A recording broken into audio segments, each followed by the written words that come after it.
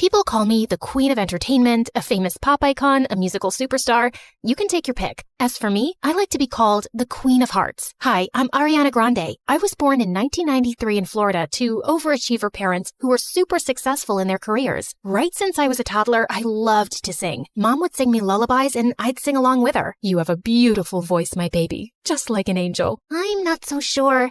I didn't get selected for the school choir. Don't let that dishearten you, sweetheart, and have confidence in your talent. I'm sure you're meant for greater things. Although I loved singing, I was also fascinated by theater and acting. I performed on stage for the first time when I was 8 in a musical named Annie. Are you nervous, Ari? No, not at all. In fact, I can't wait to set the stage on fire. And I did just that. That musical was a great success, and it marked the beginning of my musical theater journey. After that, I performed in so many other local productions like Beauty and the Beast and The Wizard of Oz. Life was going smoothly, but then my parents got separated. I felt devastated for a while. But thank God I had my pet dogs to keep me going through that tough phase. Just so you know, I have 10 rescue pups. One of them is named Sirius Black. Yeah, I'm quite obsessed with Harry Potter. But then, aren't we all?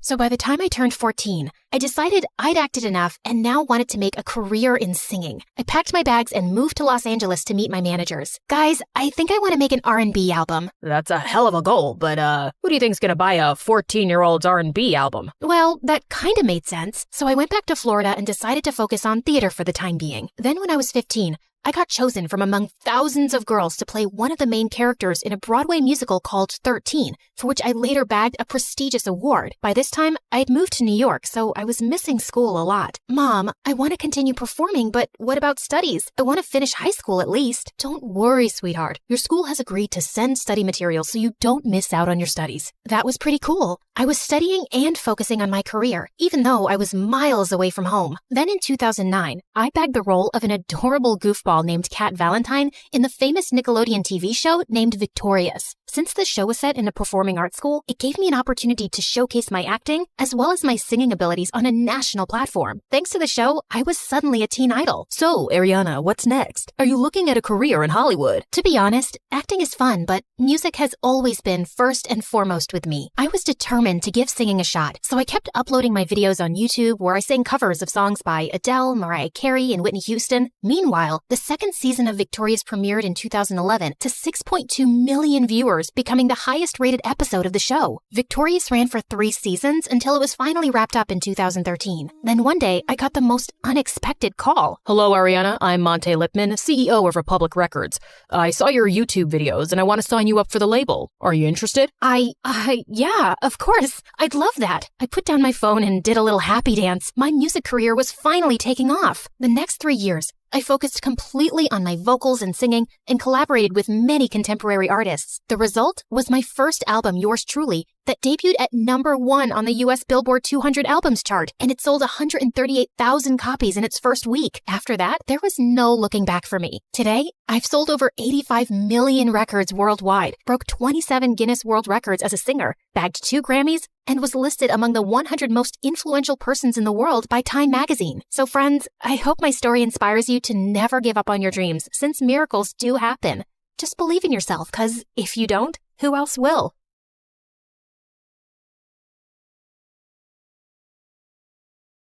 You've heard of a rags to riches story, but how about a riches to rags one? Like and subscribe to hear my reverse Cinderella story. Hi, MSA Nation. My name is Patricia, but since we're friends, you can call me Trisha, but not Patty. I hate Patty. Growing up, I was extremely rich, like next level rich, like Oprah meets Rihanna meets King Charles rich. It was all thanks to my mom, who the world knew as Cheryl. She was the most impressive person I knew. She and her best friend, whose name I won't mention for reasons that will soon become clear, were business tycoons who got a ton of investors and created a huge mega corporation right out of college. Ever heard of Amazon? Their business was kind of like that. Let's call it BFF Enterprises. It employed thousands of people all across the country, and Mom and her friend reaped the rewards of their extraordinary efforts. I aspired to have a BFF like Mom's. As a VIP daughter of a VIP, I was enrolled in etiquette classes immediately. By the time I was 5, I was practically Julie Andrews. You know, the queen from the Princess Diaries, only smaller. I was treated like a princess, with people attending my every need. When I showed an interest in art, I was gifted all of the finest art supplies, and was even able to practice by creating portraits of some of the coolest celebrities. I can neither confirm nor deny that those were the celebrities who I painted. Yeah, my life was pretty much perfect, until someone ruined everything. One day, there was a huge commotion next door at Mom's best friend's house. All of a sudden, the door swung open, and I was shocked to see Mom's bestie in handcuffs. It turned out she who must not be named, that's what I called her, had been stealing a ton of money from their company. Because of that, their business went under, and thousands of people lost their jobs. To make matters worse, an angry former employee was convinced that Mom must be to blame too. He put together a whole manifesto and brought Mom to court. Fortunately, Mom was declared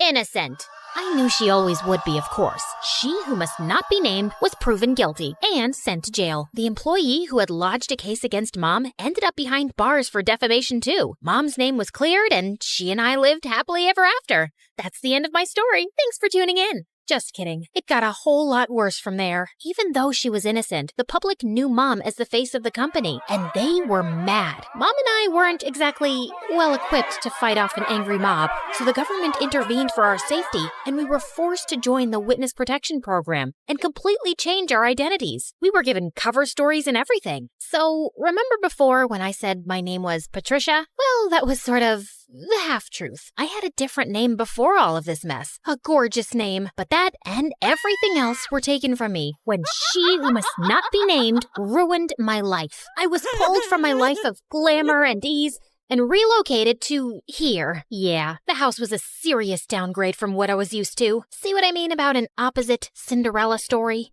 I know this is different from what we're used to. At least we still have each other. One day, we'll live in a big mansion again. I hoped she was right. In the meantime, Mom set up security cameras everywhere. She was afraid someone would somehow find out who we were and try to break in and steal whatever valuables we had left. That fall, I started up at my new school. I thought it would be a breeze. I'd never had any problems making friends before in my fancy school, back when I had money. But here, everyone was staring at me as I walked in. I felt like a total fish out of water. What, are you like from Gossip Girl or something? It got worse in the classroom. May I use the washroom? Mayhaps the princess would like a peasant to escort her. And even worse than that in the cafeteria. Look, Gossip Girl thinks she's at a royal banquet. Here, have some slop like the rest of us, princess. I was about ready to blow my cover and demand Mom let us move back to our old life when... Hey, leave her alone. Your mama sure would be mad if I told her that this is how you minded your manners. Wow, thank you for that. Don't mention it. Someone has to show you some proper small-town hospitality. I'm Sally. Patricia. Where are you from, Patricia? I grew up in the big city with a ton of money. My paternal grandparents invented trail mix, but my dad walked out on me and my mom and took all of our riches with him. Oh my goodness. I'm so sorry to hear that. We used to have more money too, but, well, it's complicated. It's hard, what with being one of 6 kids. Hey, if you'll let me, I would love to help you learn the ropes of a small-town life on a budget. Under Sally's wing, I started to really get the hang of my new life. She taught me all the tips and tricks to finding the best deals while thrift shopping. $5, final offer. The art of sandwich making. The more cold cuts, the better. Even how to use a lawnmower. She was a hoot. While all the other neighborhood kids were riding bikes, Sally would show up places driving her dad's lawnmower. And you don't need a license for this? Nope. Weirdly, though, I never actually saw Sally's dad, but more on that later. Sally encouraged my painting, even if it meant using unconventional canvases. She was the most thoughtful friend I ever had. In turn, I taught Sally all about how to host a proper high tea and even how to ballroom dance. Sally was a total girly girl at heart, and I could tell she appreciated feeling like a princess for once. Over time, Sally and I became inseparable, and we especially loved taking her lawnmower out for joyrides. Hey, instead of zooming around town, why don't you put that machine to good use and mow my lawn? I'll throw you $20. $30, final offer. The haggling skills Sally taught me were really coming in handy, and that's how Sally and I started earning some extra cash. In the beginning, we had a handful of customers, mostly our friends' parents, who paid us to mow their lawns and rake their leaves. But then, Sally had a fabulous idea.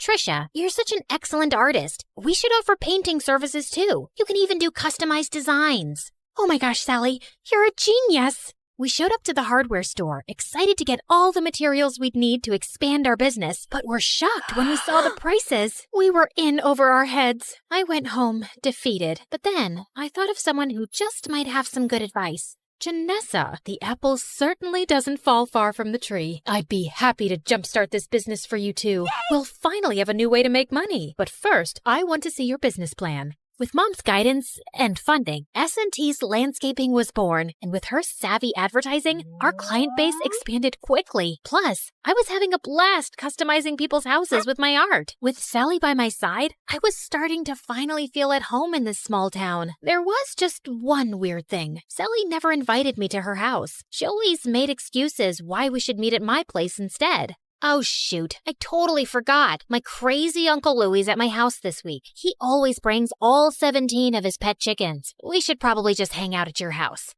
I fell for it when she told me about Aunt Linda and her 6 boa constrictors, but 17 pet chickens? Yeah, right. One day, curiosity got the better of me. When Sally told me she was heading home after school, I pretended I was going to my place, but I followed her instead. What could she possibly be hiding? I followed Sally to the outskirts of town, the bad neighborhood. Whoa, Sally lives here? The trailer barely looked big enough to hold a twin bed. How could Sally and her 5 siblings and her parents even fit in there? Just then, I lost my balance and fell to the ground with a huge thud. Trisha? Sally, I can explain. I thought Sally was gonna start screaming at me, but instead, she started crying. I'm sorry I never showed you my home. It's just, well, I was embarrassed of this ugly trailer. My dad used to have an excellent job, and we had a big house and a big yard, but Dad lost his job a few years ago and ended up in jail. Ugh! If it wasn't for BFF Enterprises, we would never be in this mess. He was just trying to stand up to their evil owners, and instead Cheryl hired her cronies to make it look like Dad was lying and put him away. It felt like my stomach had dropped out of my butt. Sally's dad was the angry former employee who'd made a case against Mom. Thank goodness Sally had no idea who Mom and I actually were, thanks to our aliases and dye jobs. But why was she blaming Mom when it was really her dad who put us in this mess? I knew I shouldn't say anything or risk Sally getting suspicious, so I ran home before I put my foot in my mouth. Trisha, wait! Was it something I said? I avoided Sally the rest of the week, which wasn't easy. I felt so conflicted. Sally was my best friend, but she hated my mom and blamed her for her dad being in jail. So, I decided to get Mom's advice. I need to talk to you. Sally's dad is your angry former employee who ended up in jail. Oh, come on now, Trisha. What a strange joke. Why was Mom calling me Trisha? At home, she always called me by my real name. Mom, this is serious. Sally has no idea who I really am, or that you're actually the co-founder of BFF Enterprises. Just then, Sally popped up from behind the couch, and suddenly, Mom's behavior made sense. Sally, it's not... I can't believe this. I thought we were best friends, and all along, your family is why my family is suffering? Sally, please, leave me alone. I don't want to talk to you ever again. I've heard of surprise birthday parties gone wrong, but never this badly. I probably lost my BFF forever. But Mom was more preoccupied that Sally would out us both. What are you doing? Follow her. Make sure she doesn't talk. Do whatever it takes. I hadn't seen Mom this stressed out since the trial. I tried texting, calling, even showing up at Sally's window, but she wouldn't even look at me. I returned home, completely hopeless. Did it work? Will she keep quiet? She won't even talk to me. Just then, Mom turned into a fire-breathing dragon. Well, not literally, but I'd never seen her this angry. Then we need to move again, now. But this is her home. Sally is my friend. Some friend. As soon as she talks, I'm going to jail. Mom, what are you talking about? Why would you go to jail? The judge said you were innocent. Of course he did. I bribed him. My business partner and I were both stealing funds from the investors because we deserved more. But unlike me, she was dumb enough to get caught and unwilling to do whatever it took to stay out of jail. And Sally's dad figured it all out and tried to get me behind bars too. But I showed him I am not to be messed with. I couldn't believe it. I was so blinded by all of her generosity over the years. I'd never even once suspected that she could have done anything criminal. And I felt so awful for Sally and her family. They didn't deserve this. But then again, how could I choose between my mom and my best friend? What Mom said next, though, made everything totally clear. You got us into this mess. Now you have to get us out. Me? I'm just a kid. You're the one who was so greedy that you stole money and ruined your company and all of your employees' lives. You even let your own best friend take the fall. You cared so much about money, you forgot about what really matters, friendship. Trisha, come back here. My name isn't Trisha, Mom. It's Janissa.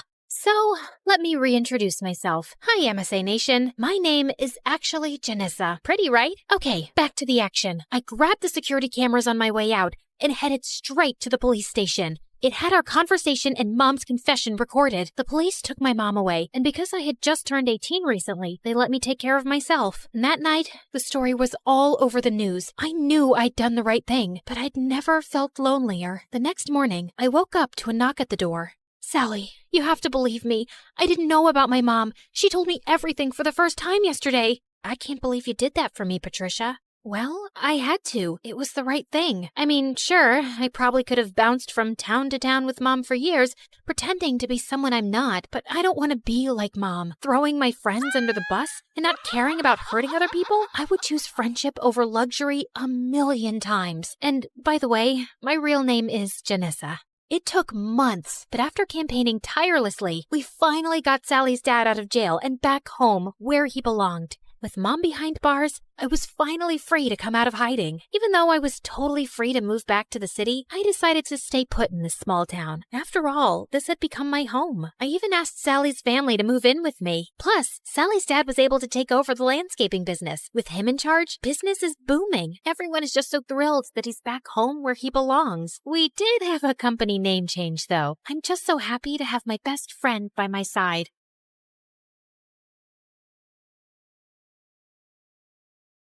Hi there, I'm Ellie, and I've got a story that'll make you laugh, cry, maybe even question your own sanity. But hey, don't we all need that from time to time? So like and subscribe and strap in, because this roller coaster is about to take off. You see, I was born with a slight anger problem, the kind that made me want to karate chop a stuffed animal when I was just 5. Yep, I had anger issues. On a sunny day at the park, 5-year-old me just wanted to have fun on the swings and slides, but things took a different turn. I'm gonna slide like a penguin. Move it. I'm going first. Hey, no cutting. That's not nice. Do I look like I care? The bully pushed past me, smirking. Feeling furious, I climbed the ladder fast with my juice box in hand. You'll be sorry, mister. I squeezed the box hard, squirting juice straight into the bully's eyes. Then I slapped him and pushed him down the slide, and his nose started bleeding. He started crying like a baby, and his dad came running over. What is wrong with you? Behaving like a monster? You should be ashamed of yourself. I picked up a pebble and threw it at him, but it missed him by an inch. Don't tell me how to feel. You should be thanking me for teaching your awful kid a lesson. I threw another pebble at him and then ran away. Mom and Dad yelled at me all the way back home. I cried and said sorry. Then I jumped onto my parents and smothered them with kisses till they forgave me. Yeah, I think I'm a kind person in general. I mean, as long as I'm not angry. Fast forward to 1st grade, and there I was, little Ellie, eager to make friends at school. One day during recess, I spotted a group of girls playing hopscotch, and I approached them. Hey, you. I think we should be friends. No thanks. I already have friends. Well, that didn't go as planned. But I wasn't giving up so easily. Oh, yeah? Well, you haven't met a friend like me. I started shouting and spinning with my arms spread out like a wild little windmill. I even threw my sandwich on the ground. I'm fun. I'm cool. And I'll bring snacks to share. So why wouldn't you want to be my friend? Say yes, or you'll regret it. Say it. The girl hesitated, then let out a sigh. Okay, fine. I'll be your friend. Please, just stop yelling at me. And just like that, I made a new friend. Her name was Lucy, and she was the best. 2 years later in 3rd grade, my family told me one day that we had to move for Dad's job. Scared of losing Lucy, I got really angry. I won't leave Lucy. She's my best friend, and I'm not going anywhere. I protested by staying in our backyard treehouse, and I refused to come down till my parents changed their mind. We know you're upset, but we have to think about what's good for the family. But when I didn't budge, my parents caved after a few days. I was so happy, I finally climbed down from the treehouse. And I learned that standing up for what matters can make a difference, and that my anger was the best thing I had. It gave me whatever I wanted. What I didn't realize back then, though, was that Lucy eventually figured she could take advantage of my anger issues to get her way, too. If she wanted something from someone, she'd come up with a sneaky plan to get me all riled up against that person. Yeah, it all always made me the bad guy fighting and bullying people, while Lucy looked like she was the nice, calm friend of a monster, but no one got seriously harmed. As we entered middle school, though, Lucy started doing it more frequently and for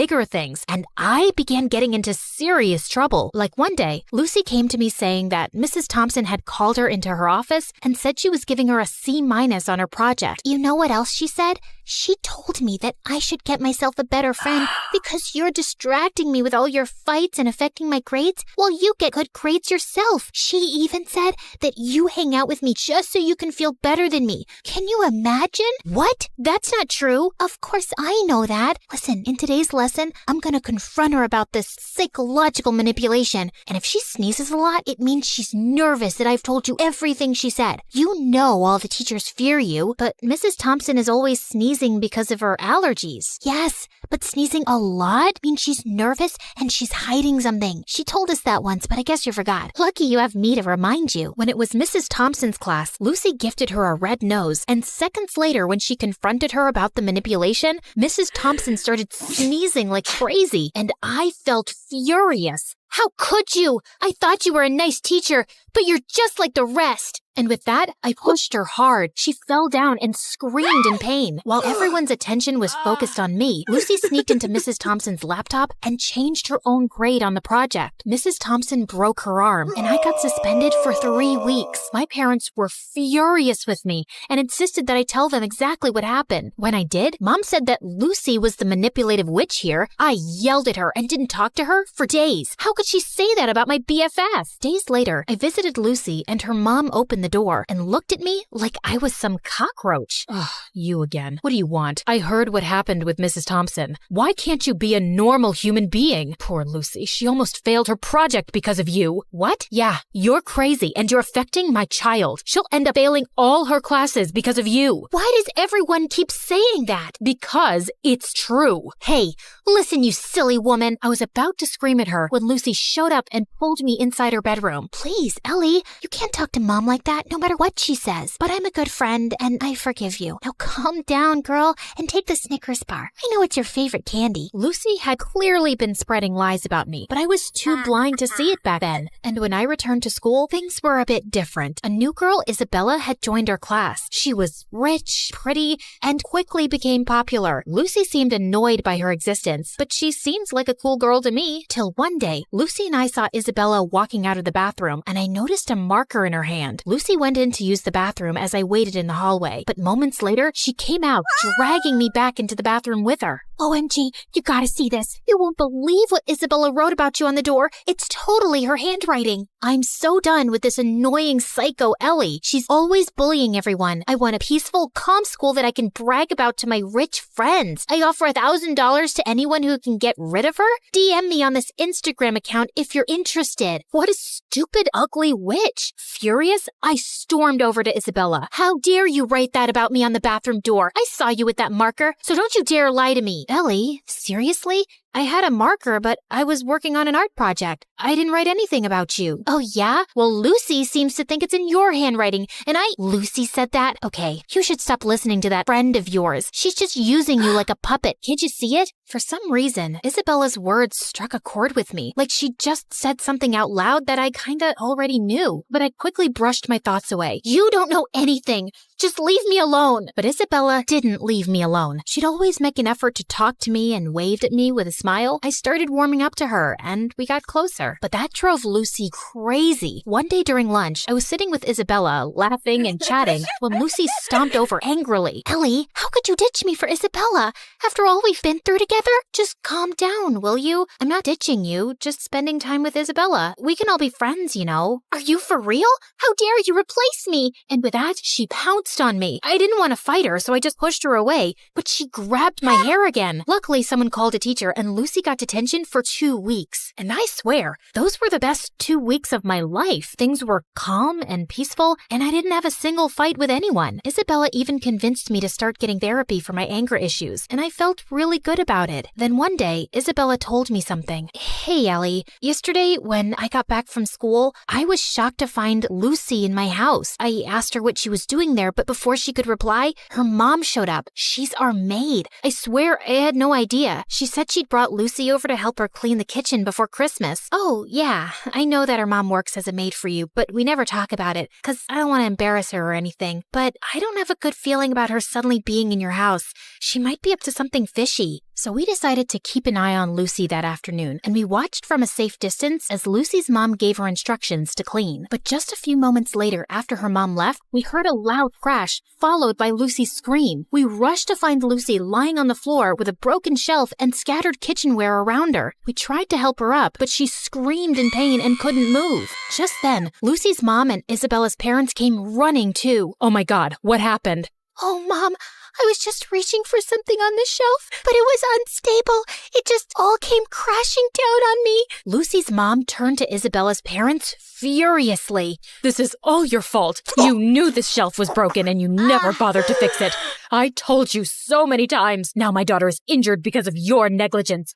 I'm gonna sue you for this. You'll pay for the harm you've caused my daughter. Isabella's parents tried apologizing repeatedly, but Lucy's mom didn't listen to a word and called an ambulance to take Lucy away. I couldn't help feeling sorry for Lucy, although I was almost sure she'd hurt herself on purpose to cause trouble for Isabella and her parents. She probably hadn't expected it to be this bad. And sure enough, the injury was very bad, and Lucy couldn't walk for a few months. A few days later, the teacher planned a visit to Lucy's house for the class to cheer her up. But the moment we entered Lucy's room, she went ballistic, calling me a horrible friend who'd betrayed her, and calling Isabella bad names too. I was feeling angrier by the second, but I tried staying calm. Just then, Lucy's mom walked in, and she started calling me a bad friend too. Are you here to hurt my Lucy even more, Ellie? You've made it obvious whose friend you really are. But be aware, Isabella, I'm certain she only chose you because you're rich. Ellie has always been a bad, rotten egg. Suddenly, I just snapped. I jumped at Lucy's mom and she fell back and hit her head on the floor. Everyone looked shocked, and I knew I'd messed up big time. I ran out crying. When Mom found out about it, she was so mad. Ellie, I can't believe you attacked Lucy's mom. She called me, threatening to contact Child Services and telling them that you need to be put in some rehab center because you're a danger for other people. I honestly felt terrified hearing that, and my first instinct was to lash out and scream in my defense. But instead, I took a deep breath and thought of my friendship with Isabella, and it helped calm me down. Mom, I know it was wrong, and I'm really sorry. I'm working on controlling my anger. I'll be better, I promise. Mom looked really surprised and then nodded, but she still took my phone away and grounded me for a month, and I didn't protest. I knew I deserved that. Back at school, Isabella told me Lucy's mom was going ahead with the lawsuit, and I really wished there was something I could do to help. Lucy or her mom wouldn't listen to a word I'd say. But then one day, I was in the school's bathroom when someone knocked on the stall door. It was Lucy's mom. Ellie, I need to talk to you. I've been reading Lucy's diary, and I've discovered the truth about her actions. She's been using your anger issues to her advantage. I sometimes had a feeling that something was off with Lucy's behavior, but I never knew for sure. Are you still gonna sue Isabella's parents or report me to Child Services? No, I just wanted to apologize to you, and I won't be causing you or Isabella's parents any more trouble. I'll also get Lucy the help she needs. We might even move to another town and live with my sister if it means Lucy can get better therapy. I'm so sorry for everything, Ellie, and I want to thank you for being a good friend to Lucy, despite everything. With that, she gave me a quick hug and left. I felt tears pricking my eyes. I was kind of sad I wouldn't get to see Lucy again, but I also felt lighter and free. Moments later, Isabella walked in. Ellie, everything's gonna be okay. Isabella hugged me tight, and for the first time in a long while, I felt like everything would be okay.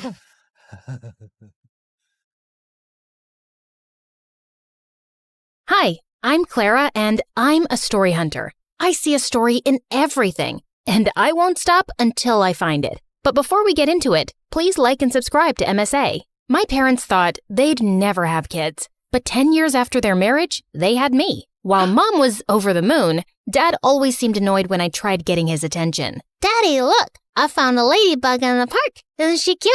I rescued her from a parade of ants. Could you please take this girl away? I'm on a phone call. Of course, honey. Come on, Clara. Let's read some Nancy Drew. Yay, my favorite. Dad was weird, but at least I had Mom. She was a journalist before she married Dad and had the craziest stories to tell me. And growing up, I wanted to be just like her. When I turned 10, Mom got me my first recording set, and I went crazy interviewing people on the streets. Since how long have you been homeless? That's a cute dog. Did you steal it or buy it? People would pass me weird stares, but I just didn't care. I was following my passion. One evening, I was in a far end of my neighborhood when I missed a turn. The street was empty and it was getting really dark, so I started to walk quickly when a shady black car pulled up next to me. Hey, kid, are you lost? It's freezing out there. Hop in. I'll drop you off. Don't be scared. I won't harm you. See, before he could finish, I punched him hard and ran.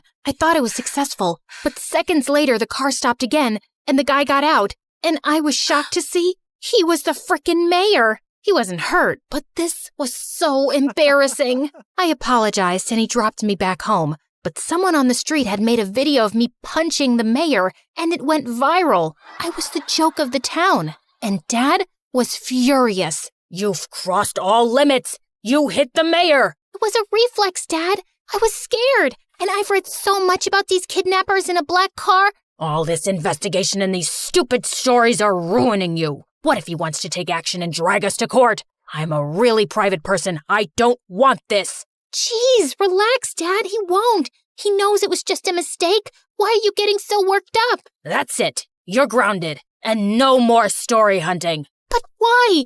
Mom, say something. But as always, Mom said nothing, and I was done for. Growing up, Dad and I drifted further apart. He stayed cooped up in his office while I got busy with school and perfecting my investigation skills. On my 15th birthday, I begged Mom to get me a professional recording set with a mic, but she simply refused. We just don't have the money for it. I decided to try my luck with Dad and ask him for some money. I wouldn't tell him what it was for exactly, but he wasn't in his office. As I was leaving, suddenly my foot got caught in the carpet and I landed on some boxes full of money. Oh my God, Clara, what are you doing in here? Mom, you said we don't have any money. What is all this? It belongs to your dad, and it's not your concern. But it's a lot of money, Mom. It has to come from somewhere. Is Dad a mafia guy?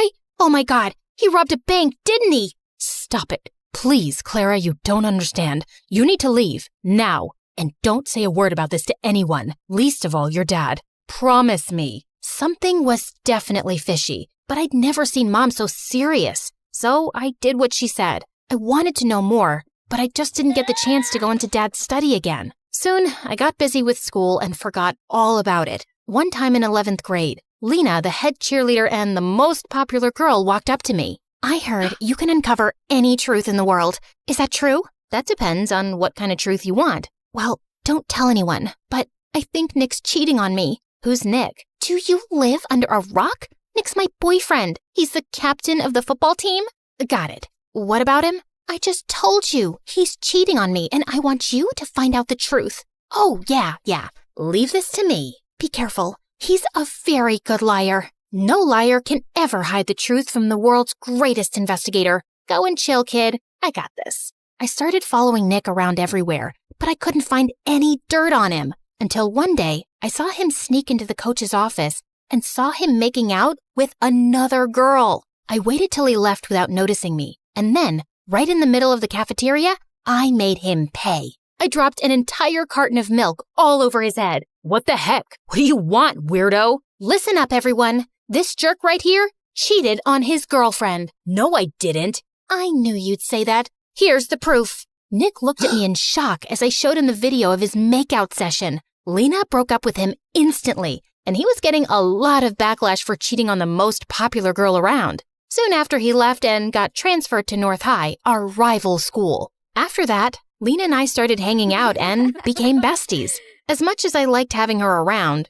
her band of cheerleaders annoyed me. Especially this girl, Wendy. Lena even had a YouTube channel with her where they ran gossip sessions and fashion advice. You know, I was thinking, why don't we add Clara to the channel? Why? So we lose all our followers and our popularity? I don't think having 5 followers makes you popular. But then again, what do I know? Stop it, you two. Clara is a professional. You saw what she did with Nick, and with her brains and cool stories and my beauty tips and styling, we'll be so much more popular. We'll be like Daphne and Velma. Who? Scooby-Doo? Forget it. We should totally do it. I joined the YouTube channel soon after, And we started with collecting scoops on everyone in school. Within a few months, we hit 1 million subscribers. I was happy, but Lena was on cloud 9. Her popularity was through the roof, and she loved the attention. We got invited to every party in town, and she would drag me with her even when I didn't feel like going. One day I was at her house getting ready for a party when Wendy made a snarky comment. "Do you always have to dress up like a homeless person? And why's your hair such a mess?" There's nothing wrong with my hair or clothes. I don't want to look all dolled up. Detectives are meant to look rugged, right, Lena? Yeah, but it won't hurt you to put on a little makeup now and then. It'll only make you look prettier. No, it'll make me look like a bimbo. So you think I'm a bimbo? I didn't mean it like that. But Lena was already walking in the other direction. Good job, Sherlock. I wanted to apologize to Lena, but she kept ignoring me at the party and at school the next day. I got that she was mad at me, but it wasn't like she supported me in front of Wendy either. I decided to give her some time and continue doing my bit for the channel. The next day after lunch, I was passing by when I saw Wendy terrorizing the school topper and making him do her assignments. But as I took my camera out, Lena walked up to me and knocked it out of my hand. "What are you doing? She's our friend." "Nope, she's your friend. She doesn't even like me. Why can't you guys just try to get along? For me? I know you think we're bimbos, but that's the least you can do as my best friend." "Oh, you're so dramatic. Okay, fine. I'll let this go. Just this once. And I don't think you're a bimbo. I'm sorry. Stop talking and meet me for boba tea later. Deal? Deal." And just like that, we were back to being besties. And I tried to tolerate Wendy better, even though she still got on my nerves. Soon after, the entire school was buzzing over the senior day prank wars with North High, and Lena was determined to crush the rival school, mainly because Nick was their new student body president. "We need to ace this. They should never see us coming. How about we break into the school?" "You can't be serious, Wendy. You guys will get caught." "Not with these masks, we won't." "And why are you so negative?" "I'm being practical. It's the dumbest plan on earth. Back me up, Lena." "Actually, I like it. No one will ever know. Now, are you in or out?" "Out. You know my dad. He would ground me for life if I got caught." "You know what, Clara? I've been there for all your dumb investigations. I even got you in on the channel. And now, if you can't support me, then you're not a good friend." "Hey, that's not fair. It's my channel too. I made it popular." "Really? Wow. Tell me why she's here again." "Oh my God, I can't deal with you guys right now. I'm going." Lena turned to leave. I didn't want her to be mad again, so I reluctantly tagged along. But just as we reached there, all the cheerleaders took out spray cans and started trashing lockers and vandalizing the walls. I tried to stop them when Lena banged into me and I went flying into a statue, crashing it to pieces. Those statues are like thousands of dollars. "I told you this was a dumb idea. Oh my God, what are we supposed to do? We don't have time. Run!" As I made my way home, my heart couldn't stop racing. I'd just made the most terrible mistake of my life, and I prayed no one would find out about it. But the next day at school, I felt numb when the principal called me into his office, with both Dad and Nick waiting for me there, along with a few other people from North High. Clara, where were you last night? I was Vandalizing property, right? Are you really that dumb not to know that every school has security cameras? The school authorities checked last night's footage, and guess what they found? Nick flashed the phone in my face with footage of me crashing into the statue and breaking it. Everyone else had a mask on, but me. How could I be so stupid? But it was a mistake. Was it?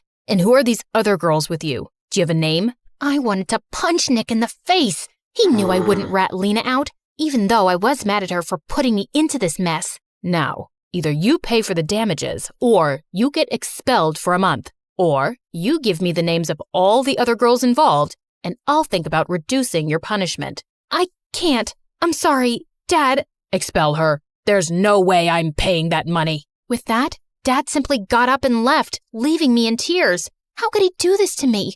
I knew it was my fault, but he was my father. Wasn't he supposed to look after me or something? That evening at home, I had the worst argument with Dad, while Mom just stood in a corner like a stone. Were you at that school for some dumb story? You're such a nuisance. I can't believe you're my kid. I can't believe you're my dad either. What father gets his own child expelled over a few bucks? You never supported me, and you always acted like my existence bothers you. And it's not like you're so perfect yourself. What do you even do, Dad? How do you really make money? How dare you talk to me like that in my own house? I don't have to take this. Mom, are you just going to stand there and say nothing?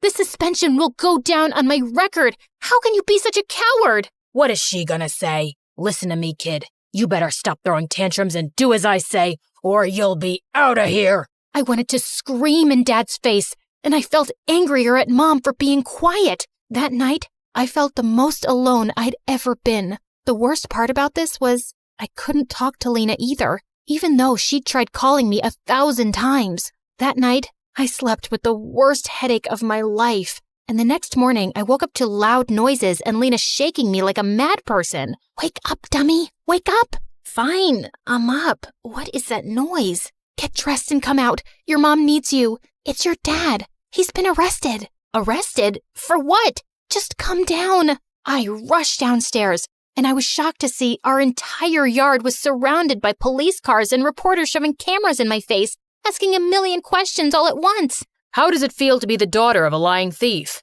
Did you know about your father's crimes this entire time? Oh my God, what was happening? Just then, I spotted Mom talking to one of the reporters. Mom, what's happening? And why is Lena saying that Dad's been arrested? What Mom told me next shook my entire world. Your father is a criminal, Clara. He was laundering money from his company to fake accounts abroad. I just knew it. That's what all the money was for, right? Yes. I didn't say anything because I wanted to protect your dad. But what's the point of saving his sorry butt when he couldn't even stand up and protect his daughter? So I told the police everything. I even gave them evidence. I don't want to live like a coward. Mom, I'm so proud of you. And I'm sorry for calling you that. It's okay. I know it was a lot for you. Now, let's start afresh. Talking about a fresh start, can we be friends again? I miss you, and I'm sorry for dragging you into this mess. Looks like you did me a favor there. If not for you, I wouldn't have been expelled, and Mom would have never taken the step forward. So, thank you. So that means we're cool? Well, will you treat me to boba tea later? And keep that Wendy away from me? You got it.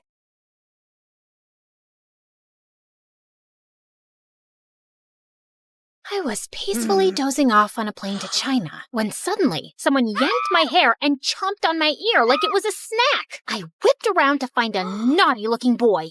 Ow! Seriously? Keep your teeth to yourself, kid! He then burst into tears and his mom turned to me. 你竟敢对他大喊大叫，他还是个孩子。 I wish I understood Chinese, but her dramatic glare made it clear I was the villain here. I tried to dive back into dreamland, but the woman next to me had other plans. She woke up and started chewing her gum like a goat who hadn't eaten for 300 years. It was so loud that people from 30,000 feet below could hear it. Excuse me, could you tone that down, please? Tone down the what? Oh, great. Her voice was even more annoying. I shrugged it off and reached for my trusty earphones instead. But before I could enjoy some music, the guy on my right suddenly smacked my shoulder. What is wrong with this flight? Everyone was driving me nuts. Left, right, front, and back. The culprit was so engrossed in some stupid adventure game on his phone. Hey, quick question. Do I look like a punching bag to you? A little bit. You can't play your stupid game without attacking a real person, you know. Chill, girl. It's called reflexes. Maybe if you had better ones, you wouldn't get hit. The audacity of this guy! I couldn't help but think, why do these online gamers waste their time in a virtual world when there's a beautiful one right outside the window? Real life is 1,000 times better. Or so I thought. Hi, my name is Alira, and I'm an aspiring photographer who loves traveling around the globe and capturing the most beautiful scenes and moments. I had always enjoyed doing it alone, but things took a wild turn when a weird and mysterious guy started tagging along and changed my life forever. Before I continue, please like and subscribe. After dealing with all those annoying passengers, I eventually fell asleep after listening to music while letting my imagination run wild. Soon enough, the plane finally landed, and I headed straight to my beautiful hotel. I took a short beauty sleep while waiting for nighttime to roll around, and when it finally came, I excitedly jumped out of my bed, took my camera, and immediately rushed outside. Stunning views, beautiful people, inviting lights, glowing lanterns, and the sweet traditional vibes of China. Ah, this is the dream. Walking along the streets, I stumbled upon a guy sleeping on a bench. Judging from all the stuff around him, he must be homeless. Poor thing. I found myself clicking pictures of him, my camera perfectly capturing his struggles and hardship from every detail of his form. Just then, a green owl suddenly appeared from behind the bench, perched on the sleeping guy as if he owned him, and scowled at me. Relax, little buddy. He's all yours. To my surprise, the guy woke up and scowled at me too. Who are you? And what are you doing here? His eyes then lowered to my camera. Were you taking pictures of me while I was sleeping? Duh, I was taking pictures of the street, but you were blocking my view. It's not my fault you were sleeping there. That's a terrible excuse for disrespecting my private space. The private space? That's rich coming from you, who is sleeping on public property. Delete my pictures, or I'm gonna delete it myself. Don't you dare touch my camera! Do you have any idea what it takes to capture a beautiful moment or view? The countless hours, the right timing, the quest for the perfect angle. I pour my heart and soul into every shot. Those aren't just pictures. It's a piece of me, a piece of my struggle, my passion, my life. So please, don't take that away from me. I trailed off when I realized that he was now holding my camera and swiping through the shots. But how? So you're not only homeless, you're also a snatcher. Give it back, you jerk. I lunged at him to retrieve my camera, but he suddenly vanished. I spun around, and he was still swiping. This guy, I swear to God. In all fairness, you have quite a remarkable talent for capturing beautiful images. What do you think of me now? Just some lousy, try-hard photographer? I snatched the camera back, and this time he didn't resist. He practically handed it over. I immediately checked my gallery and realized he hadn't deleted anything. Relax. I usually don't meddle with other people's business. Unlike you. I tried glaring at him, but I felt like I ended up pouting, which made him smirk. Oh, well, at least I finally bumped into someone who speaks English. I'm so tired of racking my brains and using weird hand gestures to understand what the locals are saying. He ignored me and started picking up his things as if preparing to leave. So, where are you from? Not from around here. I see. Where are you going? I don't know. Maybe under the bridge? At the back of the junkyard? Just anywhere with a roof where I can recharge my energy, so I can continue my pursuit of answers to my questions. Just then, a sudden rumble of thunder echoed through the streets. I think you should speed your pursuit up, because the rain is about to pour, buddy. I don't mind the rain. It helps me think better. But your owl doesn't. He stopped in his tracks when he realized that I was right. You know what? Why don't you just come with me to my hotel? I'll get you a room. It's just nearby. I appreciate your hospitality, but I don't need your pity. Oh, look. Mr. Grumpy Bench Guy is being such a drama queen. Fine. But the moment the rain stops, we're out. Another thunder rumbled as we started walking away. When we reached my hotel, the receptionist immediately greeted me with a question. 给你朋友另一个房间. As I scrambled for my translation book, Hatham suddenly swooped in. Shida, Ching. Did you just speak Chinese? I speak multiple languages. I have a constant hunger for endless knowledge. So, you're a polyglot. So cool. That's literally my dream. But learning another language is so difficult for me. What's your secret? Oh, I use this splendid application on my phone, Duolingo. Oh, I have heard about it, but I never tried it. It has a fun and engaging approach to learning a language. It's like casually playing a game, which is a pretty good motivation for the learning process. Okay, that sold me. I immediately downloaded the app and was greeted by a cute green owl named Duo, who looked very familiar. I turned to his pet, who was sitting on his shoulder. Whoa, Duo looks exactly like your owl. They have the same name too. Just a little warning. Duo's nice and helpful, but he can be a little persistent sometimes. But it's also for your own good. Well, he seems to be a cute little guide. I went straight to my first lesson, and I was already liking it. Shui means water. Shui Gosh, I am so thirsty. I need some shui. Okay, got it. Okay, so this is my room, and yours will be that one. I was talking to him, but he seemed preoccupied with something over my shoulder. I turned around and realized that he was looking at my collection of postcards on the wall. To my surprise, he suddenly barged inside. Where did you get these photographs? Those are the places that I captured with my precious camera, and these right here are my goal destinations. They're beautiful, aren't they? He looked so ecstatic as he gawked at one of the pictures like it was the most delicious meal he had ever seen. Where is this place? That's my next destination, the Tianzi Mountain. It's one of the reasons why I visited this country. Take me with you. Consider yourself lucky, my friend, because I'm going there tomorrow. I always preferred traveling alone, but maybe it was time for me to try it with a travel buddy this time, at least for a day, and just for fun. The next day, we traveled to the mountains, and when we got there, Haytham's calm demeanor instantly changed to ecstatic. The stone forest. An image of a familiar place seemed to have flashed right before his eyes. The stone, what now? He ignored me and started navigating the place, running around like he owned it. Dude, wait up! We rode a cable car, crossed a river, and jumped from one stone to another, and after an hour, I felt like collapsing. Slow down, Spider-Man. I'm not a marathon runner with endless stamina, you know. Jeez. When I finally caught up, I found him standing in front of a mysterious and ancient-looking monument. He fiddled with a rock against it, but nothing happened, and he looked super frustrated. Hello? I would really appreciate it if you would tell me what's going on. What is that thing? And what are you trying to do with it? This is a totem, and I need an electroelement to activate it. What do you mean, electro-element? Electroelement. Something, anything that produces lightning. Oh, you mean electricity? Huh? Lucky for you, I've got something here. What is that? You don't know what a taser is? It's my go-to for self-defense. Zaps people with electricity or whatever you call it. Interesting. He immediately took it from me and tried it on the totem. After a few sparks, it suddenly got triggered and a glowing symbol appeared on top of it. Holy cheeky bananas! Is that a hologram or something? He found 2 more totems, and after doing the same thing to each of them, a strong streak of light came from above, forming a pillar. What in the world is happening? Is this some kind of secret experiment from the government? And what's your deal with all of this? I've been traveling from place to place looking for these runes. Since I'm not from around here, I don't know where to go.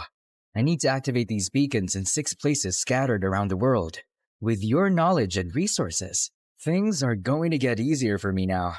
But for what? Why are you doing all of this out-of-this-world stuff? We need to go.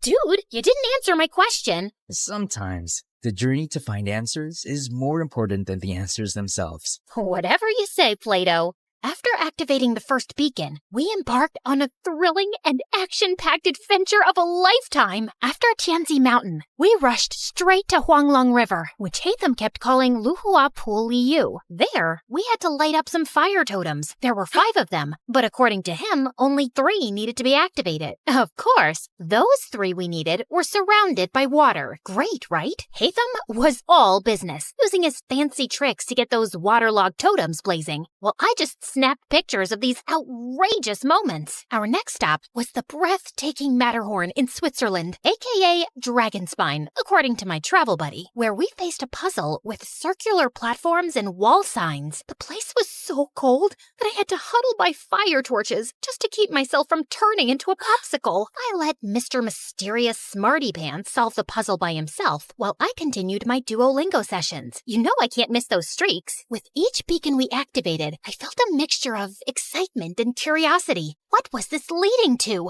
And why did it feel like the world had turned into one big adventurous playground? During our flight to our next destination, I found myself fully immersed in my new favorite app, Xin Ten Toila Elira. You could take a break sometimes, you know? I need to learn the basics, at least for now, and I like how Duo keeps reminding me with his cute little expressions.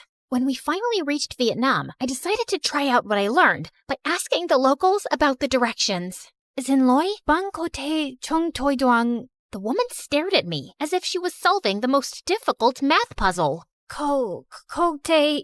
Xin lỗi, nó ngàn con đít chỗ, chúng tôi viết đông viết vinh, ha lồng đục trong. Được chứ, bạn chỉ cần đi thẳng, rồi đi qua cái cây khổng lồ kia, Sau đó rẽ phải và đi bộ khoảng 200 mét sẽ thấy một khoảng đất trống. Okay, I guess it was too early for me to attempt a conversation. After learning the direction, Hatham continued walking towards the bay. Ugh, why is this guy so good at everything? You still have a long way to go, Elira. I literally just started. Just wait and see. I'll be leading the leaderboard with an unbeatable streak in no time. I commend your determination. Keep it up. Soon enough, we were greeted by the beautiful emerald waters and towering limestone islands of Halong Bay, or as Hatham called it, the Golden Apple Archipelago. While I was snapping pictures left and right, Hatham got to work immediately. He solved a music rock puzzle thing, and after activating the place, we toured around the city and enjoyed their local food. I even tried conversing with the locals with the help of my brilliant travel buddy. It got me even more determined to learn more. So during our flight to Scotland, I got really busy with leveling up and earning rewards. I never knew that learning could be this fun. Learning could also be done in silence. Sorry. And soon, we finally reached our next destination, the Isle of Skye in Scotland, or as Hatham called it, the Star Snatch Cliff, Mondstadt. After walking around, we came across a green fan-like object. I watched in amazement as he applied some wind pressure to activate it, unleashing a powerful upward current. Whoa, that's so dope! So, what's next? Time to fly. After taking a large cloth from his bag and holding onto it, he wrapped his arm around me, and we gracefully floated in the magical breeze. I never thought I would experience flying like this, not even in my wildest dreams. If this is a dream, I hope I can keep enjoying it and not wake up too soon. Our imaginations know no bounds, Elira. They possess the extraordinary ability to unlock infinite possibilities. We then found 2 more fans along the way before we finally activated the totem at the top of the cliff and summoned the pillar. I stood there for a while and looked ahead at the seemingly endless horizon, thinking about how Hatham sees this beautiful world in his own vision. Finally, we were down to the last one, Deshra Desert Sumeru, or as we call it, the Great Pyramids of Egypt, my favorite. Hatham looked so nervous and excited while I was taking some pictures of the legendary structures. After hours of touring around, I followed him as we headed to the group of old, weathered columns. So, how do we solve this one? We need to hit the larger columns until you match them with the corresponding symbol on the smaller columns beside them. Match all 3 big ones to the smaller ones to summon the last pillar. Aye, aye, Captain. I grabbed a tree branch lying nearby and used it to help him hit the columns until we finally summoned the last pillar. All the pillars scattered across the world that we activated should be glowing now too. I dropped my jaw in amazement when their fusion created a swirling, glowing vortex or something. Is that a freaking portal? Yes, it's a portal back to my world, Elira. To your world? So there's indeed another world out there? Before he could answer me, the earth beneath us mildly shook, and a horrifying creature suddenly appeared right in front of us. Holy crunchy potatoes! Is that a transformer? Did Hatham summon that machine from their world? What if he was actually a bad guy who was set to ruin our world? Oh my gosh, what have I done? I wasn't ready to say goodbye to our beautiful earth just yet. I have yet to discover the other wonders of... My paranoid voice trailed off when I realized that Hatham was gone. Just then, I felt a strong, glowing presence behind me. I slowly turned around and saw him and Duo transforming into something with dust particles and glowing green projections dancing around them. Everything then cleared away, revealing a strikingly handsome video game character and his adorable sidekick. Hatham, is that you? This is my true form, Elira. And my real name is Zal Hatham, a scholar from Sumeru, and our academia scribe. That machine in front of you is a primal construct, only found around the desert area of Sumeru. This machine enemy is often found guarding the temples and ruins, and I need to defeat it. So it's like the final boss in the game, and you're the brave hero. I suddenly felt bad for suspecting him as a bad guy. As the primal construct started charging toward them, 3 ethereal green mirrors popped in and hovered around Hatham, radiating a brilliant emerald light that almost blinded me. He then started fighting the monster, moving with grace and precision, consistently blending freestyle moves and rotational attacks with his sword and abilities. Watching them fight was mesmerizing, as if I had been transported into an epic video game. He unleashed a barrage of reflective attacks, boomerangs slicing through the air, slashes carving through steel. Each hit dealt a lot of serious physical damage. Soon enough, the terrifying machine was finally defeated. Dude, you were so cool. How did you do that? I don't need to fight. I only need to think. Everything else is connected. All I have to do is find the weakest link, deal with the causal factors, and everything else tends to resolve itself. Okay. Enough with your deep philosophical words, dude, and maybe start explaining everything to me properly. You know, I've been following you around like a dumb little kitten and catching up with your stamina. As a gratitude for helping me, you deserve to know the truth. My friend Kavi and I were trying to open a domain, but something went wrong. It started malfunctioning. The rule is to hit these columns using a physical attack and never use any elemental attack. Kaveh didn't know this, so he used his elemental skill because he thought it was more efficient. It made a different reaction to the process, and instead of opening a domain, it opened a portal that connected to the human world. And before I knew it, it started sucking my friend. I tried to save him, but I was the one who got pulled inside instead. I got teleported here, which was a very different place, and I have been finding my way back for quite a long time. Thanks to my friend Duo here, who also got accidentally teleported for some reason. He's been my companion since the day I got here, and he's the one who has been helping me learn the different languages of humans. Now that makes sense, and no sense at the same time. I swear, I'm stuck in a fantasy adventure novel. Anyway, I'm glad that you finally made it. I appreciate all your help in this journey of mine, Alira. As much as I wanted to discover more about your interesting world, I need to return. Tevat needs me. Oh, well, traveling won't be the same anymore without you. I'm gonna miss you a little bit, I guess. Just play Genshin Impact, and I'm sure you will enjoy the magical beauty of our world, Tevat. We have 7 nations brimming with natural wonders that you would love to capture. You'll meet a diverse set of people with unique personalities and abilities like me. And together, we will fight exciting enemies. We'll share every adventure in this enchanting realm. I felt a lump in my throat as he extended his hand, but knowing that I would be seeing him again, I shook it with a smile. See you around, Alira. I watched them as they entered the portal, returning to their world. Come here, boy. Bam, bam, eat that monkey butt. All right, hate them? Time for some snacks. Ever since I started appreciating video games, I became the annoying passenger this time. These games opened my eyes to the existence of extraordinary places that remain hidden from our physical world, places that only exist in our minds, yet they possess the power to transport us on thrilling adventures. They hold captivating magic and beauty, offering a gateway to fictional worlds. Now, I embrace the opportunity to immerse myself in both realities, and because of it, I have never felt alone again. I was so into the game that I jerked when an incoming announcement sound chimed in. Ladies and gentlemen, this is your captain speaking. We will begin our final descent to Paris shortly. And now, it's time to explore the famous beauty of Paris. Bonjour, comment allez-vous? Wait, is it allez-vous? Allez-vous? Bonjour, comment allez-vous?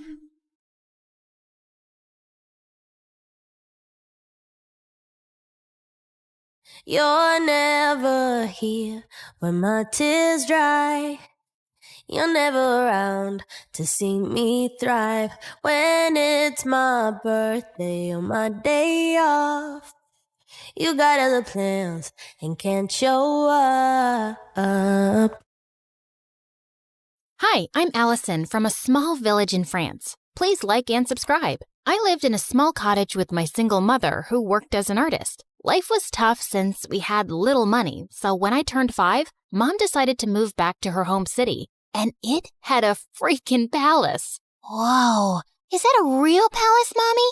I want to see what it looks like from the inside. I want to meet the king. The king doesn't live there, Allie. Only his sister, the Duchess, does. And only those who work in the palace can go there. Soon after, Mom got a job as a royal portrait artist, and I would beg her to take me along someday. But she always said I was too clumsy and the palace was full of delicate things. I'll be careful, I promise. Oh, I forgot to tell you. There's also a ghost who has lived in this palace for decades. Was the ghost there when you were a kid? Yep. Then it must be old by now. I can easily outrun it. Of course, I didn't believe her. If anything, it made me more curious about the palace. When I was 9, Mom was called by the Duchess to make her portrait, and this time, I followed her. Somehow, I managed to sneak inside without getting noticed. And boy, was it pretty! As I wandered around, I slipped into a nearby room full of toys and blingy things. I'd never seen anything like that before, and it was so fascinating that I grabbed a few of them. But when I reached home, I felt guilty and scared. If anyone at the palace found out, Mom could lose her job, and this was stealing. I'll bring you guys back someday when I work at the palace. Till then, you can hide here. My passion for working in the palace grew stronger as time passed. I begged Mom to teach me how to paint so I could become a royal painter just like her. And by the time I was 17, I was better than her. One day while I was painting, Mom came home with some big news. The king is coming to town after 17 years, and they want paintings for the whole palace. We started working day and night, finishing all 20 paintings in under a week. But a day before the delivery, Mom slipped and sprained her ankle. I'll ask someone from the palace to pick them up. No, I can take them. I promise. I won't break a thing. Whoa! Are you sure? We can't lose the job. Yes, Mom. You can count on me. I managed to convince Mom and then left for the palace. I also took the stuff I'd taken all those years back. I could finally put that back. When I entered the palace, it was exactly as I'd remembered. Wow, how dull. This place could really use some color. I was so lost looking around that I tripped over a giant statue's foot, and the paintings flew in the air. Just then, I heard someone scream, and when I looked back and saw a girl, I almost passed out. It was like I was looking in a mirror. I touched her to make sure she was real, and she slapped my hand away. Don't you touch me, you peasant. Don't you know who I am? My doppelganger? We look exactly the same. No, we don't. I'm a princess, and you look like a street rat. If I look like a street rat, so do you, because we have the same face. Wait a minute. Is that gold? Oh my God, you're a thief. The girl started screaming again, and I was surrounded by palace security within seconds. Just as they held me, I bit one of the guards and ran till I reached home. When I told Mom what had happened, she looked at me in shock, and minutes later, the king arrived with the Duchess. Oh, my sweet daughter, it is you. You're what? Mom, what's happening? My mind went blank when the king told me how years ago the nanny had taken me out for a walk, but we both never returned. Your mother and I searched everywhere for you, but we failed. She was heartbroken and no longer wanted to be here, so we left the palace. But today, when the security guards told me of an intruder who looks just like the princess, I just had to come and see for myself. Mom, is that true? I'm not your daughter? It's true, Allie. I found you on my doorstep with a note and some money, but I had no idea you were a princess. Why didn't you ever tell me I'm not yours? Because I fell in love with you the moment I saw you. Now you were my daughter. I am so sorry, Allie. It was just all too much to process, and I ran off. I was a princess, and I had a twin sister. I was living a lie for 17 years? I was walking along the road trying to clear my head when a big sports car pulled up next to me, and a handsome guy got out. Cherry, what are you doing here? It's not safe. Cherry? Do I look like a stupid fruit? Leave me alone. I called you pumpkin before, but you hated that too. What the heck's your problem, dude? This is not a good time. I was saving this as a surprise. But here, will this make you come with me? Holy moly! That diamond was bigger than my fist! Calm down, Allie. Okay, you've got the wrong girl. Whoa! Sorry. I'll have to carry you back home if you don't listen. I punched him in the nose as the guy screamed like a little boy and then ran for my life. This was officially the worst day ever. The next day, the royal staff packed all my stuff and I was moved to the castle. My royal chambers were bigger than my whole house, and everything was beautiful, except it didn't feel like home. Mom wasn't there, and even though I was mad at her, I missed her. I was unpacking when my sister walked in. I know you think you're suddenly a princess now too, but don't let this get to your head. Remember, I rule. Charlotte, dear, don't be so rude to your sister. You should be happy she's back. Okay, Amber. Allison. Allison, darling, we're starting with your royal lessons from tomorrow. Be ready at 4 a.m. sharp. Good luck with that. It's not easy being a princess. She wasn't kidding. It was a mad schedule. Mornings were for horse riding, then music in the afternoon, and martial arts in the evening. My body was super sore and I was exhausted, but within a few weeks, I'd grown tougher and learned a lot. One evening during martial arts practice, someone walked up to me. It was the diamond guy. I thought they were just rumors, but you are prettier than Charlotte. We look exactly the same, like identical. Can't you see that, or did the punch make you blind? Feisty. I'm Prince Arnold, by the way, Charlotte's fiancé. Isn't she too young to get married? Are you jealous? What? Move along, dude, unless you want another punch. But the guy just winked and left. What a flirt! Later that evening at dinner, Dad announced that he'd be holding an official coming out party for his daughters, and the entire village would be invited. What's a coming out party? Lame question.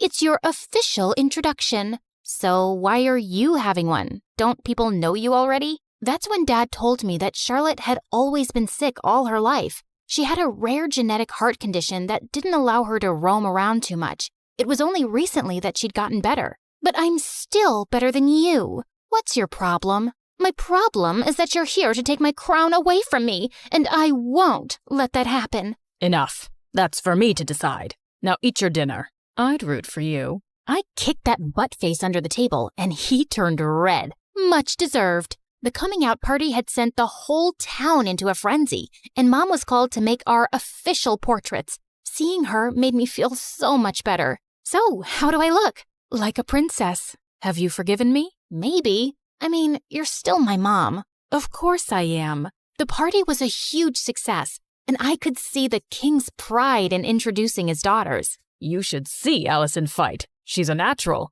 Her paintings are so good. I think I should send her to Paris to become a professional. Dad, I wanted to become a chef, and you didn't allow that. That's because you weren't well, Charlotte. Now, don't interrupt me while I'm talking, darling. I was a little embarrassed with all the praise, and it clearly bothered Charlotte, so I excused myself and went out for some fresh air, only to find that jerk, Arnold, making out with a maid. What the heck, dude? Oh, hey, Allie. Don't worry, this isn't serious. And you're next. I felt furious and turned around to leave, but he blocked me. Oh, don't be so mad. Come here. Arnold pulled me in and was about to kiss me when I pushed him hard, but Charlotte walked in just then. What's happening? Wait, I knew it wasn't you. My darling Charlotte, this imposter tried to take advantage of me. She tried to kiss me while pretending to be you. What? That's not true. This guy's been flirting with me ever since I came here. Charlotte, he's a jerk. I just caught him making out with a maid. Enough. First, you try to steal my life, then my dad, and now you have your eyes on my fiancé? I won't let you get away with it. With that, Charlotte went inside and got on stage as everyone stared at her in confusion. Attention! My twin sister is a manipulative witch. She's a thief and a liar, and so is her mom, that lady. Tell me, Allison, did she teach you how to be a lowlife? Because you surely weren't born one. Say what you want about me, but keep my mom out of it. I feel sorry for you, Charlotte. How could you be so bitter? It's so... Before I could finish, Charlotte jumped on me and we got into a crazy fight. As the king pulled us apart, Charlotte started shaking and fell to the ground. We rushed her to the hospital, and the doctors informed us that she had fainted because of stress and needed rest. I wanted to visit her, but the Duchess stopped me. I think it's best that you stay away. You've done enough damage. Brother, she's not good for Charlotte's health. We might not get along, but she's my sister. She's right, Allison. I think it's best if you give each other some space. Maybe you can stay with your mom for some time. It will only be temporary, love, and I'll have you back as soon as possible. I think we dumped too much on Charlotte, and she needs to get better. Of course, I understood, but I was actually happy to get away from everything for a while, especially since Charlotte and I were on the front page of every newspaper the next day. People called us the Crazy Royals. We were a joke. I was packing my stuff when the Duchess walked in. You're finally going back to where you belong. I knew you'd never fit in here, and it was a mistake to bring filth into the palace. I know I didn't grow up here, but I'm still a princess by birth. So please, mind your manners and never talk to me this way again. Don't forget your place. That's exactly what I'm doing. I pushed her aside and left for my old home. Mom was ecstatic to see me, and to be honest, I felt happier than I'd been in weeks. A few days later, once Charlotte was better, the king announced her engagement to Arnold to give people something else to talk about. Dad invited me, but I decided not to go to the ceremony. I just wanted to stay away and avoid any more drama. On the engagement day, Mom had gone out for something when Charlotte came over. What are you doing here? Don't you have an engagement to get to? I can't marry him, Allison. He's a snake. I should have trusted you. Good time to say I told you so. But what do you want from me? After our fight, we can't have another media blowout. Dad will never allow me to call off the engagement at the last minute. Please, come with me. Maybe we could convince him together. Please help me. Charlotte was crying like a baby now, and I didn't want her to have another fainting episode, so I agreed. But just as we entered the palace, Charlotte stopped. I need to fix my makeup. The entire town is in there. Wow, priorities. Thanks for doing this. I'll be right back. I started to walk around when I spotted Charlotte. She's here. I've done everything you asked me to do, including the fake fainting. Now do your part and make her leave forever before Dad decides to bring her back here again. Leave it to me now, princess. I have the perfect plan to make sure you get the crown. Oh my God, these people were crazy. I had no idea what her plan was, but it sounded dangerous. So I ran straight to Dad, and seconds later Charlotte followed. Allison, I thought you weren't coming, but I'm so glad you did. Of course she had to come. She had to ruin my engagement. She just can't see me happy. Oh my God, Arnold, hold me, please. Oh, shut up already. Don't you guys get tired of manipulating? King, Dad, whatever, you should see this. I played the video for the entire hall to see, and Charlotte turned pale. Charlotte? Dad, I'm sorry, but you seem to like her more because she's tougher than me. And when Auntie told me that she was after Arnold and my crown, I couldn't take it anymore. But this was all Aunt's idea. Sister, what were you planning to do and why? Suddenly, the Duchess turned into a mad person and started screaming. I'm tired of being your servant. I'm the older sister and the crown was mine, but these girls took that away from me, and I would have gotten away with everything if this one hadn't shown up. What do you mean? You knew she was alive? Whoopsie, you did a boo-boo. The Duchess confessed how she'd paid the nanny to take me away and drop me in the jungle, but the nanny had dropped me at Mom's doorstep instead. Charlotte was so sick as a kid, I didn't think she'd survive for so long. With both of you gone, I'd be a queen, but Karma's a witch. The king gave orders to take the Duchess away to the dungeons for treason, and Charlotte turned to me. I was horrible to you, and I probably don't deserve your forgiveness. But could you try? It might take some time, but I'll get there. What about me? You can chew your shoes and get lost. Yeah, I always knew you were a jerk. I was called back to the palace, and I took Mom along this time. Charlotte and I changed history by taking over the crown together. We were both queens in our own way, and I learned that those who love you will always stick by your side.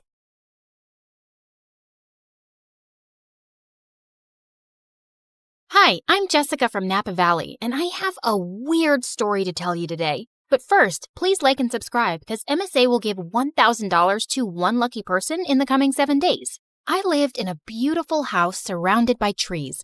I had a good life, but growing up, I didn't get along too well with my family. For starters, my mom was like a 5-year-old trapped in an adult body. All she wanted to do was run around and play. Mom's idea of having fun was a water balloon fight with me and my older brother Dylan, and I found her childish behavior so annoying. I could never study in peace without hearing Mom sing show tunes around the house. Come on, you little bookworm. Let's bake some cupcakes. Don't you know how to have any fun, you nerd? Ugh, see what I mean? But the only person worse than Mom was Dad. He was barely home since he was a fancy businessman who traveled a lot. And when he was home, he treated us like servants. Bring Daddy some juice, will ya? My toes hurt and I can't move. There's not a lot left and we're saving it for tomorrow morning. Oh, so maybe you should be the one who goes on 5-hour flights to earn money for us. I kind of hated being around all of them, so I spent most of my time alone reading and practicing my violin. But when I got to 11th grade, things took a crazy turn. Mom told me one morning that we were taking in an exchange student. She's from Tokyo. She'll go to your school and live with us for 4 months. Isn't that exciting? Sure, but we'll have to clean the kitchen first so she doesn't run crying. Be happy, Jessica. Now you'll have a live-in friend to bore to sleep while you play your violin. I sure hoped she wouldn't be a live-in headache like Dylan. That weekend, we all drove to the airport to pick up our Japanese guest. Her name was Queenie, and she looked like a goddess out of a wonderland. Even her fingers were beautiful. Thank you for having me. Truly, it means so much. It's our pleasure, sweetie. Look, I got you a stuffed welcome panda. Mom? Hi, I'm Jessica, and I'm the normal one in the family. Please, don't judge me based on them. Oh my goodness, this is so sweet. Can one of you help me with my bags? They're heavy because of all the books I brought. Wait, Queenie was into books?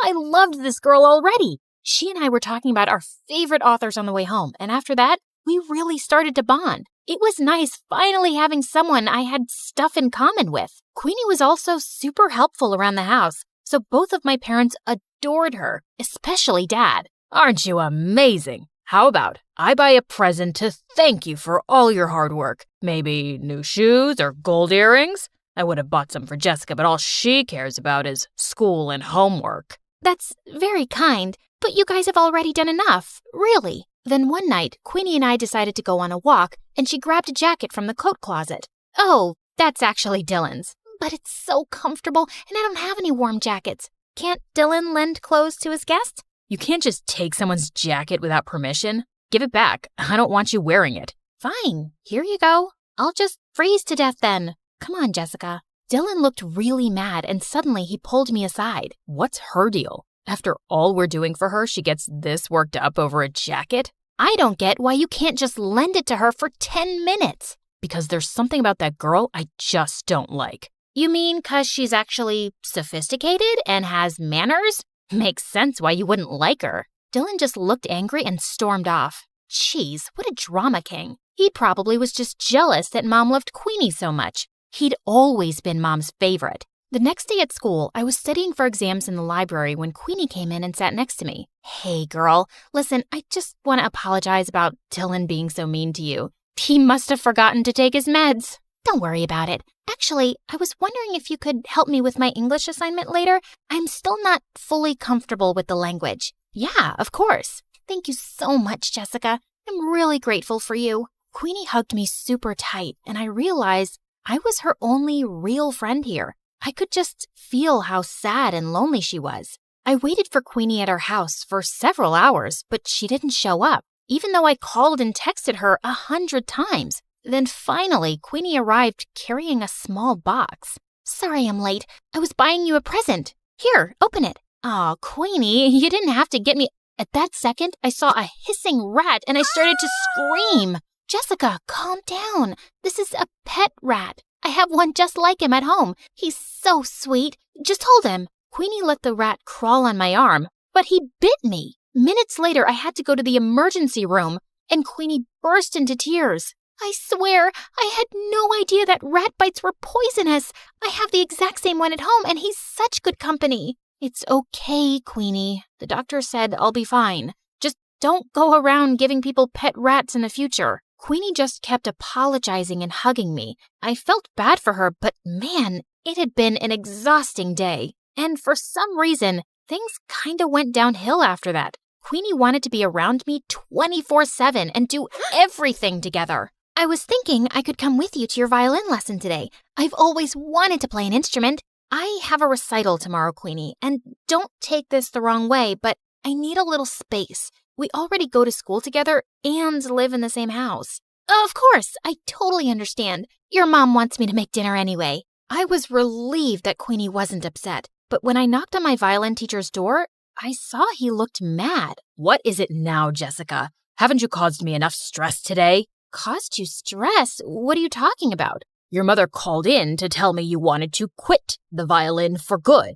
The recital is tomorrow night. I have 24 hours to find a replacement. My teacher slammed the door angrily, and I was so confused. Why would Mom tell him I was quitting the violin? I went home to confront her when I saw Queenie standing by the kitchen, smiling at me. How was your violin lesson? Was your teacher disappointed that you quit? How did you know about that? Wait, unless you were the one who said I quit? Yeah. I was a little hurt that you didn't let me observe your lesson. So I thought a good punishment would be taking the violin away from you for a while. I'm sorry, punishment? Queenie, you're not my mom. How could you do that? Playing the violin is one of the only things that gives me joy. Like you already don't have enough joy in your life? You don't appreciate anything your family does for you, especially your mom. You make it so obvious that you think she's dumb. You're just an ungrateful witch. That made me so mad that I slapped Queenie hard across the face, and then I stormed off to my room. I refused to speak to Queenie that whole morning and didn't even say thank you when she made me breakfast. I suppose all sisters fight once in a while. Honey, Queenie's going to come to school late today. We have to renew her passport. Good. Get it renewed ASAP so she can go back to Japan. And she's not my sister. Jessica, what's gotten into you? Queenie just smirked at me and I left. I tried to forget about her at school, but around lunchtime, I got a text from her. Jessica, where's your mom? I haven't seen her all morning. Is she okay? What was she talking about? Hadn't they gone to the passport office together? I called and texted Queenie to find out more, but she didn't answer. And when I called Mom, her phone went right to voicemail.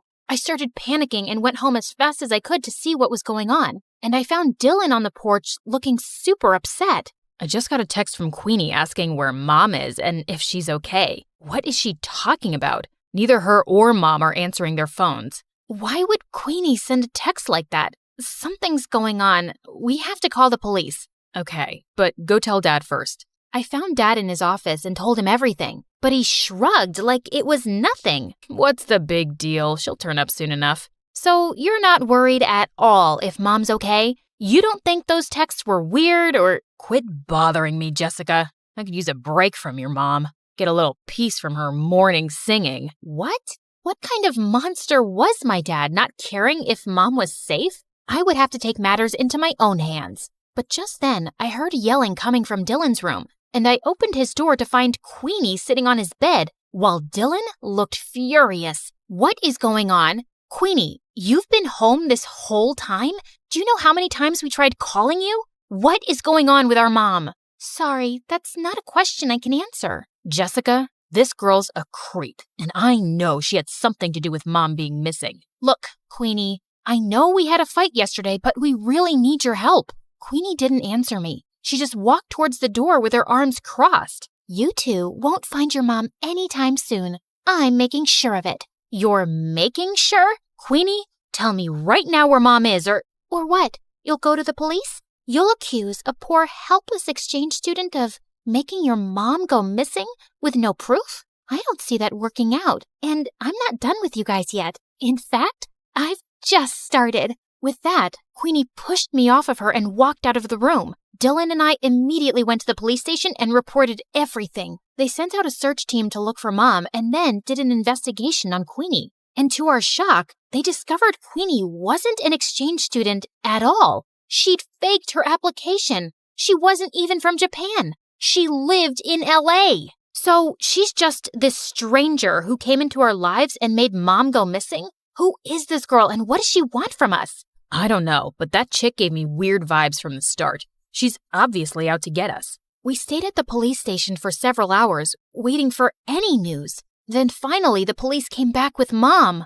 Oh my God, what happened to you? It was Queenie. She said she had to show me something important, then drove me into the middle of the woods and threw me out of the car. She just left me there without my phone. I was just lucky some forest rangers found me. But don't worry, I'm all right now. Just then, some policemen walked in with Queenie. Looks like Mommy made her way out of the woods. You're a monster, Queenie. We know everything. How you kidnapped Mom, how you faked your exchange student application. Who are you and why are you trying to ruin our lives? Because you ruined my life first. When I was 10 years old, your dad conned my parents out of all their money and disappeared, and we ended up having to live on the streets. My mom had a mental breakdown. Your dad is a criminal, and I finally tracked him down because I wanted him and his perfect family to suffer the way I did. I was speechless. I knew Dad had been a jerk, but he was a crook too? Queenie was admitted into juvie,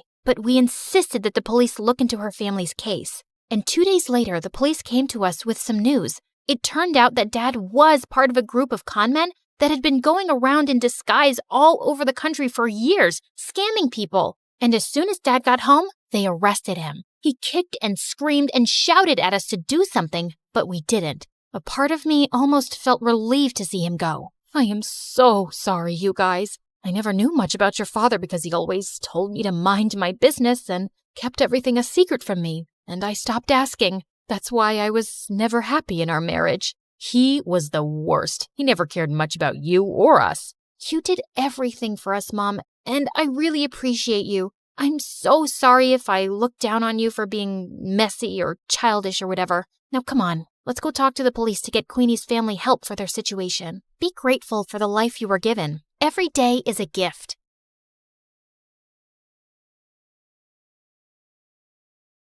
I was about to shoot my target when suddenly someone appeared from the shadows and snatched the apple away. It was the most popular guy in school, Travis, and lately he'd been flirting with me every chance he got. Let's play a game. If you miss the target, I'll have to kiss you. But if you hit it, then you'll have to kiss me. What do you say? Sure, why not? Everyone knew how good I was in archery, and as expected, it was a bullseye. Deal's a deal, cream puff. As he closed his eyes for the kiss, I called for the school cat Loki and whispered something to it. You can open your eyes now. Loki scratched his face like a wild animal as I walked away, in total satisfaction. Hi, my name is Bianca, and I'm incapable of falling in love. Well, that's what I thought. But before I continue, please like and subscribe. My mom owned a huge chain of hotels, and I was the sole heiress to the business empire. Our family name was well known already, but I'd really made us famous. Teen heiress seen kissing alleged gangster? Spoiled princess seen at archaeological site closed off for public? Princess Bianca announces to pay any amount to straighten the Leaning Tower of Pisa. Oh, each headline is worse than the one before. Alleged gangster, Mom. We broke up. And you know my keen interest in history. I had to see that site. And come on, am I the only one annoyed by that Leaning Tower? When will you ever get serious, Bianca? I have a private jet to catch, but we're not done with this conversation. Yes, go to your meeting, Mom. You didn't even remember to wish me a happy birthday, but I was still celebrating in style. I was having a huge birthday party at the newest club in town, but my night was ruined when I saw an uninvited guest, Travis, and he was approaching me and my BFF Carmen as if he was God's gift to women, despite that scary face. Hey, sugar lips, wanna dance? Aren't you supposed to hate me for making you look like Frankenstein? What's love without a little pain? And I adore your feistiness. He was all over me the whole night. Eventually, I had to make Carmen distract him and try to escape, but he noticed and followed me like a madman. I'm not done with you, my love. I turned around a corner and opened a VIP door at the end of the hallway. There were some men in suits playing poker, and they all turned to me like I was an alien. Oopsie, wrong room. Thought it was the toilet. But may I say, sir, your jacket is really cool. Very vintage 90s. Michael Jackson kind of vibe. Okay, I won't bother you guys. May the best man win. Bye. Travis was nowhere to be seen, so I took the chance to finally leave the club. But of course, I couldn't avoid him at school, and he was being such a nuisance that eventually I got a restraining order against him. My life was finally peaceful till a few days later when Carmen told me that her cousin from the village would be joining our school. Since when do you have a cousin? Ever since he was born? You never told me about him. I love to collect snake skins and samurai swords in my basement. I didn't tell you about those either. What? Friends should share everything. I think some secrets are good. Oh my god, my cousin's here. I turned to this guy who was walking towards us like he was the king of the underworld. Judging by his walk, he knew he was a fine specimen of the male species. But suddenly, he tripped over nothing and fell into the fountain nearby. And then he immediately got up like nothing happened. I felt like I was watching a comic cartoon strip. Are you sure he's not some hot model you paid to act as your clumsy cousin? Nice way to say that he's hot and adorable. He then spun her around like she was a cotton ball. Carmen, my favorite girl. I missed you so much. The guy turned to me and I was stunned. He was even more handsome up close and also really familiar. You must be Bianca, Carmen's best friend. I'm Slater. Nice to finally meet you. Did you just curtsy? And have we met before? No. Is this how city people greet each other? Excuse us a moment. Carmen pulled me out of Slater's earshot. What you doing? Talking to my best friend's cousin? Why does that require you to bring your face so close to his? I just thought he looked really familiar. What's your problem? I just think you're finding an excuse to flirt with him. Now listen up, Bianca. You're never serious about any boy, and you just play with their feelings and dump them. And you're not allowed to do that to my cousin. He's not even my type. Relax. Just don't get involved with him that way, or it's friendship over. Understood? Loud and clear, ma'am. Since then, the three of us started hanging out together, and I was having a hard time believing someone like Slater existed. Sheer perfection on the outside, but with the poorest balance a human could possibly have. He tripped, slipped, and stumbled everywhere. He even got a black eye while tying his shoelaces. But one night, while I was admiring one of the paintings at home, it hit me like a bolt of lightning. I remembered where I'd seen Slater before. You gotta trust me, Carmen. Your cousin's up to something shady. Mom and I attended this art exhibition downtown last month, and Slater was there. He was one of the artists. We even bought a painting from him. Only his hair and eye color was different, but it was him, and he wasn't clumsy. He must have been a look-alike. Slater has lived in the village his entire life and just got here last week, and he can't even draw a circle, trust me. I even showed Slater's picture to Mom, and she said it's him too. Now she's contacted the artist to buy more of his work, and he's coming soon, and I'll finally know the truth. You just need to give yourself something to be excited about. Do what you want, but you're wrong. A couple of days later,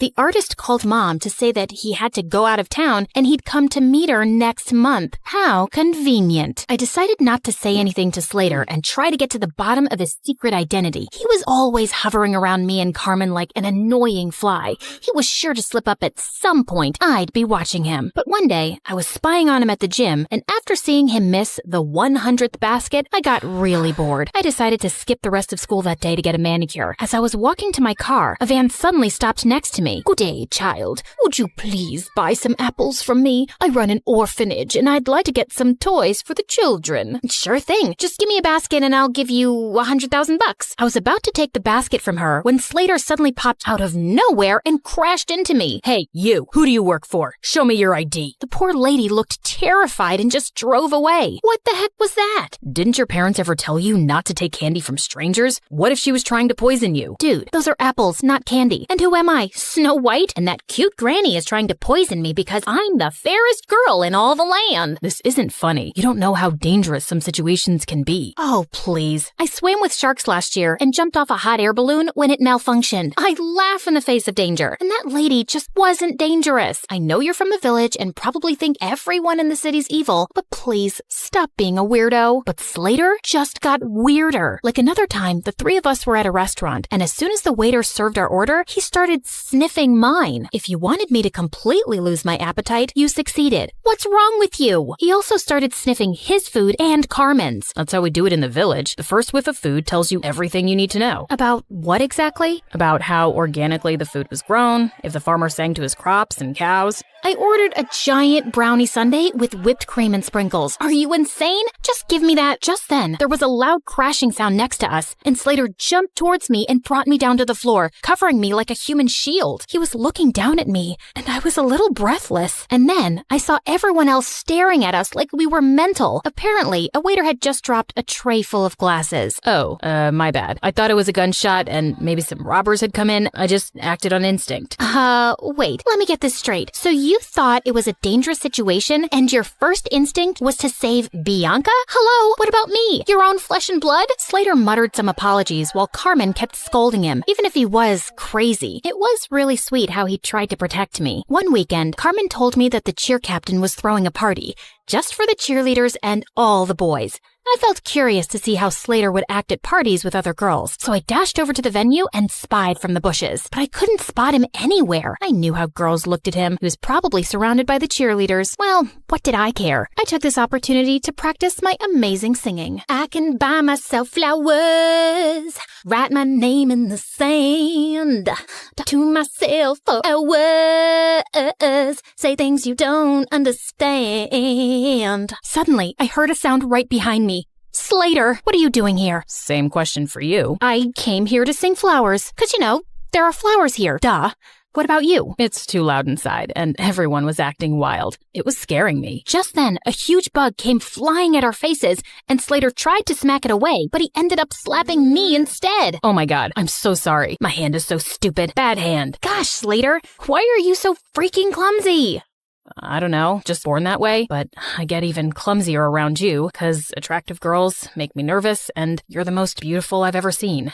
What do you mean? You know what I mean, Bianca. It suddenly hit me. He was attracted to me, and that could make things complicated. I had to avoid him from now on before Carmen could misinterpret things and unfriend me. But the very next day, I caught him in the janitor's closet with his butt stuck in a mop bucket. Jesus, what have you done this time? Can you just help me, please? I think I got a cramp. As I pulled him up, our lips accidentally touched, and my tummy fluttered. Just then, someone gasped from the door. Carmen! Girl, it's not what you think. I followed her to an empty classroom and tried to explain. I swear, there's nothing romantic going on between us. He's too dumb and clumsy for me, and I'm certain he's a liar. Excuse me? That's my cousin you're insulting. And you say these things, but I feel like you're attracted to him. Just don't get attached to him, okay? He's not right for you. Of course, duh. I already knew that, but I was a bit bothered by what Carmen said. Why did she think he wasn't right for me? A few days later, I was practicing archery alone when suddenly an arrow came flying from somewhere and almost hit me. I turned around and saw someone behind a tree. I dashed over and found Slater. What are you doing here? Trying to kill me now? No, what? What just happened? You happened, Slater. You nearly sent an arrow straight into me. You're a hazard to society. Oh God, I'm so sorry.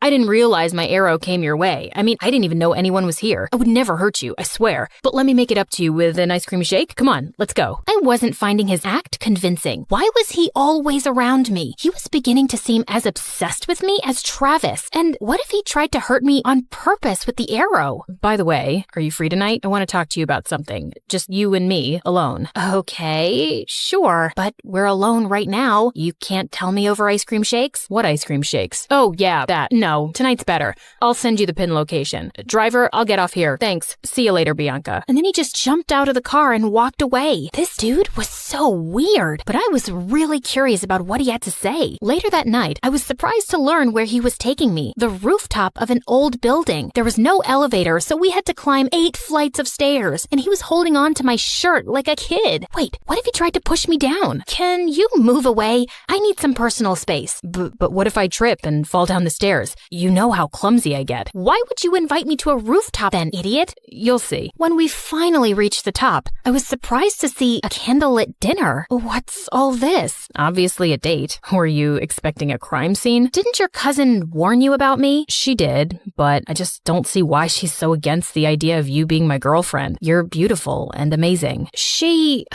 was trying to protect you because I have a history of not being good with relationships. May I know why? And before I knew it, I just found myself opening up. Growing up, I saw how my dad broke my mom's heart and left her for another woman.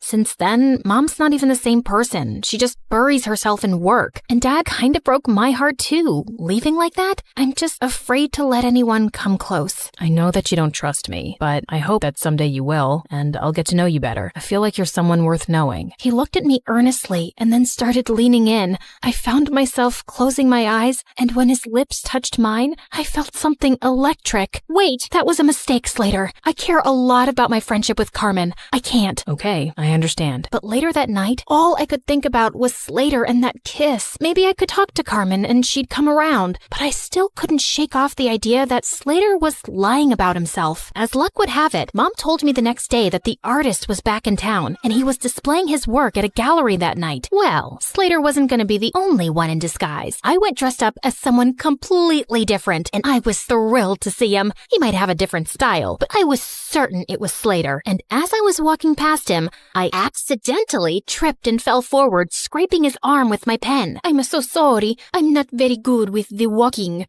Clumsy, like you people say. Oh, it bleeds. It's fine, miss. I'm okay. Excuse me. I need to use the bathroom. And the next day at school, Slater was wearing a full-sleeved shirt, just like I'd expected. So I spilled my juice all over him. Oh my God, you're wet. You'll have to change your shirt. It's fine. It'll dry up. No, you'll get sick. I won't. I'm as strong as a cow. I tried a few more tricks, but he was able to avoid all of them. I guess I just had to do it by force. After our classes, I followed him outside school, and just as I was ready to jump on him from behind, he turned around and pinned me to the wall. Bianca, why were you trying to attack me? How did you know, Spider-Man? And all I wanted to do was this. I pulled up his sleeve, and sure enough, he had a long cut on his arm. Ha! So you're really that artist. I've exposed you, you big fat... Suddenly, there was a growl behind me. I turned to see two guys holding two rabid dogs and pointing at us. Bianca, just run. Slater grabbed my hand and we ran like crazy from the dogs. After sprinting down several blocks, he pulled me into an old building and we ran up the stairs. We climbed all the way to the rooftop and we could hear those guys behind us. Okay, there's no other choice. We gotta jump. Excuse me? I must have heard you wrong. And what is going on? Questions later. And what's the matter? I thought you laughed in the face of danger. Ha. Now is not the time to be sarcastic. Just hold on to me and you'll be fine. Do you trust me? Of course I don't trust you. You're the clumsiest idiot I've ever met. Listen, Bianca, I'm not who you really think I am. I just need you to trust me right now, okay? I won't let anything happen to you. I promise. My instincts told me to trust him, and I did. And what happened next was the most thrilling thing ever. We went flying through the air, then landed straight in a garbage dump. Ew, fish heads. Come on, this isn't over yet. I needed answers about why I was currently running a marathon with my BFF's mystery cousin around the city. Slater, why are these people after us? Listen, something happened. He didn't get to finish because the gangsters finally cornered us. Slater pushed me inside one of the diners as he started fighting them expertly. What were these kung fu ninja moves? He was so hot. Just then, one of the guys came up behind him with a metal chair. I looked around for anything I could throw at that scumbag before he could hurt Slater. Bullseye. That's my girl. Just then, a bunch of policemen arrived and surrounded the men, and Slater pulled out a badge. You're under arrest. What? He was a detective? As those jerks were being taken away, Slater finally told me everything, starting with how I unknowingly got involved with an international mafia gang. You walked in on them one night at the dance club and saw something you weren't supposed to see. You've been in danger since then. Oh, those guys. But I swear I didn't even see anything. They couldn't be sure of that, so you've been their target since. I was already in town looking for this gang and posing as an undercover artist, but when we found out that they were looking for you, I joined your school to be closer. We also thought we could catch them using you. You mean using me as bait? I didn't mean use you like that. We just knew they'd come after you. So that date on the rooftop, was that also a ploy to get the gang members there? Well, yeah, we had police hidden all over that building, but I think the gang realized it was a trap. Everything made sense now. He was just pretending to be interested all along so he could be around me for my protection and to catch the bad guys. I was just a mission for him. You saved my life. Thank you. I just did my job. I'm glad you're safe now. I gotta report to headquarters soon, so... Yeah, great job. Goodbye then. As I walked away, I suddenly felt sad and empty. And the next day at school, Slater was gone. I demanded more answers from Carmen. Slater really is my cousin. He became a detective at a young age, and he doesn't tell us much about his job. But after that restaurant incident where he was clearly protecting you, I asked him what was going on, and he said it was something related to you, but it was confidential. So that's why you didn't want us to get closer. Yes, because he was just here for his job, and he doesn't form attachments. I didn't want you to get hurt. I'm sorry. What for? I can see it in your eyes, Bianca. You're in love with him, but I don't think he can make you happy. Oh, please. I've told you. I'll never fall in love with anyone. If you say so. Over the next few days, I tried my best to get back to normal, but I couldn't get Slater out of my mind. Even Mom noticed something was up with me. Haven't seen any crazy headlines lately. No new adventures? Yeah, it's It's been kinda quiet, but I did make one stupid mistake, falling in love. Mom sat down beside me and then pulled me into an awkward hug. Sweetie, I know you've been affected by what your dad did, but don't close your heart off. Falling in love isn't stupid, and you'll find the right guy one day, and it'll be amazing. Trust me. Mom decided to take some time off work, and we planned a vacation together. But just as I was leaving for the airport, I heard a loud crash from the main hall and saw Slater had pinned Travis to the ground. Slater? Travis? What are you both doing here? Bianca, my cream puff. I couldn't go on any longer without seeing you.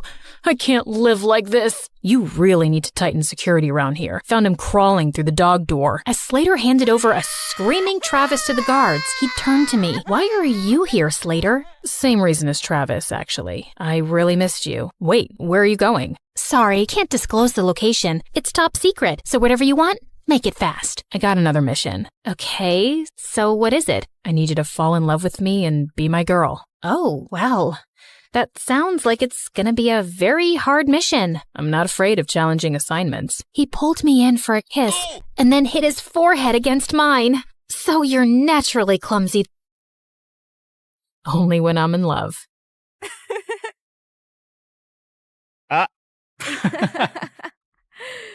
And then finally, a letter arrived one morning. My hands were trembling so much, I almost ripped the letter trying to open the envelope. Dear Drizella, my delegation has been extended and my duties have grown. I'm far too busy now to keep up with our correspondence. I hope you understand and wish you well. Prince Henry. I read it 3 times, as if expecting other words to magically appear the more I stared at the paper. But that was it. Just this cold, impersonal letter after all these months. I told myself that he was really busy with big, important things. It had been almost a year since he left, and people can change. It's not like he ever said he loved me or promised me anything. And of course, there was nothing left to do now but move on with dignity and grace. I found great comfort in pastries and gained a lot of weight. I considered becoming a nun, but decided against it since nuns aren't allowed to curse. I went to the village witch and said a friend was asking about ways to hex a prince.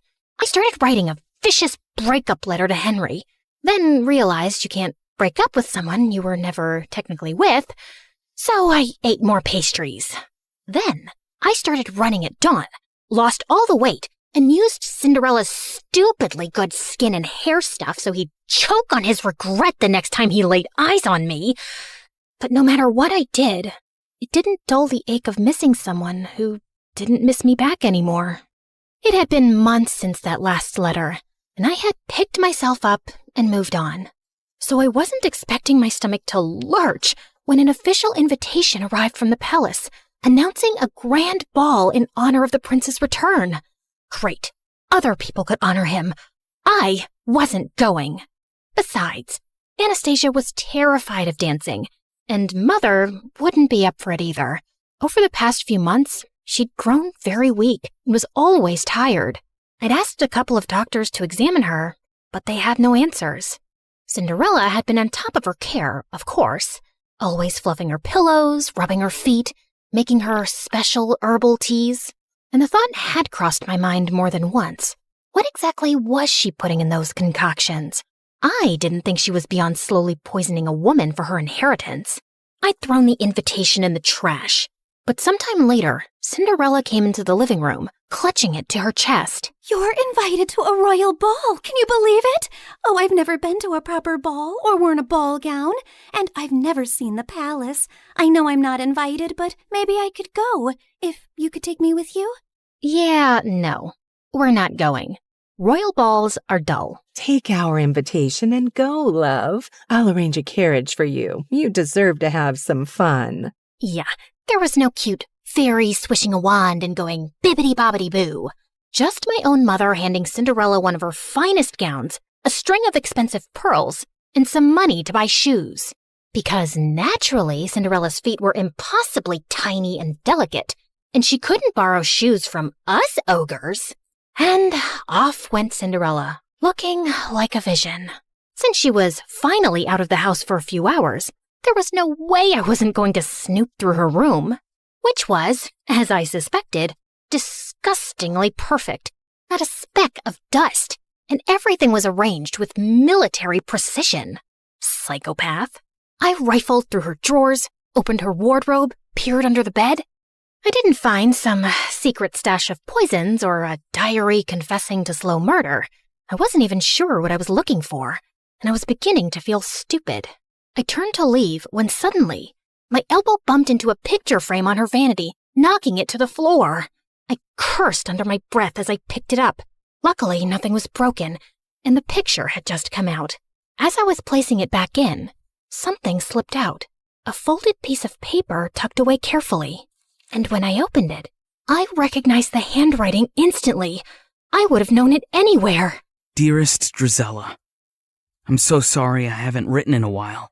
A sudden, strange illness gripped me and I was too sick to be moved or even lift my head. The royal court kept quiet to avoid panic, and it took me months to recover. Even now, the physicians say the worst is not over. I'm healthy otherwise, but my vision has been compromised permanently. They expect it will continue to worsen until I lose it entirely, perhaps within a few months or a year. Before that happens, before I lose my ability to pen down words myself, I need to tell you that I'm in love with you. I'm not the man you deserve, but if you could ever imagine a future with me, one where I will not have my sight, but you will have all my heart, I would ask you to marry me. Yours always, Just Henry. I read it again and again and again. My knees gave out and I sank to the floor. He had loved me. He had wanted to marry me. He had needed me when he had gotten such terrible news, and I'd never even known. I'd spent all this time thinking he'd forgotten me so easily, but it wasn't true. None of it was true.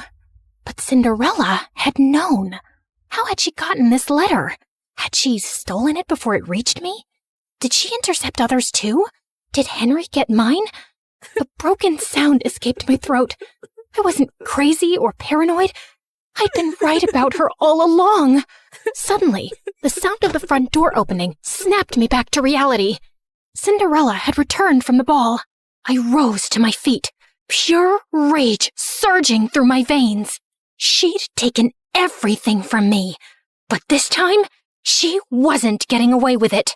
I ran downstairs and found Cinderella by the fireplace, humming softly, and I lunged towards her and grabbed her hair. Oh my God, what are you doing? I shoved the letter in her face. Why do you have this? What did you do? What did you say to him? Her blue eyes went wide. Then slowly, she smiled. And before I could react, she grabbed the letter from me and flung it into the fire. What letter? I saw red as I screamed and tried to yank her hair from her skull. She managed to pull away from me, but I grabbed her dress, tearing away the silk. She shoved me, and I stumbled back as I ripped the pearls from her throat. Mother and Anastasia came running in at the noise. What is happening? She's attacking me! She's gone mad! Get her out of here. I swear I will kill her if you don't. You don't know what she's done. She stole him from me. What? Who are you talking about? Henry, the crown prince. We were in love. He wanted to marry me. Mother and Anastasia just stared at me like I was speaking a foreign language. She's crazy and jealous. She's always hated me. Drizella, you've lost your mind and you're scaring us. No, I'm not crazy. I'll prove it. I tore up the stairs, running to my room. I flung open the chest under my bed where I'd kept all our letters. They were gone. All of them. I stumbled back down the stairs, half mad with grief and rage. I charged at Cinderella again, but Mother blocked my path and shielded her. You will not come near her again, you hear me? Enough. I couldn't breathe. I bolted from the house and ran out into the cold. I stumbled into the barn and sank onto the dirt floor, sobbing until my whole body hurt. I didn't know how much time had passed, but eventually the door creaked open and Anastasia walked in softly, kneeling beside me. If you say you talked to the prince, if you say you loved him, I believe you. You You do? I knew you were hurting this past year. I mean, I know what eating your feelings looks like. But you just shut me out. I wish you hadn't. I leaned into her, the way we used to when we were little girls, feeling scared of thunder, and she pulled me into a warm hug. Thank you. I didn't sleep a wink that night. Henry's letter replaying itself over and over in my mind. Tomorrow, I was going to the palace. I didn't have a plan or some speech prepared. I just knew I had to see him, and I wasn't coming back home without doing it. It was soon after dawn that I prepared my horse to leave, when a servant handed over a letter. Important news! By decree of His Majesty, members of the royal family will be visiting each household in this town today. What? Why would the royal family be doing that? Would Henry be among them? I didn't know what was going on, but I had to stay back for the visit. Cinderella was probably still holed up in Mother's room, which was good for her, because if I saw her face, I would tear her apart. I paced around impatiently, looking out the window for any signs of the royal delegation approaching. I thought I'd get a better view from the attic, so I ran up. And as I stood there, with my face pressed to the window, suddenly, the hair on the back of my neck stood up. I turned, and Cinderella was standing in the doorway, her eyes gleaming. Before I could run towards her, she slammed the door shut, and I heard the lock click. "Let me out! You crazy witch! Let me out!" And when I saw the royal delegation arrive at our house, I felt manic. I kicked and banged and screamed until my throat was raw. But no one heard me. Why was the royal family here? What was Cinderella doing? Finally, I heard someone running up the stairs, and the door burst open. The prince, he's here. He's here. And he just asked Cinderella to marry him. The words punched the air out of my lungs. You have to go. You have to stop him. Hurry.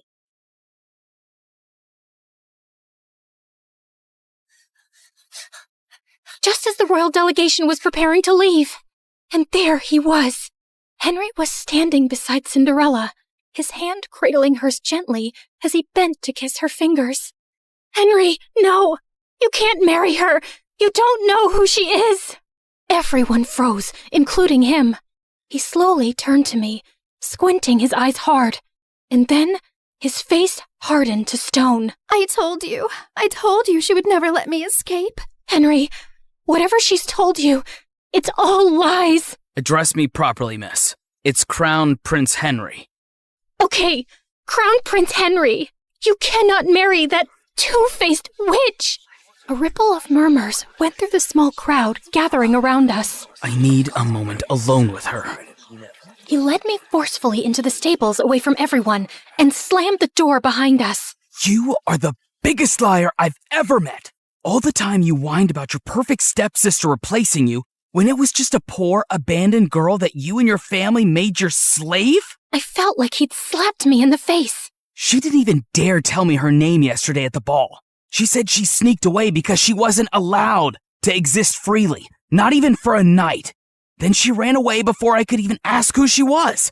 All I had was her slipper she left behind by accident.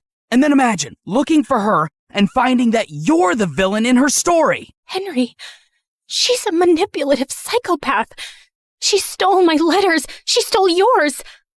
I didn't even know you were sick or losing your sight. Stop lying. It was your handwriting on the letter I got, where you told me you couldn't be with me because of my illness, where you said it would be better to end things before they really even began. I never wrote that letter. She faked it. I think she always knew about us right from the start. Are you really so twisted that you think she plotted all this? So according to you, she intercepted our letters, forged your handwriting, and had been spying on us all along just to ruin things between us one day? I know it sounds crazy, but it's true. For a second, a shadow of doubt crossed his face, and I thought he might believe me. But then his jaw tightened. No, you didn't want me. And now you just don't want her to have me either. My heart felt like it would explode. You met her last night. How can you marry someone you don't even know? As if time is a guarantee of anything. I knew you for much longer, But it turns out I didn't know you at all. She knows about my ailment, and she accepted me as I am. And even though I've lost most of my sight now, when I look at her, she glows like an angel. She's kind and beautiful and good. I know she will save me, and I will save her from you. As he started walking away, I felt something break inside me, like a monster being unleashed. Maybe it's a blessing you're going blind, Henry. I hope it happens faster, for your sake. It's better if you're spared from seeing the snake you're marrying, or the fool you've become. And I wouldn't have married you anyway. A blind fool is no prince, only a burden. Mind your tongue when speaking to your prince. And if you ever cross my path again, I will have you exiled. I walked out after him and watched from a distance as he took Cinderella's hand, lifted her into the royal carriage, and rode away, taking every dream I'd ever dared to have with him. What was it that Henry had called me? Ah, yes, the villain in Cinderella's story, in that she would save him and he would save her from me. Yes, her beauty was so bright, it even enchanted an almost blind man. It made everyone else look ugly. I calmly stepped over to the oil lamp and knocked it over. Then I stood back and watched as the flames ran up the curtains, licked up the walls, ate up her belongings, gobbled up all her lies. The whole room blazed, and it felt good. The fire spread faster than I'd expected. The house was old, and the walls were bone dry. By the time the servants managed to put it out, half the estate was gone. Mother, heartbroken and sickly, packed up what little we had left and moved in with some distant relatives. Anastasia went with her. And me? Well, I was declared unwell, hysterical, and quite dangerous. I was locked up in a sanatorium, just a fancy word for a prison with prettier walls. Anastasia tried to visit me regularly the first few years, bringing me sweet treats and books, but over time, the visits got fewer, and eventually they stopped altogether. And so, here I stayed, my name forgotten, just one half of the ugly stepsisters duo. The real question is, did Cinderella get her famous happy ending? Honestly, I don't know. The Crown Prince had a relapse of his disease a few years later, and this time, he did not survive it. I'm sure Cinderella wore black for a while and looked stunningly tragic, but I doubt she really mourned him, because I don't think she was capable of loving anything or anyone. But who knows? Maybe she lived happily ever after anyway, bedecked in jewels and finery, admired and beloved by the people, and with a whole castle to scrub to sparkling perfection. Anyway, this is how my story ends. It's so depressing, isn't it? But don't worry. This version won't stick, because no one really wants the truth. Not when the truth is ugly and the liar is beautiful. Hey, before you click away, can we talk? Like, really talk? You just spent time with me and my story. Not 30 seconds, not a quick swipe, actual time. And that's kind of rare now, isn't it? Look, I get it. TikTok is addictive. Those quick dopamine hits, one after another. But here's the thing.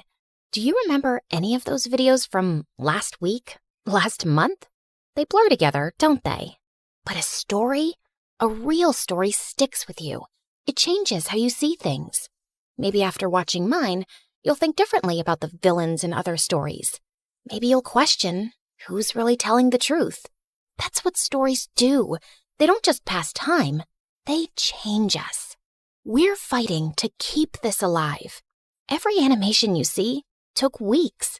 Every character, every expression, every scene, crafted by humans who believe stories matter. We could pump out 3-minute clips with AI voices reading Reddit posts. We could chase trends. We'd probably get more views. But we don't, because you deserve better. Here's the truth. Platforms push short-form content because it keeps you scrolling longer. But we're not trying to steal your time. We're trying to earn it, to give you something worth those minutes. So if this story made you feel something, anything, then please share it. Not for the algorithm, not for us, but for everyone who's hungry for real stories and doesn't even know it yet. Send it to that friend who says, I wish movies were like they used to be. Drop it in the group chat where people actually discuss things. Because every share is a vote that says, yes, storytelling matters. Yes, we still want narratives that challenge us, surprise us, make us think. The art of storytelling survived thousands of years. From cave paintings to campfires to Shakespeare to cinema. Don't let it die on our watch. Not for a 5-second dance trend. Help us prove that in a world of infinite scroll, some things are still worth stopping for. Share this story. Save storytelling. It sounds dramatic, because it is. When the music kicked off and everyone started dancing, I escaped to the garden for some fresh air. As I sat down by the fountain and sighed, a soft object hit me squarely in the face. Then someone in black jumped down from the tree above me. Brought your favorite cheeseburger. Meredith, what are you doing here? And why would you hit me with a burger? Wait, are you dressed up like Catwoman? Yeah, it's been my look for weeks now. 1, it shows off my fantastic figure, which is a service to humanity. 2, every vigilante hero needs a costume, and I've always found Catwoman classy. 3, vigilante hero? You basically rob people. Yeah, like Robin Hood, stealing from the rich and giving to the poor. You steal for yourself. I am the poor. And what's all this you nonsense? Last time I checked, we were a team. But sis, what's taking so long with this mission? It's not that simple. It's pretty simple. You make this rich dude fall for you, get access to his vault, steal the painting, and we run off to Bora Bora. Are you having trouble making him fall for you? Maybe he hates your eyebrows. I don't know, but I feel like punching you in the face every time I see your eyebrows, which is basically every time I see your face. Shut up, Em. Everything's going fine. Okay, but hurry up. This catsuit is giving me a butt rash, even though I use baby powder under it. I want to put it away soon and retire on a beach in a bikini. Aren't you looking forward to it? Just take the stupid suit off. You're a con artist, not a cat burglar. And of course, I'm looking forward to it. You should go before you blow my cover. And thanks for the burger. It's not a gift. Duh. You're gonna pay me back. I've noted it in my diary. See ya. I couldn't help laughing as I saw her clumsily climb the wall, then fall over to the other side. But as I turned away, I felt troubled. The problem wasn't about making this rich guy I had to rob fall for me. He already had. The problem was, I'd fallen for him too. Let's start from the start, okay? Hi, I'm Claire, originally from Connecticut. And yes, you might have heard some fun words being used for me. Deceitful witch, manipulative liar, and con artist might come up, none of which is an exaggeration. But people change, okay? Before I tell you my crazy story, please like and subscribe. My mother was born into what she always called old money, which basically means her family had been rich for a long time and their wealth was passed down generations. Unfortunately, it skipped our generation. Apparently, my dad was extremely charming and swept Mom off her feet when she was just 20. She married him against her parents' wishes and they cut her off from their wealth. Then, 2 years later, Mom gave birth to twins, Dad met another woman, and he abandoned us. At least he left us the house in a nice neighborhood, but my grandparents refused to help Mom out and said she had to live with her decisions. Mom, how are you feeling now? Like my organs are shutting down one by one. So, same as this morning then? Here's some chicken soup. There's no chicken in it. Well, you asked for chicken soup when there was no chickens in the fridge, so I guess we all have to use our imaginations, don't we? Oh, the soup at my parents' house always had chunks of chicken and big fat prawns. What has life come to now? I was raised as a creature of luxury. I'm like that fairy tale princess who couldn't sleep because of a single pea under her mattress. So you say, but there's a bunch of sharp pebbles under your mattress and you sleep like a log and snore like a bear. What? How could you put pebbles? I do not snore. Leave me to decompose, please. Well, you have to return to your waitressing job, so get well soon, Mom. Shall not. I loved Mom, but she was basically a spoiled, selfish child who just couldn't adapt to her changing fortunes and start acting like a freaking parent. My sister Meredith and I were twins, but we looked nothing alike. With her soft blonde hair and big baby blues, she looked like the kind of sweet soul who saved kittens from trees, helped old people across the road, and sang to birds. She didn't look like she had an ounce of evil in her, which wasn't true, like at all. But we'll come back to that later. From an early age, it was clear to me and Meredith that we had to be resourceful for money. I started doing odd jobs for our rich neighbors in the 8th grade, like raking their gardens, walking their dogs, and babysitting their kids. But Meredith was always finding more creative ways, like taking stupid boys in her class on paid exclusive tours to an alien site she'd discovered in the nearby forest. I'd seen her digging up the crater where the spaceship had landed, or selling youth water to high school girls, claiming she'd traveled far to the Fountain of Youth over summer break and had a limited supply. They actually thought she was telling the truth because it tasted different. Yeah, that's because she was filling up bottles from the neighbor's gross jacuzzi. People eventually caught on and stopped buying from her, and that's when she started stealing from me. But whenever I'd confront her, she'd throw a tantrum and deny it like I'd accused her of killing someone. So the next time, I hid money in my diary and made my latest entry. Dear Diary, guess what? What? When Mom took Meredith to the hospital for her sore throat the other day, the doctors made a shocking discovery. Meredith has a rare, incurable disease. She only has a few more months with us. We've decided not to tell her so she isn't scared and lives the rest of her short life in peace. Yes, I'm sad, but not that much because my baby sister is going to a better place and leaving me all her stuff. I knew my trick had worked when Meredith came down one morning with swollen eyes. When Mom asked her what was wrong, she burst into tears about her incurable disease. Where would you get an idea like that? Yes, Meredith. Please, tell Mom where you got this idea from. You wrote it in your... Wait, you chubby witch! You made me believe I was dying! Meredith lunged at me and we went rolling all over the kitchen floor. But she ended up getting grounded for a month for stealing and invading my privacy. I soon started missing her at dinner time though. So late one night, I snuck into her room with ice cream to find her playing darts with my face as the target. I'm sorry you're stuck here, but you did steal from me. I know we don't have a lot right now, but we'll work hard and make money in the future. But the future is in the future. What do I do now when I need money for mascara and gummy bears? Maybe we can think of some business idea. Oh, I thought you'd never ask. She pulled out a box from under her bed full of t-shirts. So you know my friend George, the next-door gardener's nephew? Apparently he volunteers at a mental institution every weekend. The owners got t-shirts made from all the patients, but they refuse to wear them, blah, blah. So now the mental place has hundreds of these lying in storage. George said he can score them for me, and we could have our own t-shirt range with cute things written on them. Look, here's one I made for myself. I want to go to Bora Bora, but I'm Bora Bora. Please help me. Funny. I'm very serious, actually. I'm gonna live in Bora Bora one day. So, are we selling these t-shirts? I'm in. I also made one for you. That'll be $10, thanks. Money can't buy happiness, but poverty can't buy anything. Please help me. You should pay me for wearing this. Meredith didn't have the best reputation in our neighborhood or school to sell things, so we decided to hit the other end of town and set up a t-shirt stall outside a private school. With my salesmanship and Meredith's flirting, we managed to sell quite a few on the first day. We started setting up shop at different locations, and one day as we were heading home, Meredith suddenly said she had to pee really badly. So we walked up to the closest house to ask if they'd let us use the bathroom. We rang the bell, but no one seemed to be home. I was peeking in through the window when suddenly I turned around to see Meredith already crawling halfway through one. Are you crazy? That's breaking and entering! I'll kick in your face so hard that you'll need plastic surgery, which we don't have money for. If you don't want to be ugly for the rest of your life, let me pee. I let her go and was standing guard at the door when, to my horror,